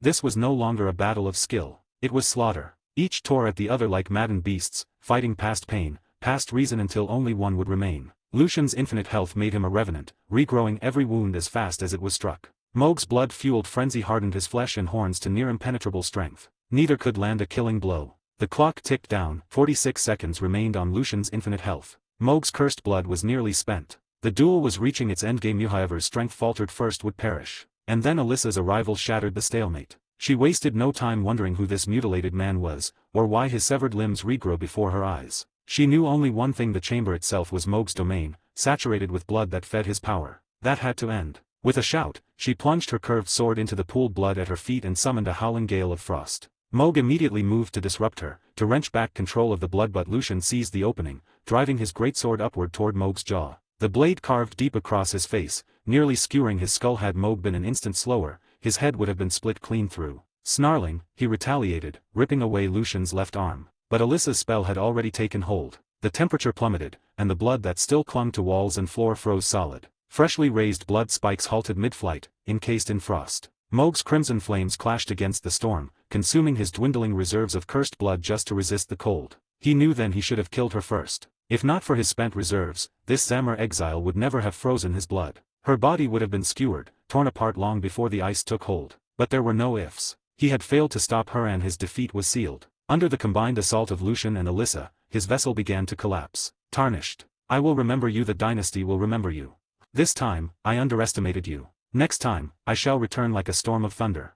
With a furious roar, Mohg's cursed blood ignited, reducing his body to ash and wiping away all trace of his avatar. Only a pure, radiant rune lingered, slowly sinking into Lucian's body. Lucian exhaled in relief. Just a little longer, and Mohg would have forced him to call upon the wind spirit Moon Shadow once more. Still, Mohg had not surpassed the record of the grafted scion. Infinite health, 5 seconds remaining. Enough to purge the last of the flames. Without Mohg's sorcery to fuel it, the blood flame was nothing more than fire, hardly the sun-blotting Amaterasu of a certain ninja world. Within seconds, it flickered and died. Lucian glanced down at his body, unscarred yet strange and unfamiliar, as though it no longer belonged to him. After all, nearly every limb had been torn apart and regrown anew. Alyssa, seeing his state, wordlessly draped her cloak over his bare shoulders, sparing him the indignity of standing exposed. Far below, in the depths of the Mohgwine dynasty, the Lord of Blood himself reeled as his avatar's memories returned to him. Impossible. He, Mohg Lord of Blood, the strongest of the demigods, had been forced back. And that tarnished, what manner of monster could so brazenly defy death itself? His face twisted into a dark scowl. His visage had been revealed,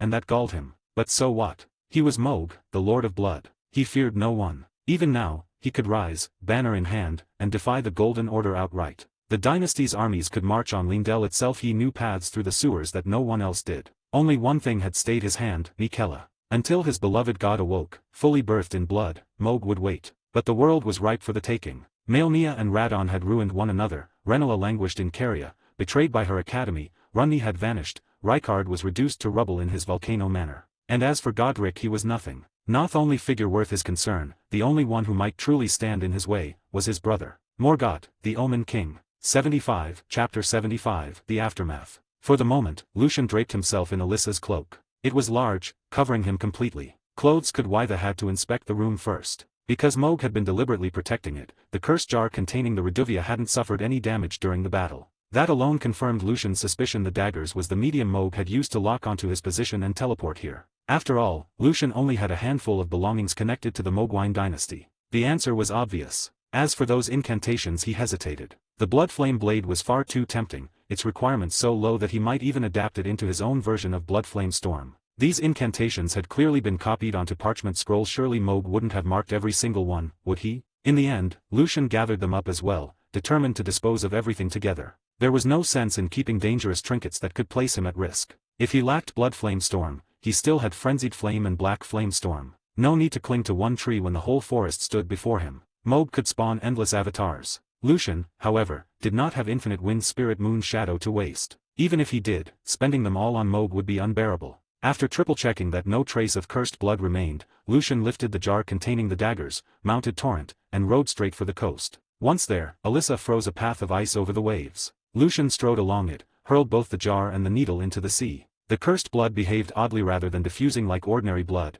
it clung together, surging upward as though trying to float back to the surface. But the sea itself seemed to harbor a force of its own, tearing at the blood relentlessly. Moments later it burst apart in a crimson mist, severed from the daggers. The daggers and the 3 incantation scrolls sank slowly beneath the waves, vanishing into the depths. Only when Lucian witnessed these relics of the dynasty swallowed by the sea did he finally exhale in relief. This time, Mohg should have no way back. When Lucian returned, servants had already replaced the furniture in his chamber and added more besides. A wide bed, a set of table and chairs, a solid oak sofa draped with a fur blanket, a standing mirror, even a rack with fresh clothes hung neatly upon it. Many of these servants were refugees who had arrived with the last supply caravan. Serving under the Lord of Castle Morn was considered a fine post. Many competed for the chance. Labor was plentiful. The castle now housed nearly 1,000 souls, its productivity restored. It was nothing like the bleak days right after the rebellion, when they could barely scavenge enough furniture to fill a room. Edgar was waiting for Lucian. He stepped forward the instant Lucian entered, worry etched into his face.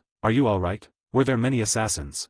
He had seen the battlefield himself, limbs strewn everywhere. He could only imagine how many foes there must have been. Of course, he didn't know those limbs had all belonged to Lucian himself. Otherwise, his mind might well have broken. Lucian offered no explanation. He couldn't, really. Better to let the misunderstanding stand. "I'm fine. The enemy's been dealt with. Don't worry." Edgar nodded, relieved. "That's what matters. I've had your room cleaned, new furnishings put in place. Get some rest." "Good, thanks." Edgar turned to leave, but Lucian called out, Oh, one more thing, make an announcement. If anyone in the city sees strange blood, they're to report it immediately. Understood. Edgar nodded again. Clearly, this was tied to the night's events. For assassins to appear in the city so silently, it was something that needed watching. After Edgar departed, Lucian turned to Alyssa. This time, I owe you. Without you, the fight's outcome might have been uncertain. Don't mention it. I still plan to hunt demigods with you. You're not allowed to die before then. She frowned slightly, recalling her brief clash with Moog. That one, he was a demigod too, wasn't he? Lucian blinked in surprise. Moog had never appeared in public. How had she guessed? Correct. But that was only one of his avatars. No wonder. His appearance was unlike the others, yet there was something familiar about him. Alyssa nodded, satisfied. Tell me, how did you even sense the fight? His blood was cutting off sound and aura alike. That should have sealed the room completely. Lucian had wondered about that too. Moog's cursed blood spread like a domain, especially once the chamber was fully shrouded. When you first broke through the door, there was a faint leak, a trace of sound, a wisp of breath. I caught it. I came to check, found something wrong, and began forcing my way in. Luckily, I wasn't too late. Lukine nodded. That must have been when the blood was still webbing sparsely across the walls, not yet a solid curtain. Some sound had slipped through. I see. Sharp senses. A Zamoran without sharp senses would have long since perished in the snowfields. Lucian collapsed onto the fresh bed. Phantom pain racked his entire body. During the battle he had been numb, no time to think, no choice but to grit his teeth through every agony. Even afterward, the need to clean up had kept his mind distracted. But now that he lay still, the pain surged in full. When the infinite health had restored his body, it had also restored every nerve. Every instant of the fight, he had endured the complete weight of suffering. He rolled back and forth on the bed, trying to distract himself, but nothing could drown it out. Right, maybe check the achievements. If I'm lucky, killing Moog's avatar will count toward the Moog, the Omen, achievement. In the game, that title was awarded for defeating Moog's avatar deep in the subterranean shunning grounds. If they were both avatars, maybe this one counted as well. He opened the panel, hopeful, and the pain eased as his attention shifted. The achievement lit up, defeat Moog, the Omen's child. His wind spirit moon shadow charges had also refreshed by 1. 3 before, down to 2 after Moog, and now back to 3. No loss. But what struck him most was the system's criteria. This wasn't the right avatar, yet it still triggered completion. Was it a special case for Moog and Morgoth, the twin Omen? So long as one of their avatars fell, the achievement was satisfied. Strange. But in the end, not very useful. Aside from the twins, no other boss with 2 achievements had avatars wandering about. The rest were phantoms and they never strayed from their arenas. 76, Chapter 76, Whispers of Blood and Secrets of Flame. Lucian set aside thoughts of the achievement system, for the panel offered no explanations, no scripture of rules, only silent results. No matter how long he puzzled over it, no answer could be found. Instead, his mind returned to the duel with Moog. Of all the terrors he had faced, what lingered most was the domain of blood the Omen had conjured. In the game, Moog had never wielded such a thing. The ability to transmute into living blood, this at least could be excused, for Moog had revealed such power in his entrance cutscene. But the crimson field that smothered the room, that bled into every surface and sent attacks from every direction, this was something monstrous, something beyond the scripts of any player's memory. It was not a mere battlefield effect, but an execution ground. And that was only the power of cursed blood carried through the medium of the Reduvia. If Moog were to fight from his true seat in the Moogwine Palace, with the unending reservoir of the accursed mire at his command, Lucian dared not imagine the carnage. Even this vessel had been only a fragment, a simulacrum. How much of the Omen's strength did it truly bear? The sacred spear and its bond to the formless mother were absent, else Moog would never have perished without invoking them. And yet, even stripped of half his strength, his powers were dreadful. The blood flame especially. In the game, it was little more than a thrown arc, flames lapping at the ground, obstructing one's steps. But what Moog had wielded here was different. Once it kissed blood, it sank inward, igniting flesh from within. In mere seconds it could reduce a man to ash, impossible to resist. Lucian shuddered. If this had been Moog's true form and not a shadow, he might well have seized command of Lucian's very veins. He realized then he had gravely underestimated the demigods. The great runes they bore were not simple tokens of succession, not merely crowns awaiting a claimant. They were shards of the Elden Ring itself, fragments of the Golden Order's laws, fragments of the world's very workings. To wield one was to command principles, not just strength of flesh. The game had not shown this. But here, it was undeniable. And Moog's rune bore within it a law alien to the Golden Order, the law of blood. He had never possessed such arts until his communion with the formless mother. She must have rewritten his rune, carving into it a new edict, granting him dominion over Crimson. For that revelation, Lucian almost felt grateful. Moog's sudden arrival had opened his eyes early. He could not afford to measure the demigods by what he remembered of the game. They were greater, darker, far more terrible. While Lucian lay brooding in pain upon his new bed, Melina sat quietly upon the wooden sofa, knees drawn to her chest. The timber was hard, but the blanket softened it, enough for her to rest. She watched him in silence. And the more she watched, the more foreign he seemed. She had followed him since he first stumbled, weak and ignorant, into the lands between. She had witnessed his every stride, his struggles, his wounds. Yet the powers he had revealed in battle just now, powers that defied explanation, were utterly unfamiliar. That impossible recovery, nerves burned and yet reborn, wounds erased as though rewritten. Melina had never once seen him learn such a craft, nor practice it, nor even hint of its price. It was as if the ability had come from nowhere. Unless it came from beyond the lands between. She thought back to his earliest days. He had been fragile then, fumbling, and his ignorance of this world had been genuine. She had felt it. He had not been feigning. If he had possessed such might all along, those early struggles would have been needless. And yet what of the torrents of runes he sometimes gained? The inexplicable foresight that guided his steps? When had he ever earned them? The more she remembered, the less it made sense. Every time he moved, it was as though he already knew where the talismans lay, where the ruins sealed away a prisoner, where power might be found. At Castle Morn, he had spoken of learning knightly skill from the lord, a claim she had dismissed, until it proved true. At the peninsula, he had declared that a strong talisman lay sealed within the jail, though no one had ever told him so. Even the sealed witch beneath the ruin, she had known she was there, though the witch herself showed no sign of recognition. Too strange, too deliberate. This was not the guidance of Grace. Grace pointed only toward thrones and crowns. It did not whisper secrets like a nursemaid. Melina buried her face against her knees, curling small upon the sofa. Her chest ached with unease. She no longer knew how to face him. Should she keep her silence, as she had before, excusing it all as everyone bears secrets, and continue their journey as if nothing had changed? After all, they were companions. A little secrecy could be forgiven. Or should she speak plainly, demand truth of him, and in doing so prove true trust? The fire in the hearth crackled softly. Lucian turned in restless pain upon the bed. And Melina, unseen in her turmoil, trembled. 77, Chapter 77, Whispers Beneath the Moonlight. Lucian lounged in his own gaming room, playing games. He was utterly relaxed, savoring the quiet leisure of his routine. On the table sat a chilled Coca-Cola, freshly plucked from the fridge, alongside a bag of classic Lay's potato chips. Chip in one hand, soda in the other, he crunched and sipped contentedly, wiping his fingertips with a crumpled wet tissue before continuing. Only when his hands were spotless did he pick the controller back up. But then, a pool of blood welled up from the screen. Lucian froze in shock, utterly uncomprehending. He stumbled back from his chair, retreating step after step. Yet the blood surged ever faster, spreading across the floor, filling the room. From the crimson tide, a towering, twisted figure began to rise. The shape was black as pitch, with countless warped horn-like protrusions sprouting grotesquely from its frame. It fixed Lucian with a baleful stare, then slowly raised one finger pointing directly at him. A sharp sound, like tearing silk. Before Lucian could even react, a spear of blood pierced through his eye. Agony seared through him. He barely had time to scream before more blood spikes ripped into him, tearing his body apart piece by piece until nothing remained but crimson shreds. Lucian jolted awake, bolting upright in bed. He panted heavily, sweat soaking through his thin quilted clothes. A nightmare. He had dreamt of his past self being attacked by Moog. In the dream, Moog's endless strikes had shredded his body over and over, just as in their battle earlier that day. The only difference was that in the dream, Lucian was his former, powerless self, unable to resist in the slightest. He drew deep breaths, forcing himself to calm the phantom pain racking his body. Even now, the aftershocks of his clash with Moog lingered, echoing as if his very flesh remembered being torn apart. Though the ache had dulled enough to allow sleep, he had not expected it to follow him into his dreams. Rubbing his face with both hands, Lucian muttered bitterly to himself. Immortality's strong, no doubt about it, but the aftereffects are a real pain still. Better some lingering agony than losing my life outright. Lucian, are you all right? Melina's gentle, worried voice came. He shook his head. Nothing, just a nightmare. I see. Are you certain you're fine? I'm fine. Though shouldn't you be resting?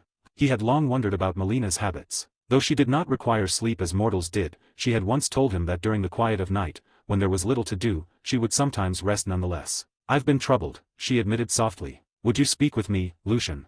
Of course, Lucian replied, rising from the bed. Shall we go to a site of grace? Even if he could not help, he could at least listen. Sometimes, voicing a burden was relief enough. But Melina refused. No, not the grace. Here will do. That gave Lucian pause. They had always spoken at the grace, where her form manifested. To choose here, in his room, it was unlike her. Still, he trusted she had her reasons. Very well. I'll follow your lead. Then sit on the sofa.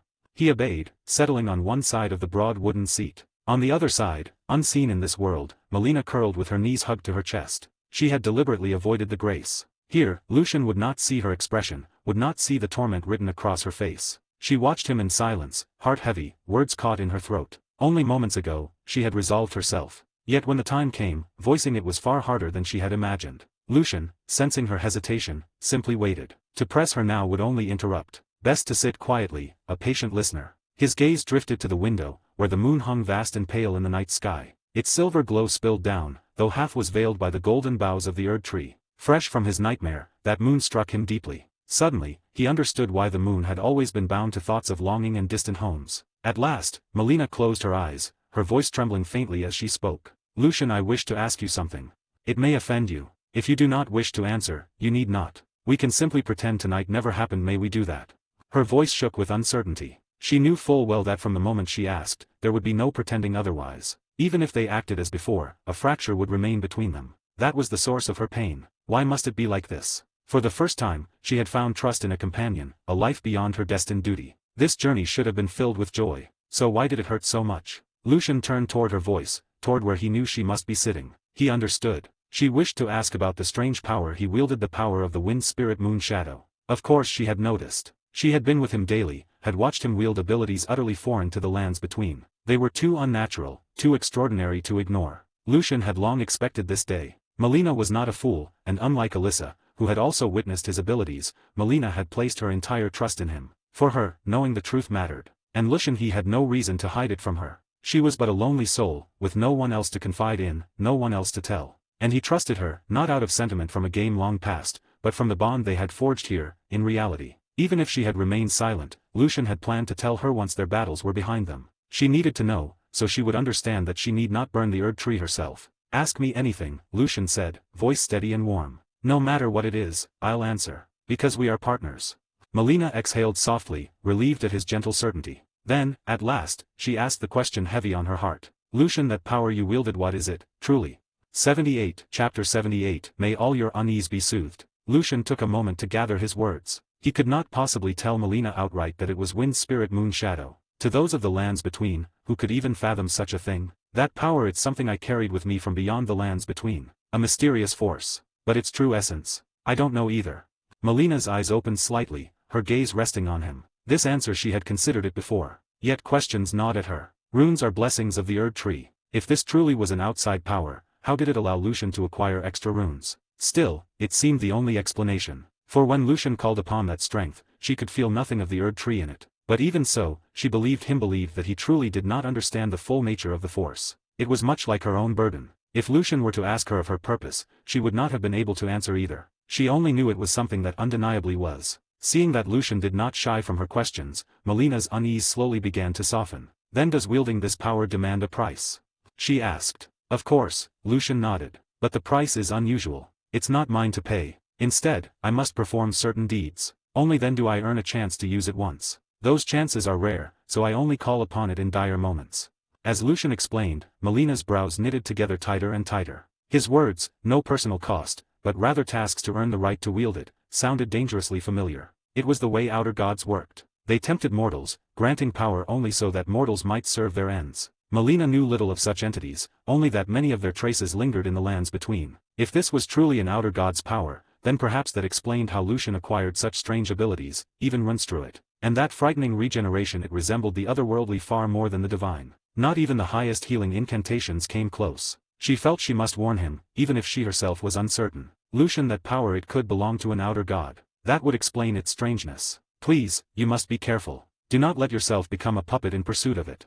Lucian blinked, surprised. He hadn't expected her to leap to such a conclusion. Yet the more he thought of it, the more sense it made. Still, he knew, without question, it was not the power of an outer god. Outer gods? How laughable. They were nothing compared to the true nature of the wind spirit Moon Shadow. If his gift were whole, not even the greater will itself could pass without being cut down. A small smile tugged at his lips. I made you worry. But rest assured, it isn't an outer god's power.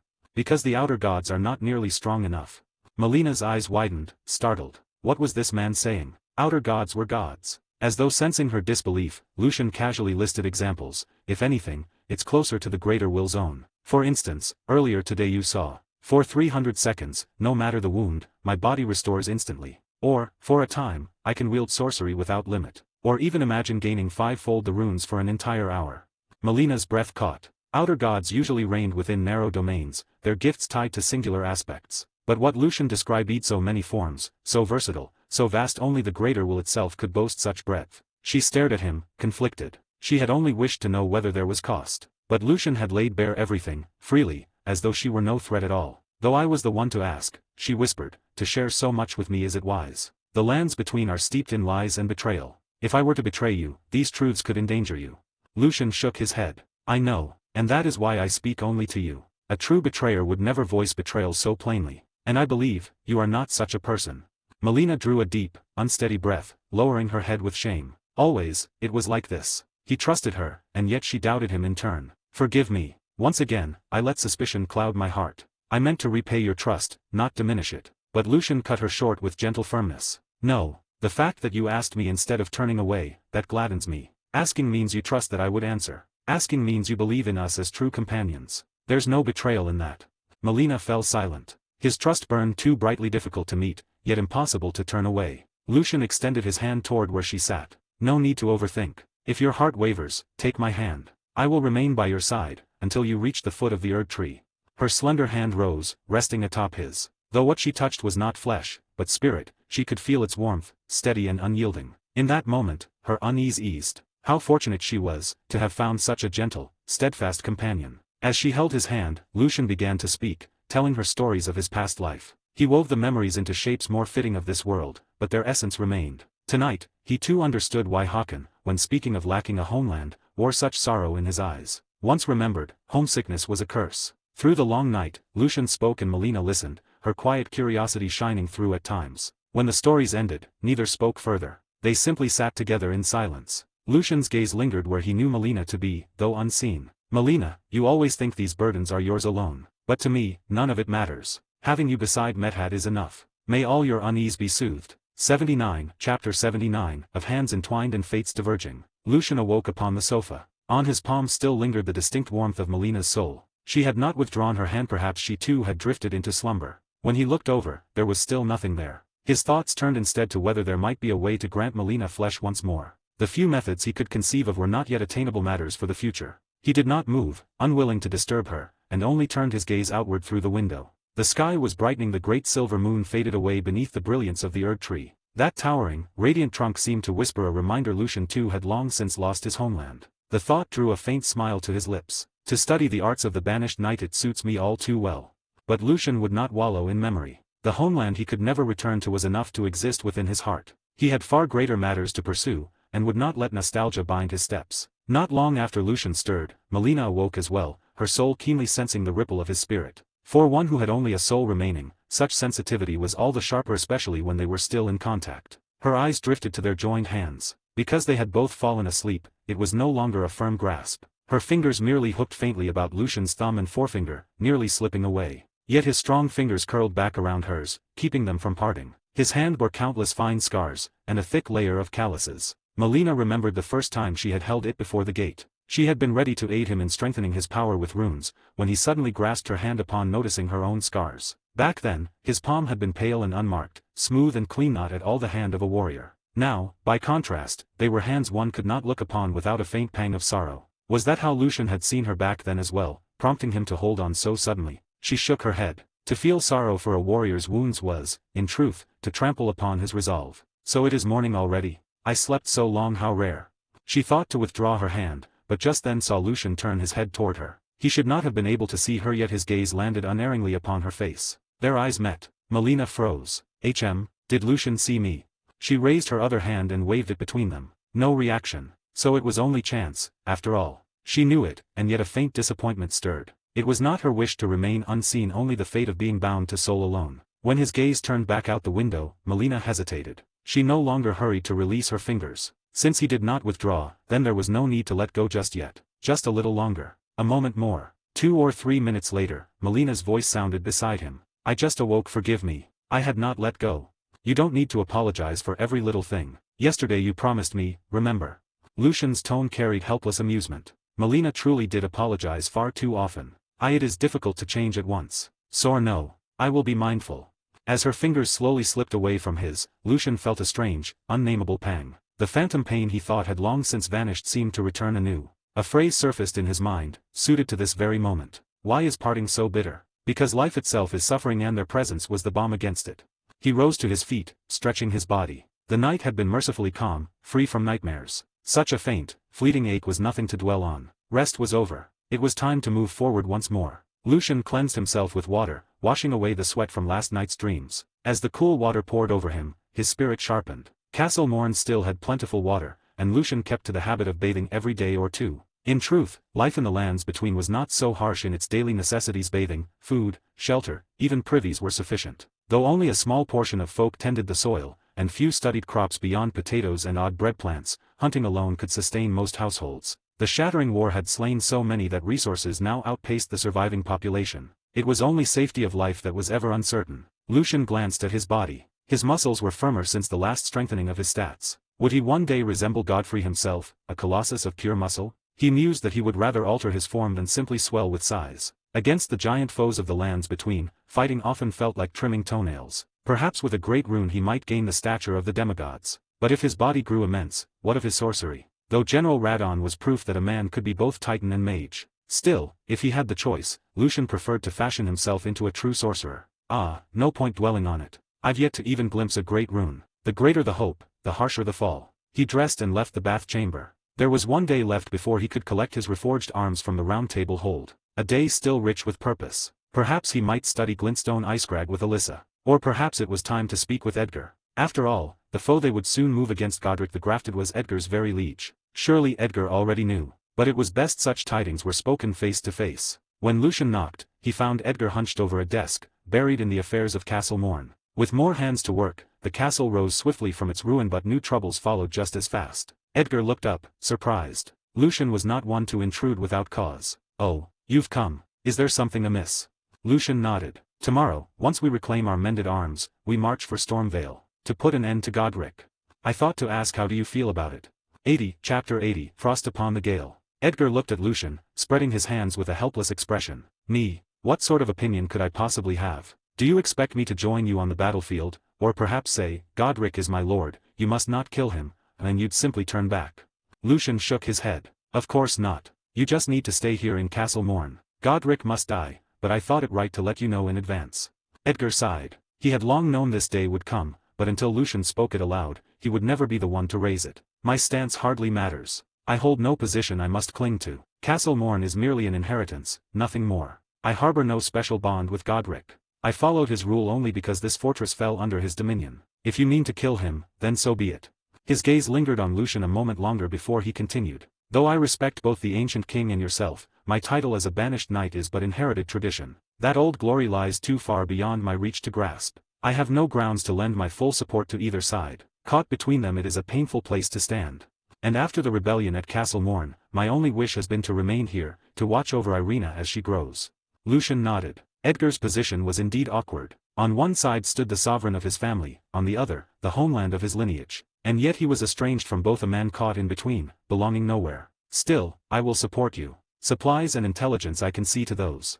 It was not loyalty to Stormvale that swayed Edgar, but the debt he owed to Lucian. Lucian had saved Irina, had quelled the rebellion at Morn. That debt was one Edgar could not leave unreturned. Hearing this, Lucian's heart eased. He had no wish to clash with Edgar. This was as good a resolution as he could hope for. Leaving Edgar's chambers, Lucian made his way to Alyssa's door. A knock, and soon he was standing before her, intent on what had been long promised, learning the art of the Zamor ice storm. A single day was far too short to master it, but even to begin was worthwhile. Hearing his purpose, Alyssa agreed gladly. After all, it had been decided before. Taking her curved sword in hand, she led Lucian from the castle, to the clearing before the gates. Here, the grass grew lighter and fresher than elsewhere, new shoots, still scarred by the last training. It was the same ground where Lucian had once trained with Edgar. Now he returned again, to torment the poor grass anew. Alyssa stood facing him, extending her hand. "Place your hand in mine. I will see if you bear the talent to learn the Zamor ice storm." Lucian laid his palm upon hers. A faint, frigid current flowed from her into him, coursing through his body. At places it caught, blocked,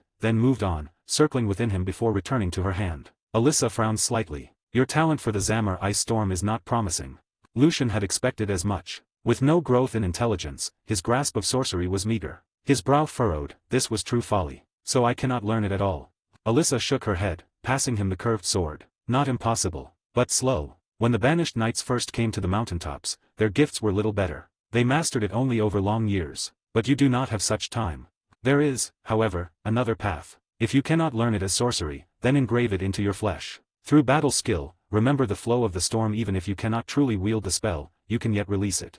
Lucian understood at once. It was like his first lessons with storm techniques, body before mind, form before thought. But this time was different. The Zamar ice storm was magic at its root, and with an intelligence of 9 he was no mage. Still, it mattered little. If he could but force the shape of ice and snow into being, he could try to weave in the storm he knew best. Perhaps it would be weaker in frost, but the storm would lend its own strength. Taking the blade, he felt a memory flare within him, a Zamar warrior, blade in hand, cutting through foes amidst a raging blizzard. The stance, the motion, unmistakably Alyssa herself. Channeling what little sorcery he could into the blade, Lucian drove it into the earth. Frost gathered along its curve, spreading out in a whirling storm of snow and ice. The air froze, grass shattered like glass beneath the wind, soil turned hard as stone. When the storm passed, all around lay buried in frost. Lucian stood in silence, recalling the flow. To alter it would be no small feat. Though called a storm, the art was in truth snow and frost at its core, the tempest merely its vessel. What he longed for was the opposite, a storm carrying frost. A subtle but vast difference.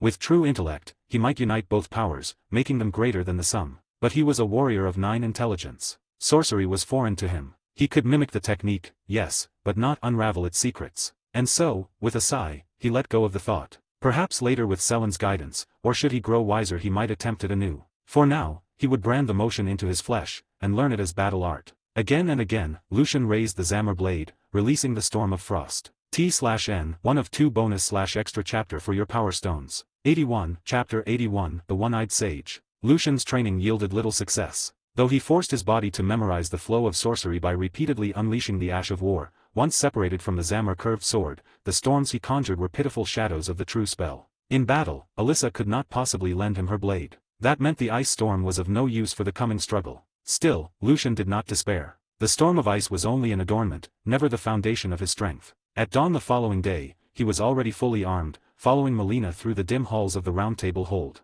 He wore once more the garb of Godric soldiers, face hidden by the hood of an exile knight. No one spared him a second glance. Good. The sharp ring of hammer against metal echoed down the corridor. Smithing master Hugh was already at his forge. Lucian quickened his steps toward the smith's chamber. The heat of the furnace rolled out to meet him the moment he reached the door. Hugh lifted his head from his work and eyed him. You again, is it? Lucian nodded. Yes. The one who asked you to restore the banished knight armor and the Zamar set. At the sound of his voice, recognition dawned on Hugh. Ah, that's right. I remember the voice. Too many masked folk here always fear I'll hand the wrong gear to the wrong man. His hammer never slowed, sparks dancing as he worked the blade of a straight sword. Your sets are over there. Against the wall. 3rd and 4th racks. Covered with cloth. Lucian glanced across the chamber. Racks lined the wall, most holding common armor. A few, draped in cloth, clearly belonged to special patrons. A courtesy, to protect privacy. He did not take them immediately. Instead, he asked, and the fee?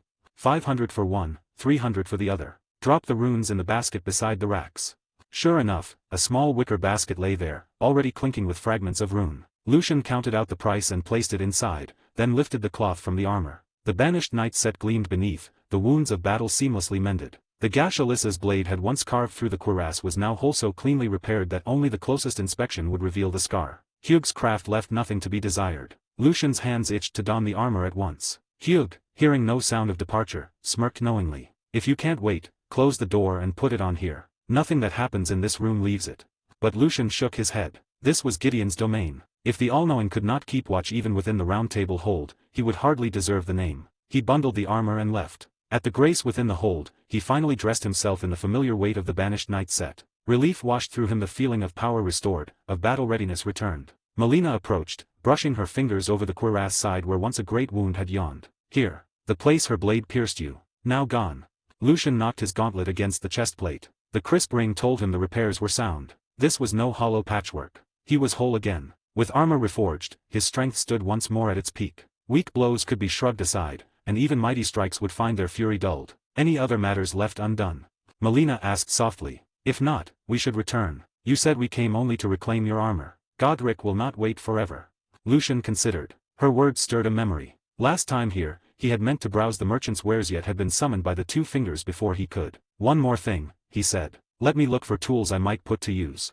Melina inclined her head and settled onto the great table, waiting. Lucian strode toward the market halls of the hold. But once again, he was intercepted. The one who barred his way was Ensha. The knight's armor was grotesque fusion of brittle, yellowed bones and molten gold, as if he clad himself in the remains of kin. Most dreadful of all was the skull helm, tufts of rotting hair clinging to its crown. Ensha said nothing. He merely lowered his head, stepped aside, and with one gauntlet hand gestured toward a sealed door. Lucian followed the motion. The chamber of the all-knowing. Sir Gideon Ofnir himself. So, the sage had summoned him. Why now? Lucian had never shown his face within these halls, nor acted in ways that might draw suspicion. Did Gideon know of the two fingers' summons? Could even their movements not escape his sight? Or perhaps was this an ambush? One word from Gideon, and Lucian could be struck down. The Round Table was bound by its own laws against violence, but Gideon was its master. Who would punish him? Yet Lucian knew better. The all-knowing was not so base. Whatever his intent, it was more than mere treachery. And Lucian himself had no cause for fear. With Wind Spirit Mood's shadow at his side, even were the Black Knife assassins loosed upon him, he would not falter.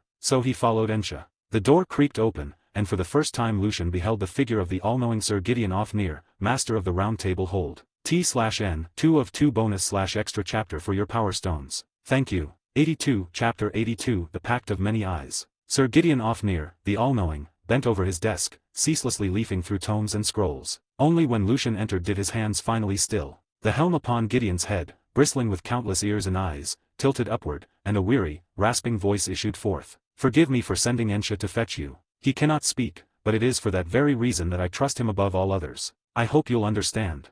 Lucian's gaze swept over the chamber. Books towered high upon shelves, spilled across the floor, and clustered upon every surface, threatening to bury the room itself. His hunger for knowledge was truly insatiable. Ensha, having ushered Lucian inside, departed at once, closing the door with care. Lucian wasted no time. Spare the courtesy. Tell me, why summon me here?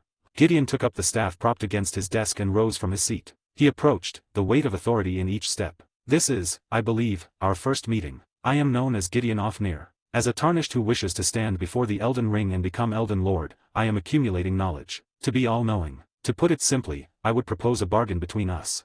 Lucian measured the man, weighing his words, probing for intent. And what bargain do you speak of?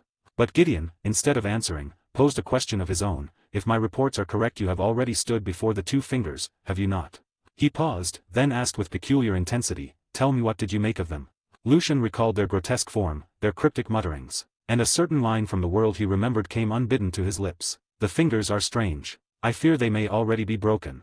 For the first time, Gideon faltered. His thoughts raced. He had anticipated many answers: blind reverence, indifference, even disdain, but not this. That Lucian should, with but a single audience, pierce the very heart of the finger's ruinous state. It was an insight Gideon himself had clawed toward only after much deliberation and years of unease. This tarnished was sharp, dangerously sharp. Yet Gideon felt a stirring of satisfaction, perhaps even relief. He had not expected to find another who saw as he did. A rare smile entered his voice. Oh, unexpected indeed. Very good, very good. If that is truly your belief, then we stand upon common ground. Lucian smirked beneath his helm. Of course Gideon was pleased. He had merely returned to him Gideon's own words, cast back like a shard of glass. A small jest of a traveler far removed from this age. Then tell me, Gideon, what is it you would have of me? The all-knowing grew solemn. The two fingers would have you slay the demigods and seize their great runes. Let us begin, then, with the weakest among them, Godric the Grafted. I shall supply all intelligence our round table has gathered. I will place allies at your side, and arm you with provisions. When Godric falls, the rune shall be yours. And I shall see that word of your deed spreads, your station rising to stand at least in name beside mine. He let the words hang, then added coldly, the reality, of course, you must already grasp. The offer was generous, alarmingly so. And what, Lucian pressed, is the price? Merely this: play your part. Your part. Yes. An act, for the fingers. Gideon's many eyes shifted toward the wall, the direction where the chamber of the fingers lay. They seek to pit you against me, to wrest my dominion from the round table. So be it. Let them believe it. We need only give them the performance they crave. The truth, that their counsel is fractured, that they no longer command, remains ours alone. Thus, you gain stature. And I, freedom from their meddling. The logic was clear, even elegant. The fingers had grown restless with Gideon's designs. His spies had seen their envoys slinking too close to his affairs. Better, then, to let them fixate on a false struggle. Lucian inclined his head. Your terms are fair. I accept. Yet inwardly, he kept his own counsel. Gideon's wings would one day need clipping. Their aims aligned, but only for now. The all-knowing extended his hand. Excellent. To few do I grant the name of comrade. May our pact endure. Lucian clasped it. An accord sealed, though neither man believed it eternal. And what shall I call you, comrade? For without a name, even my tongues cannot sing your praise. Lucian. Lucian. Then soon, all the lands between shall know it. Should you truly wrest the great rune from Godric's wretched grasp. Lucian left the chamber, retracing his steps toward the traitor's stalls. Surely this time no one would bar his way. The pact gnawed at his thoughts. Gideon's aid was no small boon. Spies within Stormvale would sow chaos, allies such as Nephilim would lend their blades, and the paths through the fortress would be cleared for his advance. The grafted's end was all but written. It was, in truth, difficult to imagine Godric surviving the storm to come. Hey there, traveler. A voice suddenly called, breaking his reverie. Care to browse my wares? Goods you won't find anywhere beyond these halls. From a nearby stall, a merchant grinned beneath a hood, beckoning him closer. 83, Chapter 83, The Perfumer's Bargain. 83, Chapter 83, The Perfumer's Bargain. Lucian turned his gaze toward the voice's owner. At a dark crimson stall were laid out vessels of every sort, throwing pots, knives, and fragrant vials. The stall's keeper wore the garb of a depraved perfumer, her apron stitched with the blasphemous mark, a crimson serpent coiled about the Erd tree in mockery. Her voice betrayed her as a woman. A depraved perfumer's? Here, of all places? Lucian froze for a moment, then remembered. On his very first visit to the Round Table Hold, Nephilim had pointed to an empty stall and spoken of a wandering perfumer who once claimed it. This was that place. Yet never had he thought the occupant to be one of the fallen perfumers. If so, there might indeed be treasures to find. Frenzy flame perfume, and iron jar aromatic potions of rare and potent effect. Such brews were drunk, not diffused, corrupting body and nerve. No ordinary perfumer would craft such things. Only the depraved dared to do so. Lucian stepped forward. The perfumer smiled as a customer approached. Greetings, she said. I am Hildegard, a dealer in tools. Perfumes are my trade, but I also sell pots and other throwables. And should you need them, I offer delivery. Unless your path leads to some forgotten waste, other tarnished can bring your wares to you.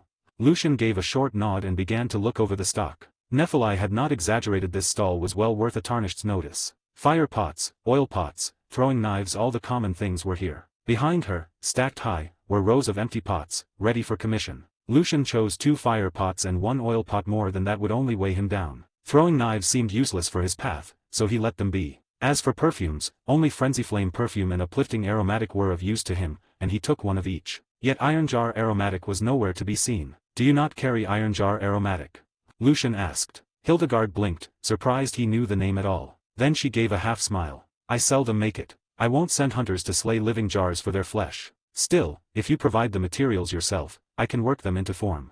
Though she wore the garb of the depraved, Hildegard was no true fiend. Still, she brewed and drank perfumes herself. Once exiled from the royal capital, she had no more criminals to test them on. Lucian waved a hand dismissively. No matter. I've no mind to hunt jars. He leaned closer. But tell me, can you craft other kinds of pots? I've rare materials I'd see put to use. From his pouch he produced 5 blossoms, pale violet, frail as though they might wither any moment. Trina's lilies, plucked long ago from the ruins of the Forlorn Hallow. I hear these can be made into sleep pots. Can you make them? Hildegard's lips curved, her tongue darting across them in excitement. Trina's lilies, it has been long indeed since I've handled such a treasure. Yes, I can make them into sleep pots. How will you take payment? 5 lilies.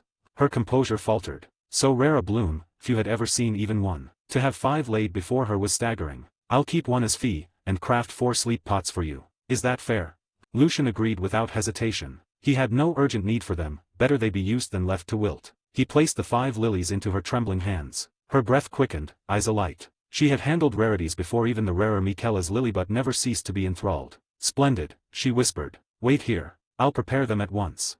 As she worked, Lucian noticed something strange among the pile of jars behind her. One of them moved. A small pot, red-lidded, with stubby arms and legs. A living jar. It shrank back behind Hildegard's leg, hiding from Lucian's gaze. He remembered the talk of iron jar aromatic, and to the little jar he must have seemed a butcher. Hildegard saw where his eyes had strayed and spoke quickly. Ah, my apologies. That one is not for sale. Lucian inclined his head. He was not the sort to hunt such creatures. A foe on the battlefield, perhaps, but not this. Did you make it? He asked. Hildegard shook her head, still busy mixing powders into the cracked pots. No, I found it outside, after poachers had raided a jar village. All others were taken. Only this one remained, so I brought it with me. It's well behaved enough. Lucian's surprise gave way to a faint warmth. Is that so? May it grow strong, one day. At that, the little jar peeped out, raised a tiny fist, and shook it with timid courage, his way of thanks. Soon Hildegard placed 4 sleep pots before him. All done. As for your perfumes, that will be 1,200 runes. The 3 pots you chose earlier, take them as a gift. She smiled slyly. And should you come across more rare materials, remember me. I'll make them into weapons worthy of a tarnished.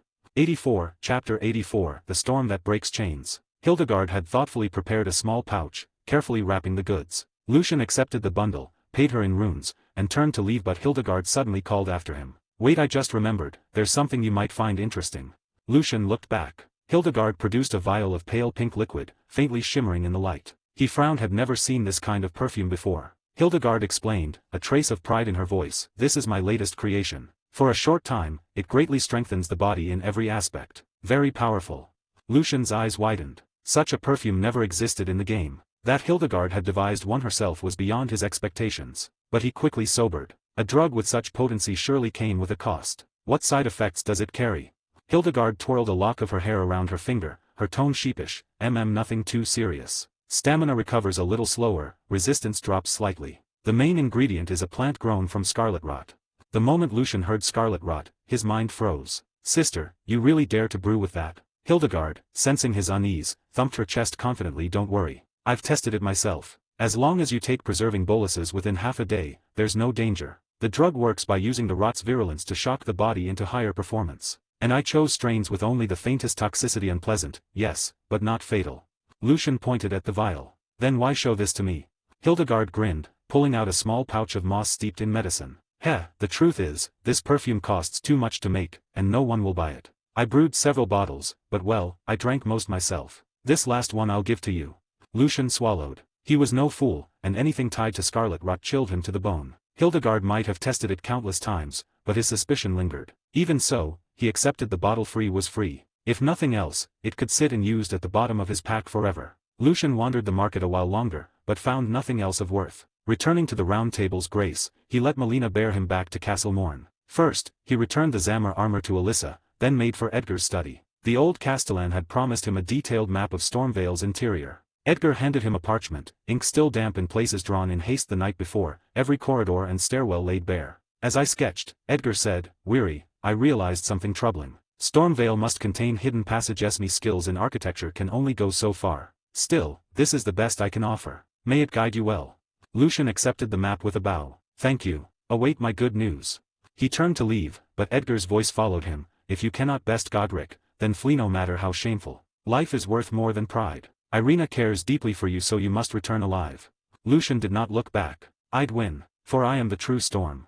Fully prepared, he left only his ashes, perfumes, and flasks in his satchel, all else sealed away in the Grace's keeping. He did not bring his crystal tear, lacking any matched mixtures, but he did strap on the crystal darts taken from the assassin. They had a purpose yet to serve. Mounted on Torrent, he cast one last glance at the looming walls of Castle Morn. Alyssa followed close behind. No steed suited her form had been found, but her speed and endurance matched any horse. The soldiers of the Bridge of Sacrifice had been warned by Edgar. No one was to hinder their crossing today. The way lay open, unhindered. They thundered across Limgrave, past bridges and plains. Guards tried to form lines, crossbows and halberds raised, but Lucian rode at the front, stormwind sweeping aside all resistance. No need to kill needlessly. Time and strength were better saved. Passing the place where once he'd freed Boc, Lucian glanced around. No sign of the demi-human tailor. Perhaps he had already set forth on his own path. First, Godric must fall, then Boc could be sought again. At last, the familiar gate loomed ahead. Here once he had slaughtered scores of soldiers, now only a handful remained, with 2 dozing trolls by their wagons. Not even Godric's knights stood guard. They dashed through before the sentries could react. Too far gone in rot and weariness, the soldiers' pursuit faltered. But within the gate itself, defenses grew fierce. The path was a narrow incline, flanked by cliffs, fortified with barricades, pavises, and rows of flamethrowers. Crossbow bolts whistled down, followed by gouts of burning oil, yet Torrent did not falter, galloping straight into the blaze. The steed knew its master would clear the way. Arrows and fire halted mid-air. A heartbeat later, the storm rose winds so fierce they lifted the burning oil skyward, turning the choke point into a hell of flame and tempest. 85, Chapter 85, The Path of Triumph, 1. The storm of fire raged through the narrow pass, scouring everything in its path. Barricades, chevaux de frise, flamethrowers, soldiers, none could withstand its fury. But the road stretched on far too long. Even after the first defenses were reduced to ashes, countless more waited ahead. Yet so what? Today, Lucian would carve a road of blood. The uproar of his advance roused the entire checkpoint. Soldiers blew their horns, warning their comrades in the rear that the enemy had come. Torrent leapt gracefully over the spiked barricades. Mid-air, Lucian swung his sword and severed a soldier's head in one clean stroke. Then, from the cliffside, came a heavy, pounding rhythm, footsteps that shook the stone. A vast shadow fell across the path. With a deafening crash, a hulking figure landed in front of Lucian, the cobbled road shattering beneath its weight. A troll. Unlike its kin that dragged carts outside, this one bore a thick leather harness across its back, a massive greatsword strapped tightly to it. With a roar, the troll tore the blade free and leaned forward, bellowing down at Lucian. The ground-shaking roar echoed within the confined gorge. But it was not mere echo, other trolls were answering. Their cries rose, one after another, louder and closer. One by one, trolls hurled themselves down from the cliffs, blocking Lucian's path. But Lucian had no intention of stopping. Torrent darted toward the first troll. The monster's greatsword swung down, but Torrent's double jump carried him clear. At the height of the leap, Lucian launched himself from the steed's back. The storm bore him aloft, carrying him easily over the troll's head.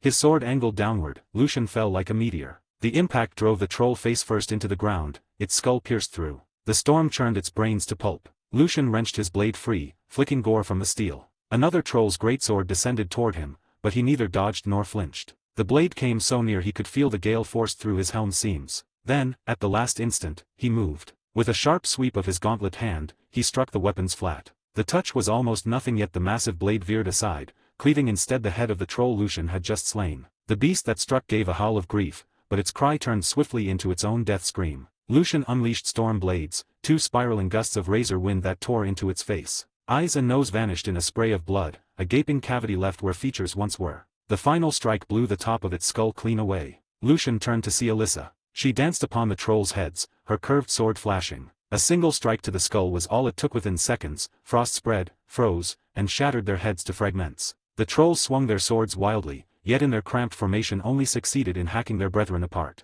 Realizing the futility, they abandoned their blades and reached out to seize Alyssa with their bare hands. But she was far too swift, twisting in midair beyond their grasp. Their desperation availed nothing. Lucian's storm blades lashed out again and again, striking at old wounds upon the trolls' skulls, drawing howls of agony. In those fleeting moments of distraction, Alyssa's frost sank deep into the cracks. Together, they culled the giants one by one. Soon the formation broke. The trolls that remained clutched their heads in terror and fled. Only 2 or 3 lingered, futilely resisting until they too were cut down. When the last fell, the pass was choked with their corpses. Blood mingled with shards of ice, staining the slope a dreadful crimson. Lucian mounted Torrent once more. In their panic, the fleeing trolls had smashed through much of the barricades, ballistae, and static flamethrowers that remained. The way forward now lay almost open. But as he and Alyssa burst through the gorge's final rise, they were met with a new host, an army commanded by 5 of Godric's knights. 200 to 300 soldiers stood in rank, with over 80 clad in full armor, the elite of Godric's forces. And at the rear, lumbering forward step by step, was a golem.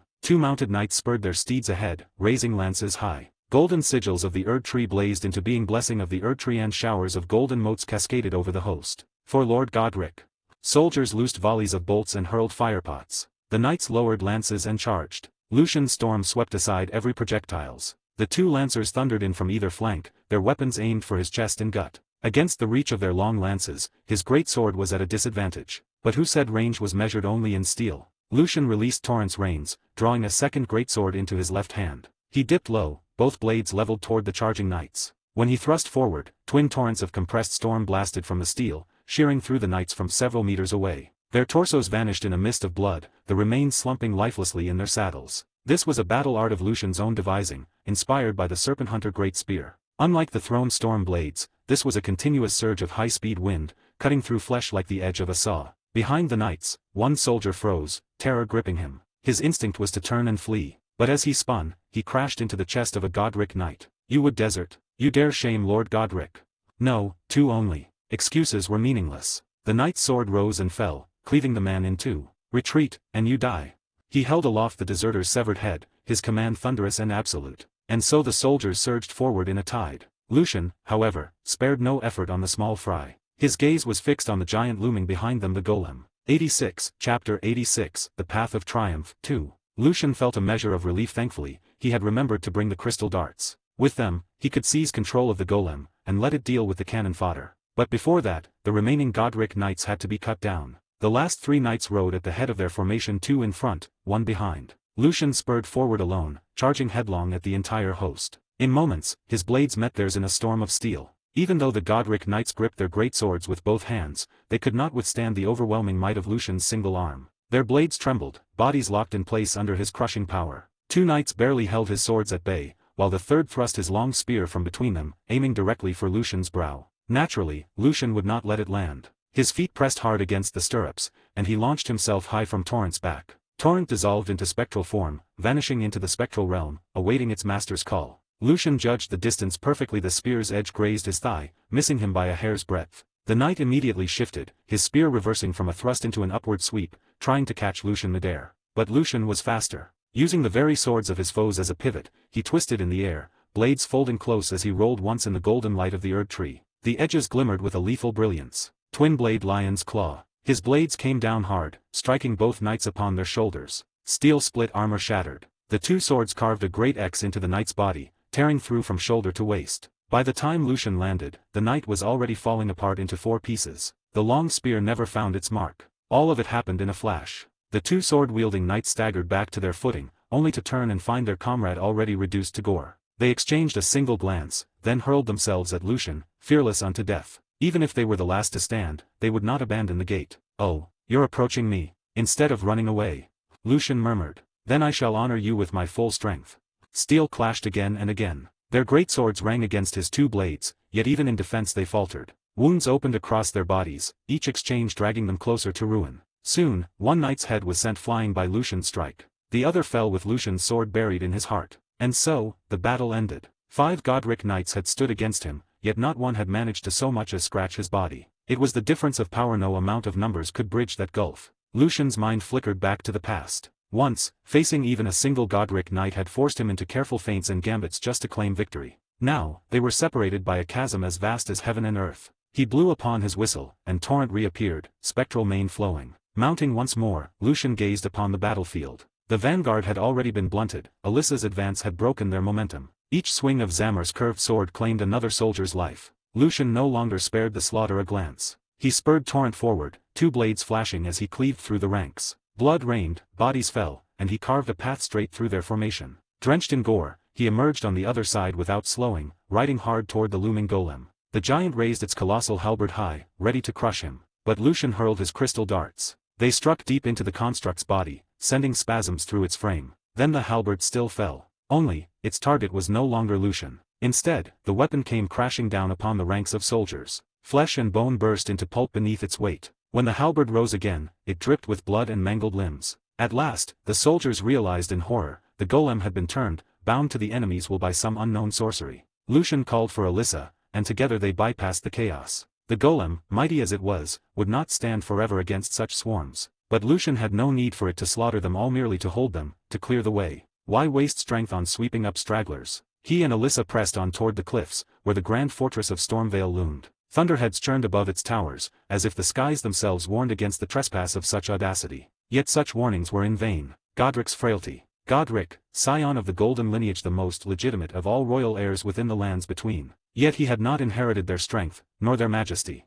His frame was meager, his spirit weak. In the first defense of Lindell, he commanded the city's forces against the coalition of rival lords. But he was no great commander. Blow after blow drove him back, and soon Lindell was on the brink of collapse. In desperation, Godric fled. Taking with him certain treasures of the golden lineage, he disguised himself among the women of the city and escaped into hiding. Outside the walls, he rejoined the few soldiers still loyal to his bloodline, and together they fled to Limgrave. Each day thereafter, Godric lived in terror. He feared that once the coalition seized Lindell, they would come for him as well. For when the Elden Ring shattered, he had been entrusted with one of its central fragments, yet now all seemed poised to crumble. And then, news turned. From nowhere arose the grace-given lord, leading forces that drove back the coalition. Soon after, the enemy lords fractured amongst themselves. Godefroy the Grafted was captured by the ancient Dragon Knight. Lindell's banners surged forward, even pressing their counterattack to Mt. Gelmir. Godric could not comprehend it. None of it made sense. Not until the grace-given lord summoned him, revealing truths hidden from the world. In reward, Godric was granted the domain once held by Godefroy, Stormvale Castle. There, he unearthed Godefroy's legacy, the art of grafting. Awakening from such memories, Godric shook his head. His blood was thin, his wit dull. Even this craft, mere trifle to the demigods, trained him sorely. Each graft, each limb taken, drove him to whisper reminders to himself of who he was. Now, upon his throne, he pondered what part of the dragon to graft next. Just 2 days ago, his men had slain a dying young WRM. When Godric beheld its corpse, he felt a deep pull not only to its power, but to its sorrow. A descendant, yet feeble among its kind, scorned and pitiful. Much like himself. But Godric swore he would not share the dragon's fate. He would take its strength into himself, rising to heights never known. One day, he vowed, he would march home at the head of his host, and reclaim his birthright beneath the golden boughs of the Erd tree. 87, Chapter 87, The Crucible Night. Crucible Knight Red stood silently in his sealed prison, resting. He had spent countless years here. But to a Crucible Knight, time meant little. Their lifespans were immeasurable. Even Red himself did not know how long he might live. In the beginning, he carved a mark on the stone floor with a shard of rock for every passing day. The floor was soon covered in scratches, halting at the number 2639. When the shard finally ground itself into dust, he abandoned the habit. There was no need to keep counting. After all, Godric would never release him. Yet Red bore no regret. As one who had once followed Godfrey into battle, he had witnessed with his own eyes the rise of the golden lineage. He had also borne witness to the birth and growth of its children. That frail, trembling figure who, though weak and terrified, still raised his voice to command soldiers remained vivid in his memory. That was why he could not forgive Godric for turning to grafting. Even after he exhausted every effort to dissuade him, Godric still chose that path. Today, however, something was different. Two intruders had broken into the sealed prison. They were none other than Lucian and Alyssa. Though long confined, Red's instincts had not dulled. The instant the two stepped inside, he fixed his gaze upon them. A banished knight and a Zamoran. Why do the two of you appear here? He drew his great sword, unfastened his massive shield, and raised his guard. Stormvale had its share of wandering knights, yes, but a Zamoran had no reason to set foot in Limgrave. These two were clearly from elsewhere. Whatever their purpose, he would tread carefully. Lucian removed his helm, revealing the faded eyes of a tarnished. Easy, we've come to release you. As you see, I'm tarnished. My ancestors once fought at your side. He stretched out a hand toward Red, though from a safe distance. We're here to bring down Godric. If you'll fight with us, we'll set you free. To slay Godric I refuse. Lucian blinked in surprise, not the answer he had expected. What? Then you weren't imprisoned here by him? I was, Red answered plainly. Then do you not desire vengeance? His helm concealed his expression, but his voice was steady. I have no need for vengeance, nor is there hatred in my heart. My imprisonment is punishment of my own making. As his guardian, it was not my place to interfere with his decisions. I overstepped. And yet it was something I could not forsake. No matter what, I had to try. I had to see that child walk the right path. In the end, Red was released from his prison. Knowing their goal was to slay Godric, he had prepared himself to fight them. For no matter when, no matter his circumstances, so long as he still called himself guardian of the golden lineage, he could not abandon his oath to protect its blood. Blind loyalty? Perhaps. But Red cared little for others' judgment. The two before him, however, were formidable. He bided his time, watching for an opening. Lucian, for his part, had no desire to cut him down. The Crucible Knight seemed to know much, perhaps even too much. His familiarity with the young Godric was telling. He called him that child. He must have known Godric before the grafting, perhaps even watched him grow. An ancient relic of a man, then, who might carry truths hidden from the world. Lucian was always eager for such secrets. But when Red still did not strike, Lucian simply left a parting remark and walked away with Alyssa. If you won't fight, then don't. Walk free.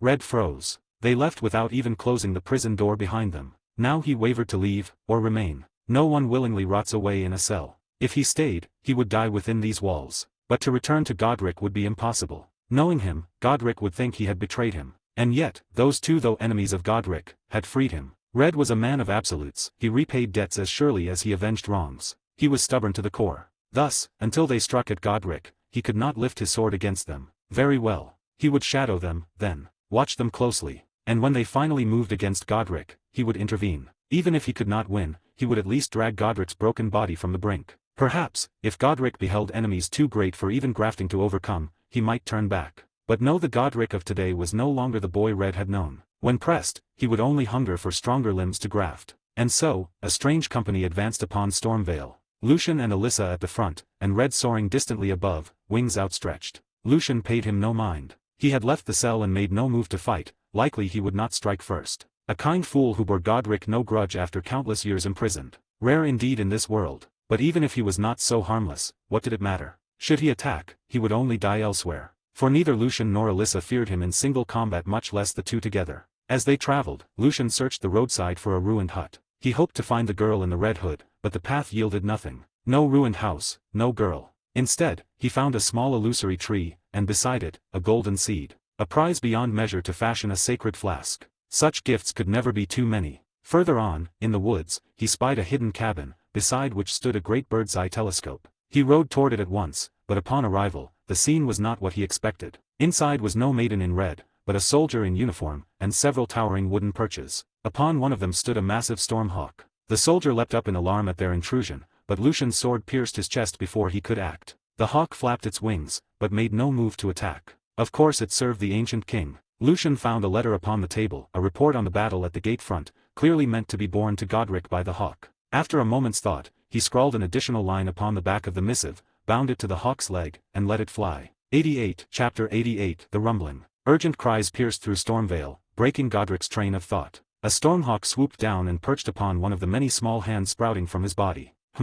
With several hands working in tandem, the message tied to its leg was unfastened in seconds. Godric read it over, stroking his chin. They stormed the gate, broke through the first line of defense. It seems this Tarnished has some measure of strength.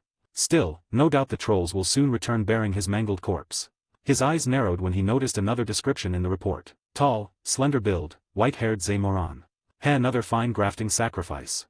Godric had little faith in a Tarnished's chances. This wasn't the first time some fool had tried to force his way through Stormvale's defenses, and without exception, they had been cut down. Charred corpses left by flamethrowers were hardly rare, yet Godric never felt loss. The weak simply weren't worthy as grafting stock. Besides, anyone reckless enough to attempt a frontal assault was usually a dullard, and dullards rarely had the strength worth coveting. The wiser Tarnished, those who tried sneaking to Stormvale's gates, always met their end at the hands of Morgoth's projection waiting there. Godric had grown used to having corpses collected from that place. Even now, he was already considering where best to attach this new Tarnished's limbs. He hardly gave the interloper a second thought. Stormvale's walls had never been breached. Another piercing cry, another hawk alighted upon one of his many hands. So soon, already dealt with. Godric mused aloud. As expected, Tarnished are nothing to rely upon. Once proud heirs of Godfrey, reduced to such disgrace. A smug grin crept across his face. He couldn't help but feel superior. Bloodlines diverged, and the Tarnished line was clearly the lesser. He tore open the missive and skimmed it, only to frown. No mention of a body retrieved. What is this?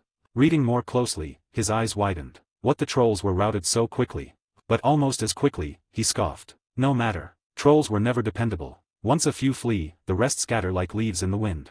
He reassured himself. My true strength lies in the garrison beyond the gate. The noble knights of my banner, they will soon present me the Tarnished's limbs, worthy sacrifices for grafting.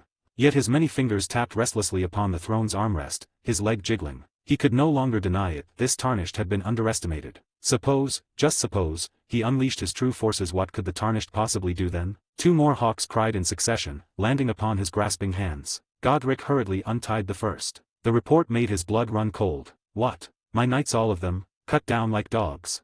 The trolls and foot soldiers were replaceable. But knights took years to train. And these were his sworn retainers, loyal beyond doubt. He ripped open the second letter. This one was written on gold-inked paper embossed with the Erd tree's motif, paper reserved for good tidings. Victory report. The golem turned hostile, battled our soldiers, and was bravely put down. Godric crushed the parchment in his fist, teeth grinding. Victory? What nonsense. The golems are ours. How could defeating one be a triumph? Worthless curs. Why was it my knights who perished, and not the lot of you? His voice thundered across the hall. Another hawk's call answered him. Another letter. By now his hands were nearly filled with them. The parchment was unlike the rest, red serpents coiled around an Erd tree sigil, the sign of ill tidings. Godric inhaled deeply and forced himself to read. The Tarnished entered the sealed jail and freed the Crucible Knight Red, who now marches with them. Godric shut his eyes, steadying himself. The Crucible Knights, once the mightiest retainers of Godfrey, were warriors of legend. After the shattering, most who remained loyal to the golden lineage had chosen Morgoth, staying in Lindell. Only two had come with Godric to Stormvale. Red, Fire and Steel, was among them. A stalwart of the Crucible Knights. But when Godric embraced grafting, Red defied him. In front of all, he condemned the practice, declaring it a perversion. Godric had been humiliated, enraged. How dare even a longtime guardian openly rebuke his lord? He had him imprisoned, sealed away in the jail. After all, was it so wrong to seek strength? To long for the might of his forebear, Godfrey? If grafting could give him the power to lead his kin back beneath the Erd tree, was that not righteous? Who would refuse godlike strength, if it were within reach? And yet Red had been freed. And surely, he despised Godric now more than ever. That meant rebellion. That meant a true threat. His fingers brushed something sticky on the back of the letter. Turning it over, he saw a blot of blood. And scrawled across it, in jagged hand. Today, I come for your head. Godric was silent. He crushed the paper to pulp in his palm. Even the messenger had been slain, yet they had taken the time to send such a taunt. They thought him weak. They mocked him. His hand slammed down upon the throne, shattering stone, sending cracks racing across it. Hawks scattered in fright. They dare belittle me. Belittle Godric the Golden.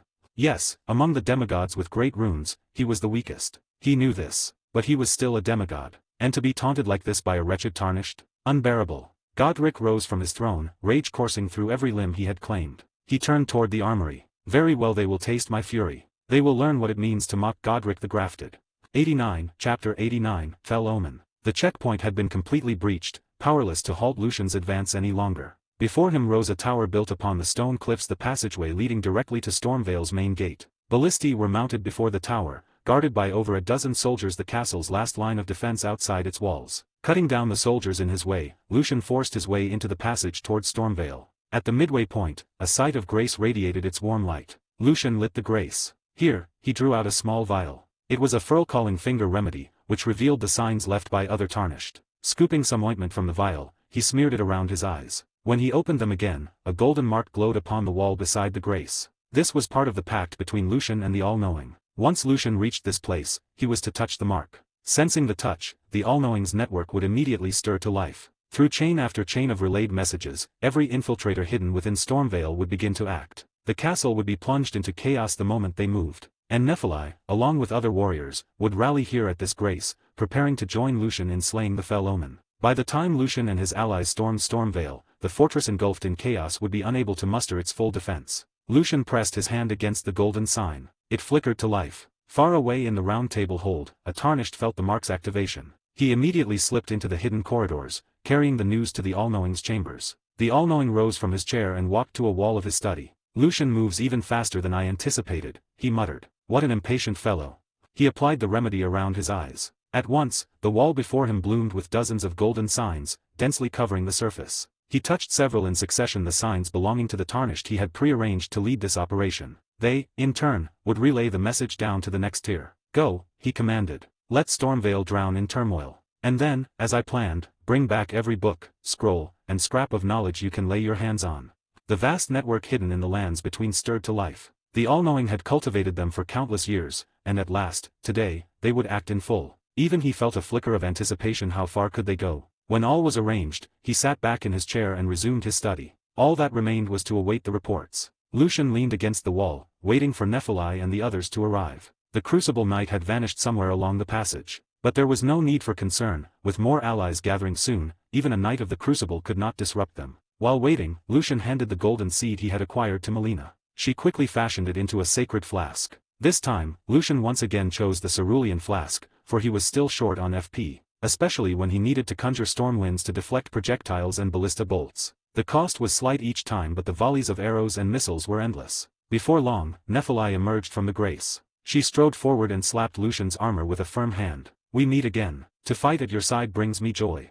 Soon after, several more tarnished emerged, among them a familiar face, the sorcerer Rogier. Rogier declared that once the Fell Omen was defeated and they entered Stormvale, he would part ways and pursue his own path. Lucian counted them. Including himself and Alyssa, there were 7 in total. Nephilim's companions were formidable, each had been strengthened multiple times by the maiden. Nephilim and Rogier themselves were stronger still. Though none could compare to Lucian, they were nonetheless among the Round Table's finest. Lucian was satisfied. Not one would hold them back, indeed, they would aid him. Come, let's move. At his command, the band advanced. Charging out of the cliffside passage, Lucian at last beheld Stormvale up close. Built upon sheer cliffs, the fortress could only ever be seen from below, always looming, always towering. Thus did Stormvale display its full majesty to all who approached. Gothic walls soared skyward, layered and encircling, their battlements adorned with golden tracery. The remnants of the storm swirled eternally above, draping the castle in a veil of mist, the Stormvale Castle. Upon its walls flew 2 banners, the old, tattered eagle of Stormvale, and the newer, unblemished lion of the golden lineage's beast regent. Octagonal towers divided the walls, bristling with countless murder holes, though few now were manned, for the garrison had dwindled. At the main gate, a heavy portcullis barred all passage. Magnificent, Lucian breathed. In the game, Stormvale had already been awe-inspiring. In reality, it was overwhelming. Magnificent, it. Very well. Let these stones be thy grave, and let thy pride lie buried with thee. Foul tarnished, in search of the Elden Ring. Emboldened by the flame of ambition. Someone must extinguish thy flame. Let it be Margit the Fell. A low voice resounded. The group turned toward its source. From one of the towers stepped a tall figure, cloaked in ragged brown fur, clutching a massive staff. Grey-white fur and coarse hair covered his form, and from beneath his mane of white hair curled the horns of Omen. It was Margit the Fell Omen, the bane of countless tarnished seeking to enter Stormvale. Of course, Margit was but the false name of Morgott's projection. Seeing the familiar face, Lucian could not help but feel a pang of emotion. Morgott and Mohg, though twins, were utterly unlike one another. Where Mohg radiated madness and cruelty, Morgott carried the air of solemnity and righteousness. But now was not the time for reflection. For Margit had leapt from the tower, crashing down before them. Gripping his staff, he leveled it toward Lucian's company. Who among ye will be the first to die? 90, Chapter 90, The Shattering of Sword and Storm. The moment Margit's words fell, Lucian drew his 2 blades and prepared to charge. But someone was faster. Nephilim, having already judged Margit's landing point, lunged the instant his feet struck stone. Though her position had been further back, forcing her to wait until he had finished speaking, she reached him with a furious leap. Both her axes came down with a mountain-cleaving strike. Margit met it with a single arm. The heavy staff in his grip intercepted the blow without yielding an inch. At the same time, his free hand conjured forth a phantom dagger of golden light, parrying another tarnished who sought to strike from behind. With a heave of strength, Margit flung both assailants aside. By then, Lucian had already surged forward, borne aloft on winds of storm. His 2 blades slashed in a wide arc, yet Margit leapt back, suffering only the faintest graze. In the same breath, he hurled his spectral dagger. The single blade split into 3 mid-flight. Lucian raised a storm wall and shattered them. But in the next instant, Margit's great legs snapped forward in a brutal kick, his tail bracing against the stone for leverage. Steel met flesh as Lucian countered, hacking at Margit's heels. Yet the fell Omen clamped both legs upon his blades, muscles coiling with monstrous power. With a twist of his waist, he hurled Lucian skyward, swords and all. A lesser warrior would have been flung screaming into the abyss. The narrow bridge leading to Stormvale was a death trap, suspended over bottomless dark. Any fall meant certain doom. But Lucian was not so easily undone. The storm steadied him, letting him adjust his fall and land upon solid stone once more. Margit's eyes narrowed in faint surprise, but pursuit was denied him. The others had moved. In the brief clash, the 6 tarnished allies had already encircled him. Blades, axes, and sorceries rushed in from every side. He abandoned his chase of Lucian, for Alyssa's curved sword now slashed at his chest. Cold radiated from its edge before it even struck, freezing the very air. From above, Rogier's sorceries sealed the sky, leaving Margit no space to leap. Yet the Omen was unfazed. His left hand formed the phantom of a colossal hammer, smashing aside Alyssa's strike. 3 blades struck his hide, but his ragged fur cloak blunted the worst of their force. With a sudden spin, Margit lashed out. Staff, hammer, and tail swept in a whirlwind of violence. The tarnished staggered back under the storm of blows. One heavy-armored knight was too slow. The phantom hammer crashed into his chest and hurled him aside, breastplate crumpled inward. He lay unmoving, his fate uncertain. Nephilim seized the opening, hurling one of her axes toward Margit's legs. A desperate gambit. If it struck true, his balance might falter. If not, she would lose her weapon forever. The Omen's eyes caught the glint mid-spin. With a subtle shift, he let the axe sail past, whirling away into the abyss. But Alyssa had waited for just such a moment. She stomped hard upon the stone, and from beneath her feet burst jagged spires of ice, racing toward Margit. He might normally have leapt clear, but in the instant of dodging Nephilim's axe, he had no time. His phantom hammer vanished, and he slammed his left foot down to steady himself. Ice speared through his soul, staining it crimson. With the wound came an explosion of frost, searing his flesh further and leaving the bridge slick with rime. Margit stumbled, knees buckling. A heavy hammer crashed into his waist from behind, nearly driving him to the ground. The tarnished swarmed, strikes raining from every angle. Lucian himself rejoined the fray, blades sweeping from the front.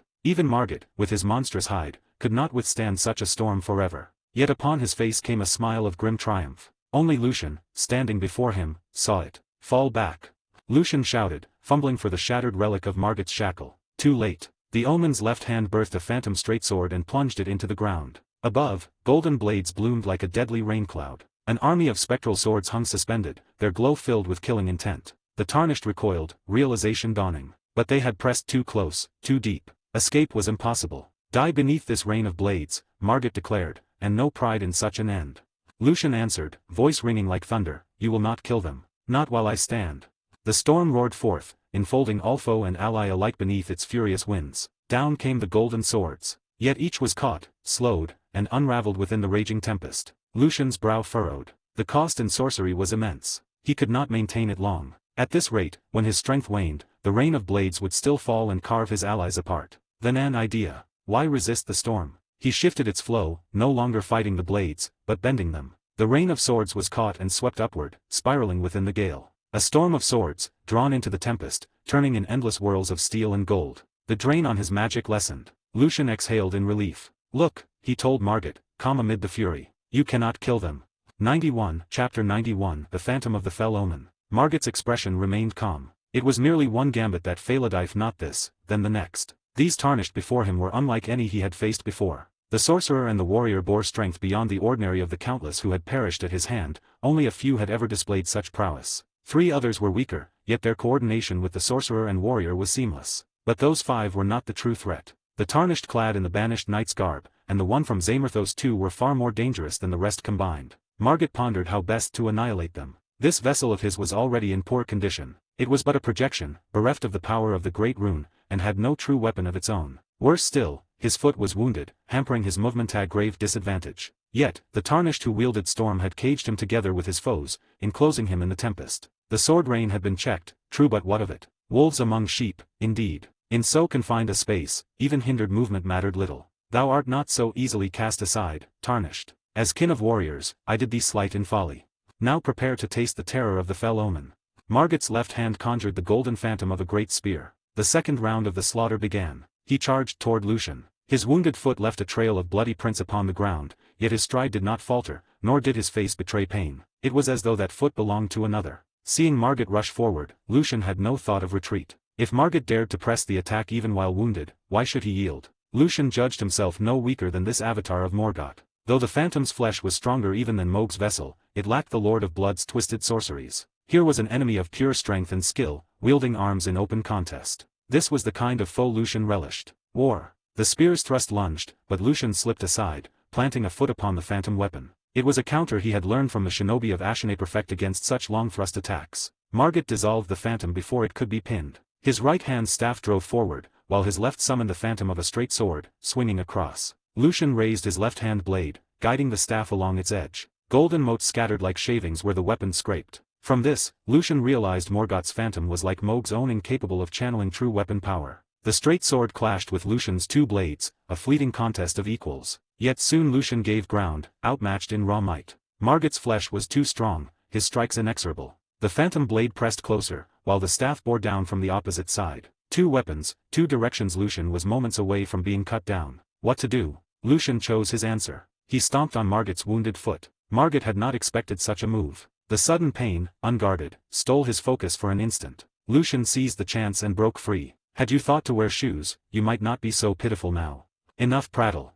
From then, Lucian refused to contest Margit's raw strength. Each strike he turned, parrying just enough to deflect, then flowing into swift riposts. He never locked blades with brute force again. Around them, the others pressed in. Blades, spells, and axes bit into Margit's hide, while his tail lashed to keep them at bay. His eyes never left Lucian. If Lucian fell, the storm would dissipate, and the sword rain would butcher the others. Then the Zamor warrior could be dealt with at leisure. Margit's techniques were clean, refined to mastery. Dagger, hammer, straight sword, spear, phantoms of every weapon cycled through his left hand, each expertly wielded. The varying lengths and rhythms made his offense unpredictable. For Lucian, this was torment and revelation. The game-like thinking of his past life had led him never to try dual-wielding disparate weapons. Now, facing Margit, he saw the deadly potential firsthand. His armor bore many cuts and dents from the phantom arms, yet his battle spirit only grew. To cross blades with Margit was to learn. This was the adversary he craved. Despite the unrelenting storm of battle, Margit could not slay Lucian before the tarnished sorcery was spent. His phantom vessel, battered and broken, leaned upon its staff, eyes fixed upon the foe. He had failed this time, but not without cost. The first tarnished he struck had been hurled aside at the onset. Another, the hammer-bearer, had been cast beyond the storm's boundary, shredded into pulp by sword rain. A third lay hewn in half, entrails strewn upon the ground. 3 lives extinguished. Nephilim and Rogier were sorely wounded, though still clinging to life. Lucian's armor was battered, his figure disheveled, but his wounds were shallow. Only Alyssa had escaped with hardly a scratch. Her agility made her a poor target for Margit's efforts. Margit let the phantom sword rain fade. He struck his chest, light blazing from his form. He meant to detonate the remnant of his magic, to annihilate both Tarnished and the road to Stormvale with him. At the very least, he would deny this accursed Tarnished entry to the castle. This one stirred in him a rare disquiet. With Godric's strength as it was, he might be slain. Lucian saw the change at once. He drew forth the fragment of the shackle, pouring magic into it, and slammed it against the ground. Golden chains burst forth, binding Margit tight, sealing the flow of his sorcery. The light sputtered. The self-detonation failed. Margit collapsed forward, glaring coldly upward. I shall remember thee, Tarnished. Smoldering with thy meager flame, cower in fear of the night. The hands of the fell omen shall brook thee no quarter. Only when his words were finished did Lucian drive his great sword into Margit's heart. Ding. Rune gain multiplier x5. Time remaining, 60 minutes. 92. Chapter 92. Prelude to Chaos. Far away, within the royal capital, Morgoth rested a hand upon the thorns of the Erd tree's barrier, his expression vacant. Then his mind was struck. The shard of himself stationed at Stormvale was gone. Felled. Tarnished, Morgoth muttered, his voice low, such strength. It seems Godric is in danger.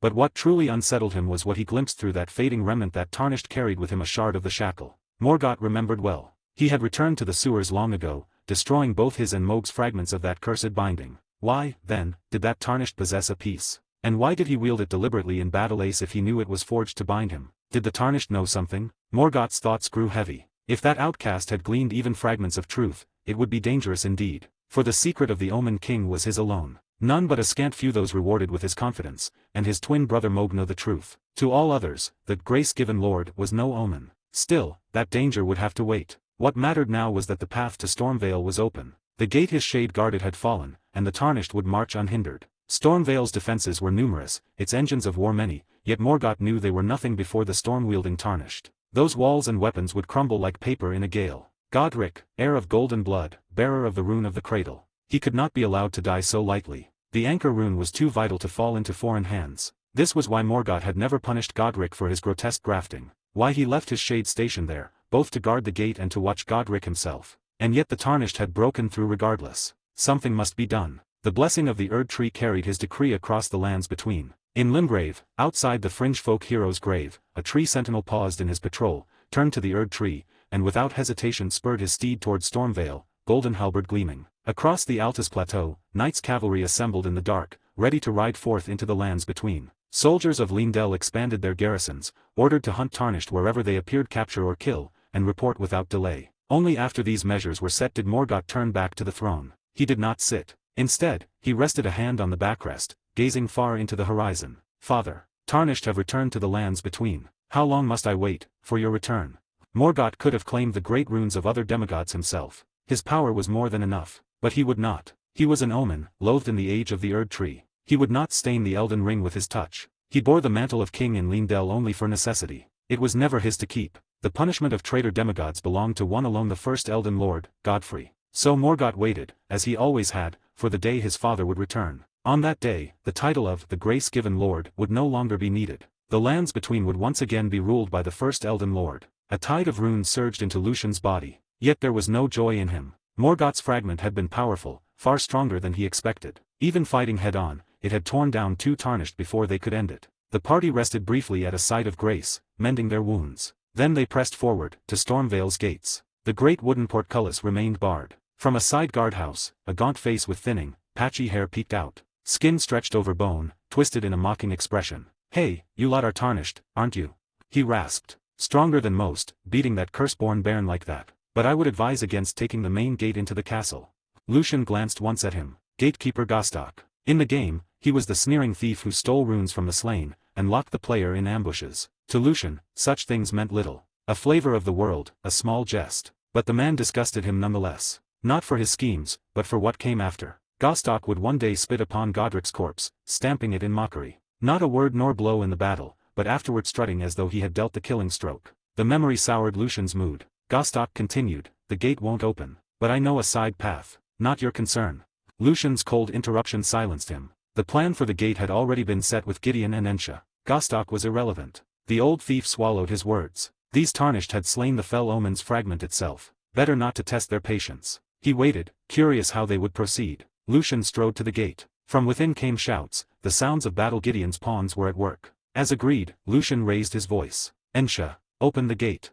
Inside, Ensha sat upon a crate, corpses scattered at his feet. At the call, he rose, turned the heavy winch, and the gears groaned. With a thunderous rumble, Stormvale's portcullis opened wide. Gostok blanched. The gatehouse above his post, the one controlling the mechanism, was now a slaughterhouse, its keepers butchered in silence. He looked up straight into the hollow sockets of Ensha's skull helm. His legs gave way, and he slumped against the wall, pale with dread. Lucian spared him not a glance. With his companions, he marched through Stormvale's gate. The time was short. The blessing of fivefold runes still lingered, and Godric the Grafted awaited within. Lucian intended to claim Stormvale, and with it, all of Limgrave. T/N, if you die within Stormvale Castle, Gostok will steal 30% of any runes dropped when dying. However, the area outside of the castle where the Warhawks are at is safe from rune theft if you die there. He also stops stealing your runes once he opens his shop. I learned this too late. I knew I should have killed that thing when I first saw him. 93 Announcement, not a chapter. Please read. This may seem sudden, but first of all, I'd like to apologize to all the readers, especially those who truly loved the story. Due to certain reasons, this chapter of our journey must come to an end.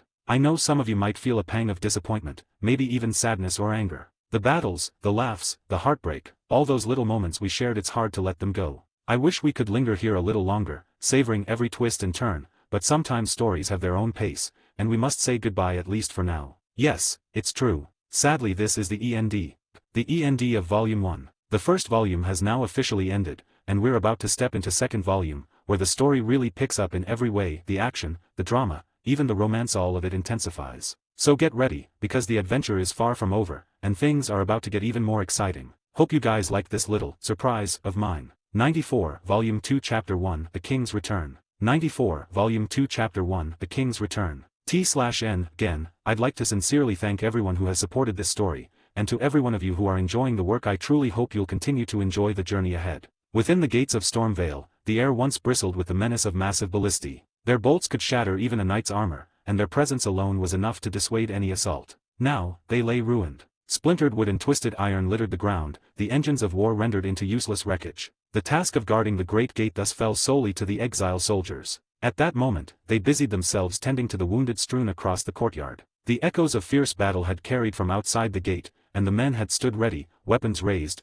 eyes fixed forward only for the danger to come from behind. A band of Tarnished had struck them from within, swift and merciless. Unprepared, the exiles suffered dearly. Yet, to their confusion, the Tarnished did not press the slaughter. When the soldiers drew blades and prepared for battle, the intruders ignored them, focusing instead on smashing the remaining defenses. Ballistae, barricades, emplacements owned by one, they fell to ruin, until all was left in shambles. Then, as suddenly as they had come, the Tarnished fled. Only 3 or 4 corpses were left behind as proof the attack had happened at all. Word soon arrived from deeper within the castle. The Tarnished had scattered through Stormvale, torching supplies and wrecking fortifications. The inner bailey was ablaze with chaos. Banished knights had already mobilized, hunting the intruders like hounds through the courtyards. The order given to these exile soldiers was simple: remain at their posts, hold the gate. And so they waited, nerves taut. No foe had ever passed the Omen that guarded the entrance. Never. But then the impossible happened. The great gate of Stormvale began to rise, its timbers groaning as it lifted. Figures strode inside.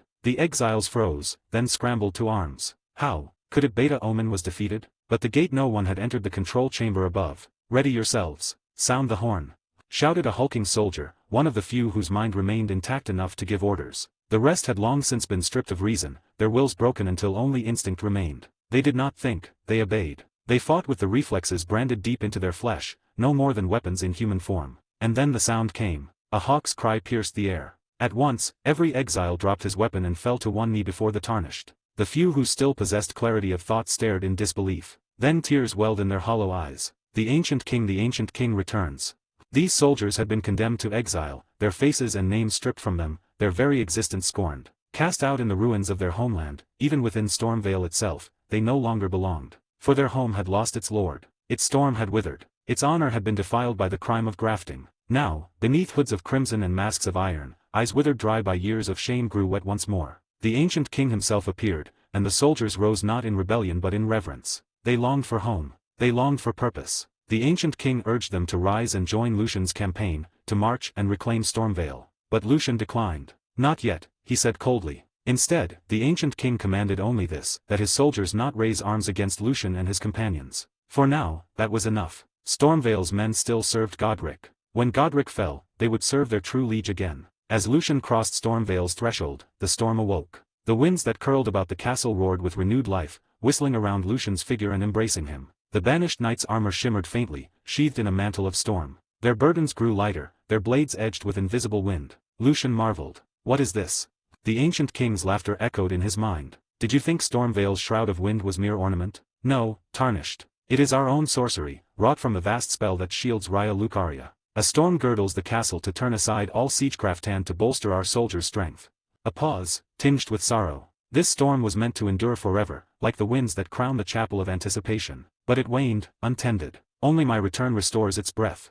So it was. Lucian asked no more. The truth could wait until Stormvale was his. The Tarnished and their companions passed through the kneeling soldiers unopposed, crossing what should have been an impenetrable defense. Ensha stepped from the gatehouse, his hollow eyes drinking in every detail. He must report this. Lucian's ties to Stormvale ran deeper than any had guessed. Once, Sir Gideon had ordered Ensha to seek within the castle a certain figure, a rumored heir of the Storm King, thought long lost. Could it be him?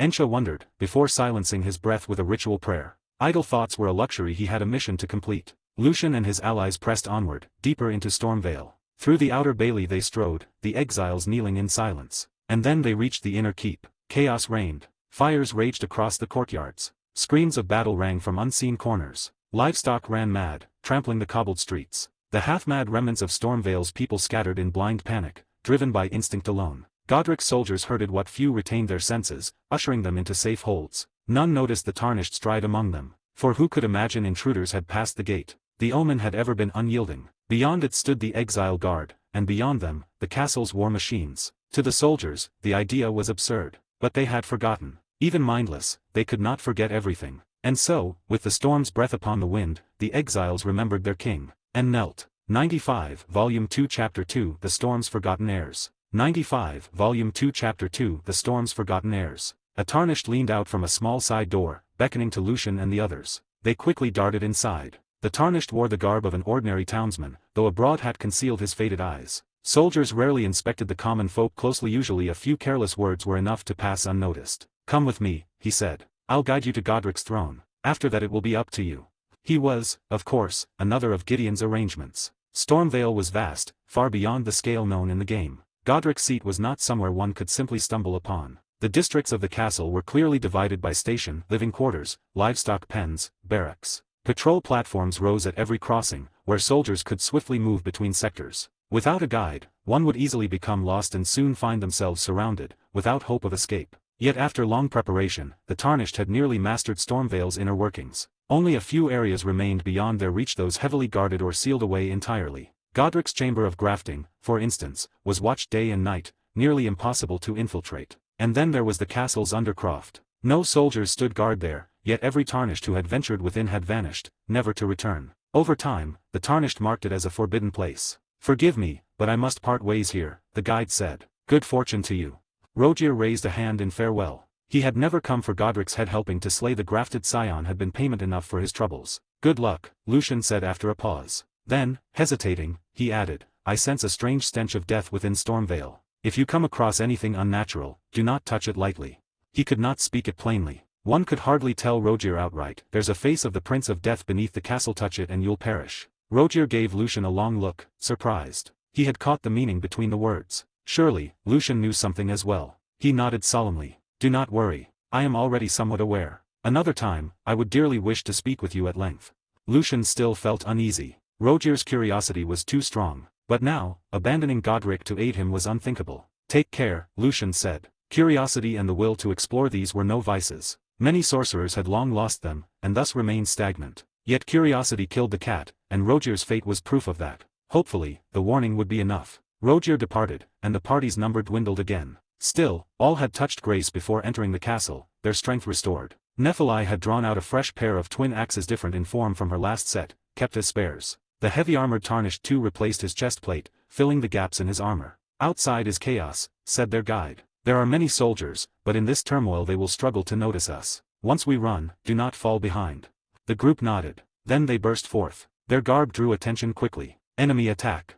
cried a soldier, the first to spot them. Soon, others turned their eyes to the intruders and to their shock, they were running straight toward Godric's dwelling. The soldiers abandoned the crowd and gave chase, blades drawn. The townsfolk, hearing the alarm, fell into greater panic, scattering like startled cattle. Lucian raised the winds, sweeping aside the mindless residents before them, opening a path without harm. The soldiers were not so fortunate. As the elite left to guard the castle, they retained their wits. They dared not cut down townsfolk in their pursuit, and so fell far behind, reduced to shouting. "The gate is breached. Tarnished have entered."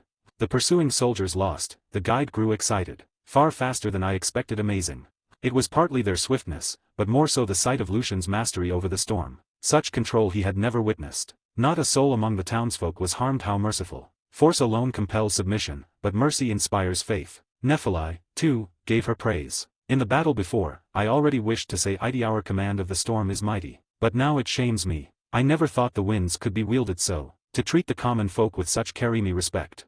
Lucian said nothing. He simply had no wish to harm the innocent. Yet in the lands between, where all order had decayed, even this was a rare virtue. Suddenly, from a corner, two banished knights appeared, one bearing a halberd, the other a sword. They had been pursuing a band of Tarnished troublemakers when they lost their trail. Hearing the gate had fallen, they turned back, hoping at least to aid their fellow exiles. But fate had them cross paths with Lucian's band. Both sides drew steel. The ancient king howled again. The two banished knights understood at once why the gate had fallen. It was by the will of the ancient king himself. At once, both knelt on one knee. The swordsman rose first, stepping aside, heart pounding in awe. To see the ancient king in his own lifetime, he could hardly believe it. They were true descendants. Unlike the exiled soldiers, the banished knights had passed down their arms and martial ways to their heirs. Yet when the swordsman looked to his comrade, he froze. The halberd bearer had risen, not to step aside, but to set his weapon crosswise, blocking the road ahead of Lucian and his companions. 96, Volume 2 Chapter 3, Oath of Knights, Reunion of Companions. What are you doing? That is the ancient king. The sword-bearing banished knight could scarcely believe his companion's actions. They had both recognized the figure before them as the ancient king they had even knelt and paid respect moments ago. Yet now, his fellow knight lifted his halberd against them. Of course I know that is the ancient king. Why else would I have bowed? The halberd knight said grimly. But I am still sworn to Lord Godric. To betray him, that is something I cannot do. With that, he planted his halberd firmly before him, assuming a defensive stance. My deepest apologies, ancient king. If you wish to proceed, you must first defeat me. Lucian stepped forward without hesitation. Such defiance was to be expected. Not all knights shared the same convictions. The Storm King's age had long since passed. The ancient king was but a lingering soul, unwilling to fade. To demand every banished knight's allegiance would be folly. Yet the ancient king did not grow wrathful at this defiance. Instead, a sense of pride stirred within him. Knights, wherever you are, your loyalty and honor do not disgrace the name of Storm. He bade Lucian to spare the man's life. Not that Lucian needed the reminder. He had no wish to kill him. So long as Godric fell, this knight, too, would one day follow him. Drawing his two blades, Lucian engaged the halberd knight. Soon after, the halberd knight lay sprawled in defeat, limbs cast wide upon the ground. His companion, the sword-bearing knight, sat beside him. He had lost utterly. His skill with the halberd was not the best among Stormvale's banished knights. Even his companion surpassed him in swordplay. Yet he had always borne renown for his command of the storm. And when he raised his halberd to summon the winds, Lucian snuffed them out with the faintest breeze. For the first time, he had witnessed the true storm and the pitiful shadow of his own. So strong, no wonder you were chosen by the ancient king, the knight murmured. If you can defeat Lord Godric, then I swear I shall follow you. The sword knight shook his head. He and this comrade had grown together since youth, as close as brothers. He knew his friend was stubborn to the core, yet never thought he would dare raise arms against the ancient king's chosen. First the heir of the Storm King, now the one chosen by the ancient king himself. Perhaps the Stormhawk dynasty might yet be reborn. The knight on the ground spoke again, conviction in his tone. It will. That last heir of the Storm King was too weak, and so he was captured. But this one, this lord's strength is beyond question. I have felt it myself. The sword knight let out a long sigh. Let us hope so. Otherwise, if things continue as they are, we banished knights will all be dragged off as grafted sacrifices. Elsewhere in the castle, Håkon cleaved a soldier's spear in two with a single strike, then kicked the man sprawling. He did not linger to finish him, instead waving frantically to those behind him. Go, run. A small band of young tarnished stumbled after him, their fear plain. Among them was a girl most striking, bright golden curls and a vivid crimson cloak, her youthful face marked with terror. The others huddled protectively about her as they fled. Håkon led them through the twisting streets of Stormvale, unsure where he was headed, only knowing they had to keep moving. If they faltered, the soldiers would soon close in. Damn it, I should never have gone soft. He cursed himself inwardly, yet never once thought to abandon those following him. He stayed in front, keeping distance from the enemy so as not to be ensnared. But soldiers poured in from every direction, and soon there was nowhere left to run. At last, they collided headlong with a troop of Godric's knights. Ordinarily, Håkon would not flinch at such foes. But burdened with this frightened band and armed with only scavenged weapons, he could not hope to fight. He planted himself before the others, urging them to fall back. Only when they had gained distance could he attempt to break away. The girl in the crimson cloak Roderica obeyed at once, fleeing headlong. But she collided with something solid, nearly sprawling to the ground. A large hand caught her, steadying her before she fell. She looked up in relief, only for her face to blanch white. The one holding her was a banished knight. Ah! Håkon, fending off a knight, turned at the sound of her scream. His scalp prickled. Another banished knight had appeared. Wolves ahead, tigers behind. Perhaps this was where his tale would end. A pity I will never see the day Lucian claims the Elden throne, never see that golden age he spoke of. He raised his blade, charging toward the nearest Godric knight. Even in death, he would drag one with him. But a sudden gale roared past. The knight before him, and two soldiers beside him, were shredded in an instant, their upper bodies torn away, leaving only twisted legs collapsing into a heap. Håkon. The voice was familiar. He turned, scarcely daring to believe it. The words had come from the banished knight holding Roderica. Tentatively, he called out, Lucian. It was him. Moments before, Lucian and his companions had encountered this small band along their path. That crimson cloak too familiar to mistake. He had suspected all along that the missing Roderica was among them. Their route mirrored his own, ever just ahead, drawing soldiers away. So Lucian had pursued alone, trusting Nephilim and the others to catch up. And now, not only had he confirmed Roderica's presence, but he had found another familiar soul. At the head of the band, the very first living man Lucian had met upon entering the lands between. Haakon. Why he was here, or why he had joined with Roderica, Lucian could not yet know. But it seemed Haakon had been ready to throw his life away against Godric's knights. So Lucian's storm had cut them down in an instant. And in that moment, two companions reunited amid the chaos of Stormvale. T/N. The Stormhawk Dynasty, also known as the ancient civilization of Stormvale, was a powerful faction in the lands between, renowned for its mastery of storm-based battle arts and its alliance with the formidable Stormhawks. This civilization, which once ruled over Limgrave and the Weeping Peninsula from its stronghold, Stormvale Castle, was led by a figure known as the Stormlord, whose true nature is debated. One of two bonus/extra chapters for your Power Stones. 97, Volume 2 Chapter 4, The Golden Grafted Tyrant. The long-separated companions had countless words they longed to share, aching to sit down and speak their hearts. Yet the time for such reunion was not now. Surrounded by Godric's soldiers, Lucian stepped to the forefront, placing himself before the frightened Tarnished. Stay close. Do not scatter. The young Tarnished nodded furiously, huddling behind him like chicks behind a hen. Though they did not understand why a banished knight had chosen to aid them, they saw he knew Haakon. And if their elder brother Haakon trusted him, then surely this knight was no enemy. Relief washed over their pale faces. Salvation had come. Lucian's blade sang, storm winds bursting forth as storm blades that shredded the Godric soldiers with ease. Haakon, he called amidst the carnage, how did you come to be here? Haakon, still reeling at the sheer force of Lucian's strikes, shook his head. Ah, that too much has happened. Another time, perhaps. But you've become frighteningly strong. Lucian laughed heartily, joy breaking through the tension. Of course. I am, after all, the man who will become Elden Lord. Yet the press of enemies was relentless. Soldier after soldier surged from every corridor, filling the halls with the clash of steel. They had not come for Roderica's band of Tarnished. They came because Haakon, in his desperate flight, had stumbled upon the most perilous path straight toward Godric's throne. This was the heart of Stormvale, its defenses the thickest in the entire keep. Lucian almost pitied Haakon's misfortune, though perhaps it was fortune in disguise. Anywhere else, these young Tarnished would surely have been overwhelmed, with no one to save them. Best not to dwell on it. For Lucian, this throng of soldiers posed no true threat. Numbers alone could not wear him down, not while his flasks remained and the wind spirit Moon's shadow at his side never faltered. As Lucian cut through the mob, Alyssa and Nephilim finally caught up, with two more Tarnished lagging behind, barely 10 meters away. Then the air shifted. A vast shadow fell upon the stragglers. The Tarnished who had fought with them against the Omen reacted first, seizing his companion and diving aside. A monstrous shape slammed down where they had stood, two ritual swords piercing deep into the stone. Its twisted, spider-like frame quivered as it rose. A grafted scion. The pair scarcely had time to breathe in relief before a massive cleaver swung from a side passage, splitting the leading Tarnished in two. From the doorway squeezed an obscene bulk of flesh, its body mottled with crimson, ring-shaped wounds poorly bound in rags. A child of the Omen. Together, the two abominations closed the path behind them, sealing Lucian's band within a tightening noose of steel. Soldiers surged at the front while monsters lurked at their back. The soldiers parted, creating a path of dread. Then it came, a voice like rotten rusted iron, heavy with decay. A lowly Tarnished, playing as a lord, you dare bring disorder to my castle. And it was you, was it not, who boasted to take my head? To think you would come here truly, your audacity knows no end. The words were accompanied by a cacophony of clattering metal. Then the figure emerged in full. Godric the Grafted. His body was grotesquely immense, far beyond what the lands between had ever whispered. Every limb was doubled, stolen troll's arms twined together and sprouting like branches, each clothed in mismatched armor. From these limbs spread countless lesser hands, each clutching weapons, swords, hammers, lances, bows, even knives that seemed laughable in those infant palms. Upon his vast chest hung a custom-forged cuirass, and over his shoulders trailed a peacock-patterned mantle of dark green. At his side, the famed golden great axe scraped against the ground. In his other hand, a rope dragged behind him. Its end bore a grisly cargo. Tarnished. Dozens of them. Their limbs were gone, taken for his craft. Yet no blood flowed, their wounds were smooth, raw, obscene. Nooses at their throats dragged their limp bodies across the floor, faces darkened from strangulation. Godric hurled them at Lucian's feet. This shall be your fate, he roared. Sacrifices for my graft.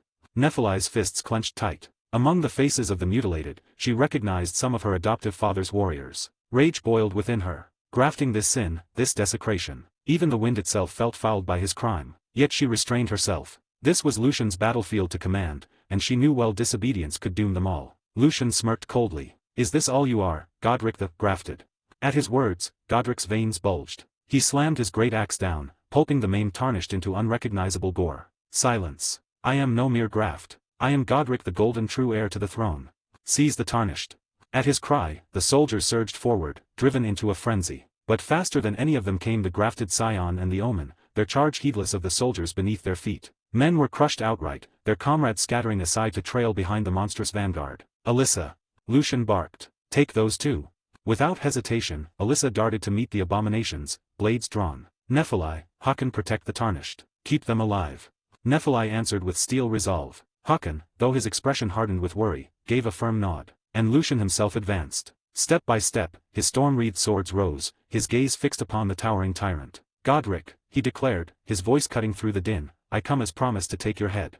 T/N, 2 of 2 bonus/extra chapters for your power stones. Thank you. 98 Volume 2 Chapter 5 A Fleeting Clash. Lucian charged headlong into Godric's army. The storm surged around him, pushing his body faster, and faster still until his momentum became a roaring gale. His twin blades crossed before him, their edges wreathed in furious wind. As his charge reached its peak, the blades howled with a storm that spun like a living thing. Soldiers who tried to bar his way were torn apart, reduced to broken scraps of flesh and steel. Those who fled to the flanks were sucked into the vortex and shredded into pulp, hurled aside like refuse. Lucian had turned himself into a drill of pure storm, carving a blood-soaked path straight toward the grafted lord. One of the countless smaller arms upon Godric's shoulder swung a warhammer, its head flashing with violet light. A heartbeat later, his golden great axe slammed into the ground. Fractured stone flew upward, only to be pulled by that same violet glow, fusing into his axe. Ash of War Cragblade. At last, Lucian understood why Godric carried so many weapons. They were not meant to be wielded one by one in battle but to serve as vessels for ashes of war. Most men had but 2 hands, and could not easily bear nor swap between a dozen arms in the midst of combat. But Godric, bloated with stolen limbs, wielded his collection with grotesque ease. With his lesser arms he could invoke skills, and with his great hands, empower his main weapon with their enchantments. The stone-clad great axe crashed down before Lucian. His blades met it head-on, the storm grinding away the rocky armor, reducing it grain by grain. Meanwhile, Godric's other hands were busy firing crossbows that clattered uselessly against the storm, while another invoked Troll's roar. The bellow shook the air itself. The shockwave blasted Lucian off his feet, hurling him through the air. He twisted, righted himself, and landed with control only to feel an ominous pressure, as though something unseen had locked upon him. His eyes flicked toward Godric. One gnarled hand clutched a blood-stained finger seal, glowing faintly. In the next instant, fire erupted. Not one spell, but a chain incantation catch flame. Rapid, merciless, cast one after another in a torrent. But Lucian did not dispel the firestorm with wind. Instead, he slipped aside, his form weaving effortlessly between the gouts of flame. He smiled. Godric had managed to surprise him. That incantation could not be Godric's own. Catch flame was the gift of Omen prophets, and Godric had no ties to them, which meant he had inherited the incantations of the ones he had grafted. So, even incantations and sorceries could be stolen along with limbs. Fine. That only meant this fight would be more interesting. If Godric had been weaker than even Morgoth's shade, it would hardly be worth the trouble. Lucian surged forward once more, his storm blades lashing out in a flurry to test Godric's defenses. In that instant, he had already taken the measure of the grafted lord. Yes, Godric was swollen with giant strength, but his raw power was only slightly greater than Morgoth's phantom and nowhere near overwhelming. His swarm of ashes of war and incantations would be dangerous, but only if he could weave them together at once. Godric sneered as he battered aside the storm blades, raising his voice in a guttural roar. I command thee, kneel before me. He lifted his golden great axe high and smashed it down. Soldiers nearby fled in terror, they knew what was coming. The ground convulsed as a wave of force radiated outward like an earthquake. Before the first tremor faded, Godric slammed the axe down again, unleashing a second shockwave, even greater than the first. Stones burst apart, dust billowed into the air, obscuring all sight. Yet when the haze cleared, Lucian stood untouched, storm still coiled about him. His blades were already falling. Blood sprayed. 2 of the lesser hands at Godric's thigh were severed in a single stroke. Better to cut them away before their weapons could be brought into play. The great axe swung again, but Lucian's blade struck its haft, deflecting the blow aside into shattered stone. His other sword swept down, shearing off another hand clutching a staff. Bolts and fire struck, but all dissolved into the storm. So it was as Lucian suspected, Godric's martial skill was crude at best. His strength came not from talent, but from the monstrous grafting of others' limbs. Were it not for the sheer volume of skills at his disposal, he would be nothing. It was no wonder he was the weakest of the demigods. Even his tactics overwhelming by attrition, hoping for a single decisive strike would never avail him against his peers. Damn you, buzzing gnat.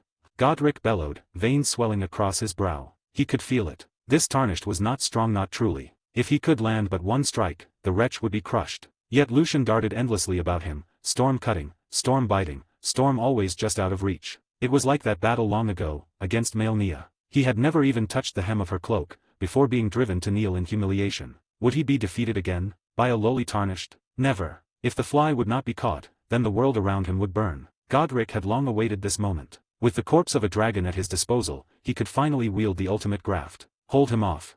He roared, lumbering toward the grafting chamber. Trying to flee.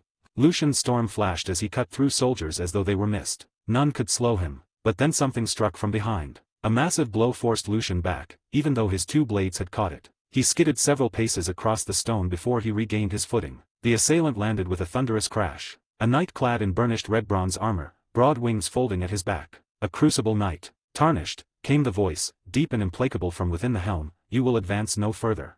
Lucian's eyes narrowed. That voice was not the one he remembered. Not the knight he had faced within the Gale. He glanced past the towering warrior. Upon a tower in the rear, wings folding as he descended, stood another Crucible knight. Red, the one who had escaped the Gale. It was he who had called his brethren here. 99, Volume 2 Chapter 6, Wings of Desecration, Flames of Ruin. Red folded his molten wings and landed upon a tower's crest, his gaze surveying the battlefield below. The war had fractured into three fronts. At the rearmost line, Alyssa clashed with the new wave of enemies. Now, with space to fight alone, she no longer needed to restrain the storm of frost at her command. Before, in crowded skirmishes, she had tempered her strength for fear of harming other tarnished. But now, unbound, her icy tempest roared to life. The front ranks of Godric's soldiers froze into brittle statues of frost. A grafted scion raised his massive shield, forcing his way forward against the blizzard's bite. A grotesque Omen spawn, its flesh thick and bloated with fat, ignored the cold entirely and charged headlong. They reached Alyssa in mere breaths.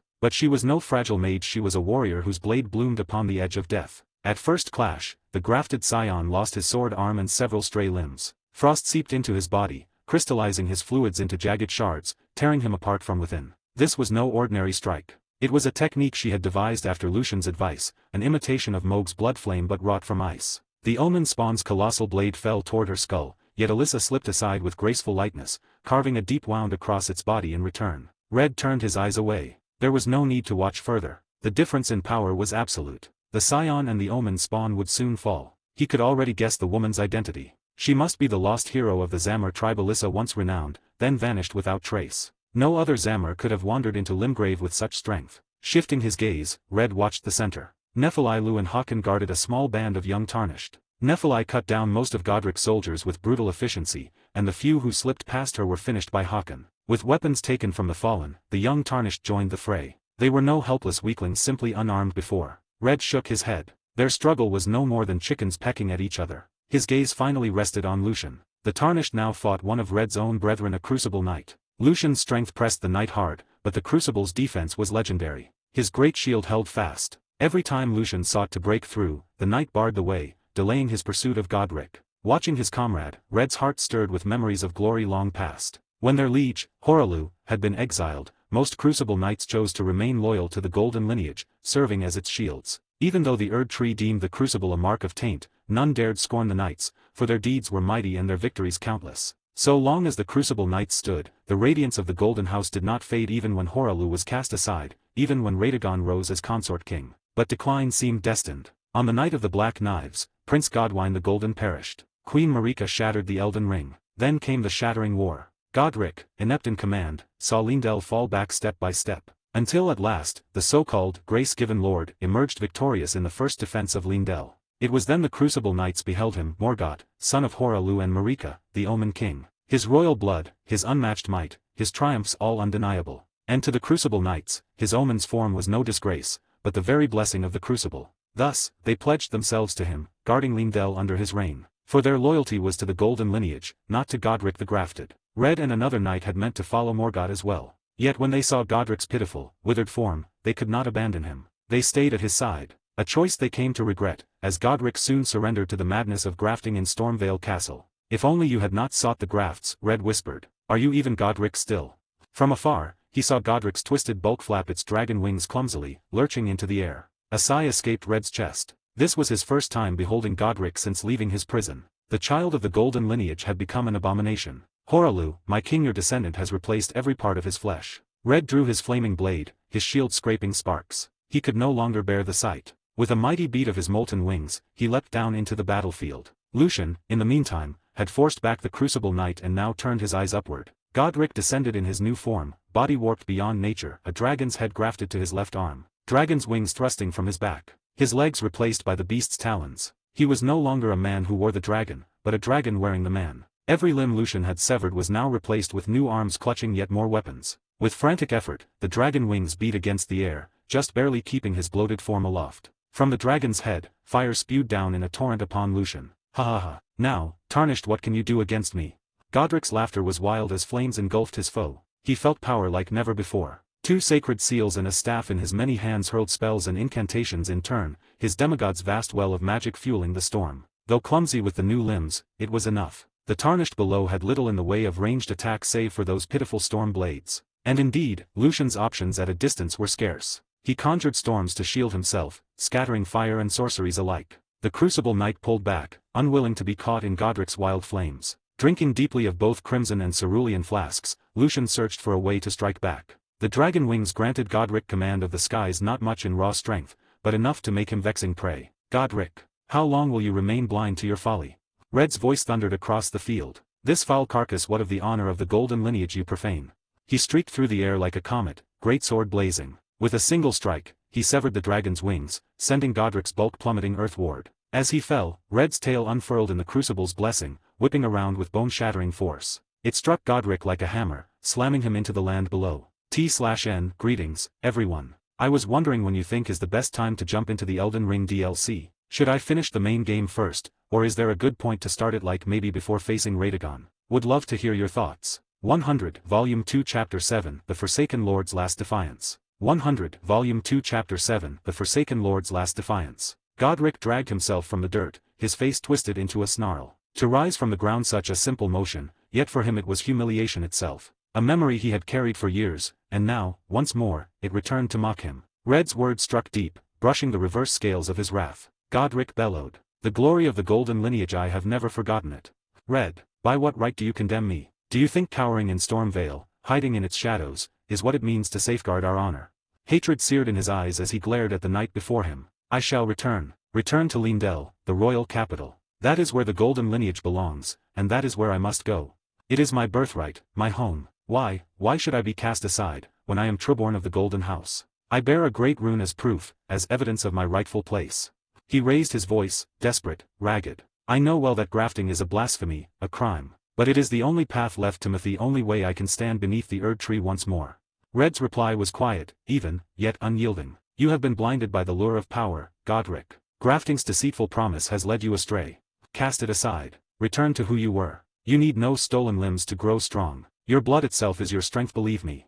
Godric broke then, laughter bursting from him, wild, jagged, half-mad. Tears streamed down his cheeks, so tangled with his cackling that none could tell if he laughed, or wept. Do not deceive me. Do not lie. I know, I have always known. I was born without talent, without a gift for sorcery, incantations, or even the blade. My great rune, it lies dormant, powerless in my hands, impotent, a mocking reminder of my failure. His voice cracked, torn between rage and grief. But still, I only wanted to go home. Godric said no more. With a slow, steady motion, he raised his left arm, the dragon's head grafted there. Its jaw yawned wide, hot flame gathering in its throat. Words had failed. His path had long been chosen. Seeing this, Red landed beside Lucian, standing shoulder to shoulder with the tarnished. Alyssa, her foes already cut down, strode forward as well. Across from them, another Crucible Knight silently placed himself before Godric, shielding him with his own body. You watched him fall deeper and deeper into grafting, yet still you stand at his side. Red demanded. The Crucible Knight gave a single, grave nod. This is his will, his choice. You, Red, you never cared enough to understand. Perhaps it is you who must wake, and see the truth that the glory you cling to is but a phantom. Red fell silent. Then came the thunder of hooves. Clang, clang. A towering tree sentinel, led by Godric's knights, burst into the fray. Behind him marched the last of Stormvale's soldiers, gathered to their lord's side. Though many had already perished beneath Lucian's storm, still their numbers were formidable. Godric looked upon his mustered host, drew a deep breath, and raised his dragon arm high. Flame roared skyward from its jaws. One day, we shall return to the shade of the Erdtree, our home. Warriors of Stormvale, fight with me. For the golden lineage, for our birthright.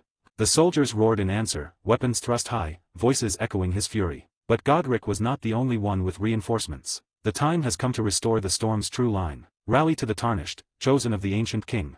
A young knight, wielding staff in one hand and blade in the other, led dozens of banished knights to Lucian's side. They were not all who remained within Stormvale's walls, but their number was great enough. "Good, we made it in time," he breathed. Lucian did not know whence they came, but their aid was undeniable. He raised his blade toward Godric, the storm swirling around him, lashing over the gathered banished knights. At long last, the boon of the storm was theirs again. Banished no longer storm knights, once more.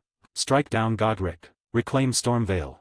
A unified roar answered him. Flame met gale, Godric's dragonfire clashing with Lucian's storm. The battle's curtain rose. The tree sentinel charged, his colossal halberd cleaving a storm knight aside, but Alyssa leapt upon his steed, driving her blade deep. Thrown clear, she landed on her feet as the tree sentinel turned his full focus upon her. Red and the Crucible knight clashed, their blows collapsing stone and timber alike, too fierce for any to approach. Storm knights and Godric's loyalists met in bloody melee. Nephili and the young Tarnished fought beside them, blades flashing, while the staff-bearing knight and his company held back the press of soldiers. And at the heart of it all, Godric and Lucian. The arena was vast, enough for both to unleash themselves fully. Without another word, they clashed. Godric's grafted body surged with stolen skills. He swung his axe with the techniques of others, spinning slash, ground slam, even lion's claw, each art a stolen flame upon his hands. He raised dragon incantations, to the claw, the maw, his dragon head belching fire as twin sacred seals flickered in his grasp. Yet Lucian held fast. His storm raged, shielding him from the flames. Each blast of wind stripped more of Godric's armor away,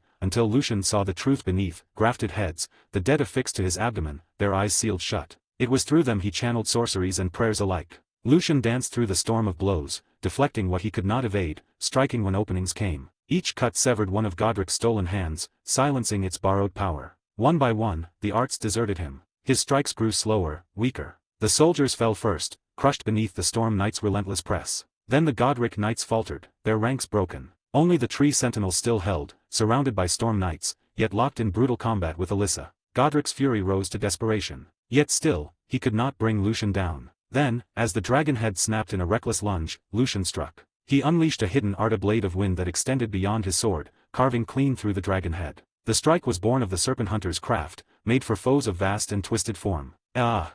Godric howled as Lucian struck again, another storm blade tearing through his body. It was his death knell. But the Crucible Knight broke away from Red, throwing himself into the path of the killing blow. The strike cleaved into him instead, saving Godric by the breadth of a heartbeat. Staggering, Godric fled. Red hurled his foe aside, and Lucian gave chase. The grafted lord stumbled to the edge of a bottomless chasm, his form broken, desperate. Lucian poured every shred of sorcery into his two blades, unleashing his mightiest stroke. The storm cleaved him in two. His body, halved, fell into the abyss. Down, into Stormvale's lightless depths. Broken, bleeding, Godric dragged himself across the stone. A crimson trail marked his crawl. There, in the shadows, a vast, rotting form stirred its body of wood, its surface blackened with decay. A spirit of the Erd tree, corrupted and vile. It did not strike him. It felt his blood, the blood of the golden lineage, and let him pass. Godric collapsed before a colossal, twisted visage, a great face carved from death itself. He raised a trembling, ruined limb toward it. "O ancestor, great Godwine the Golden,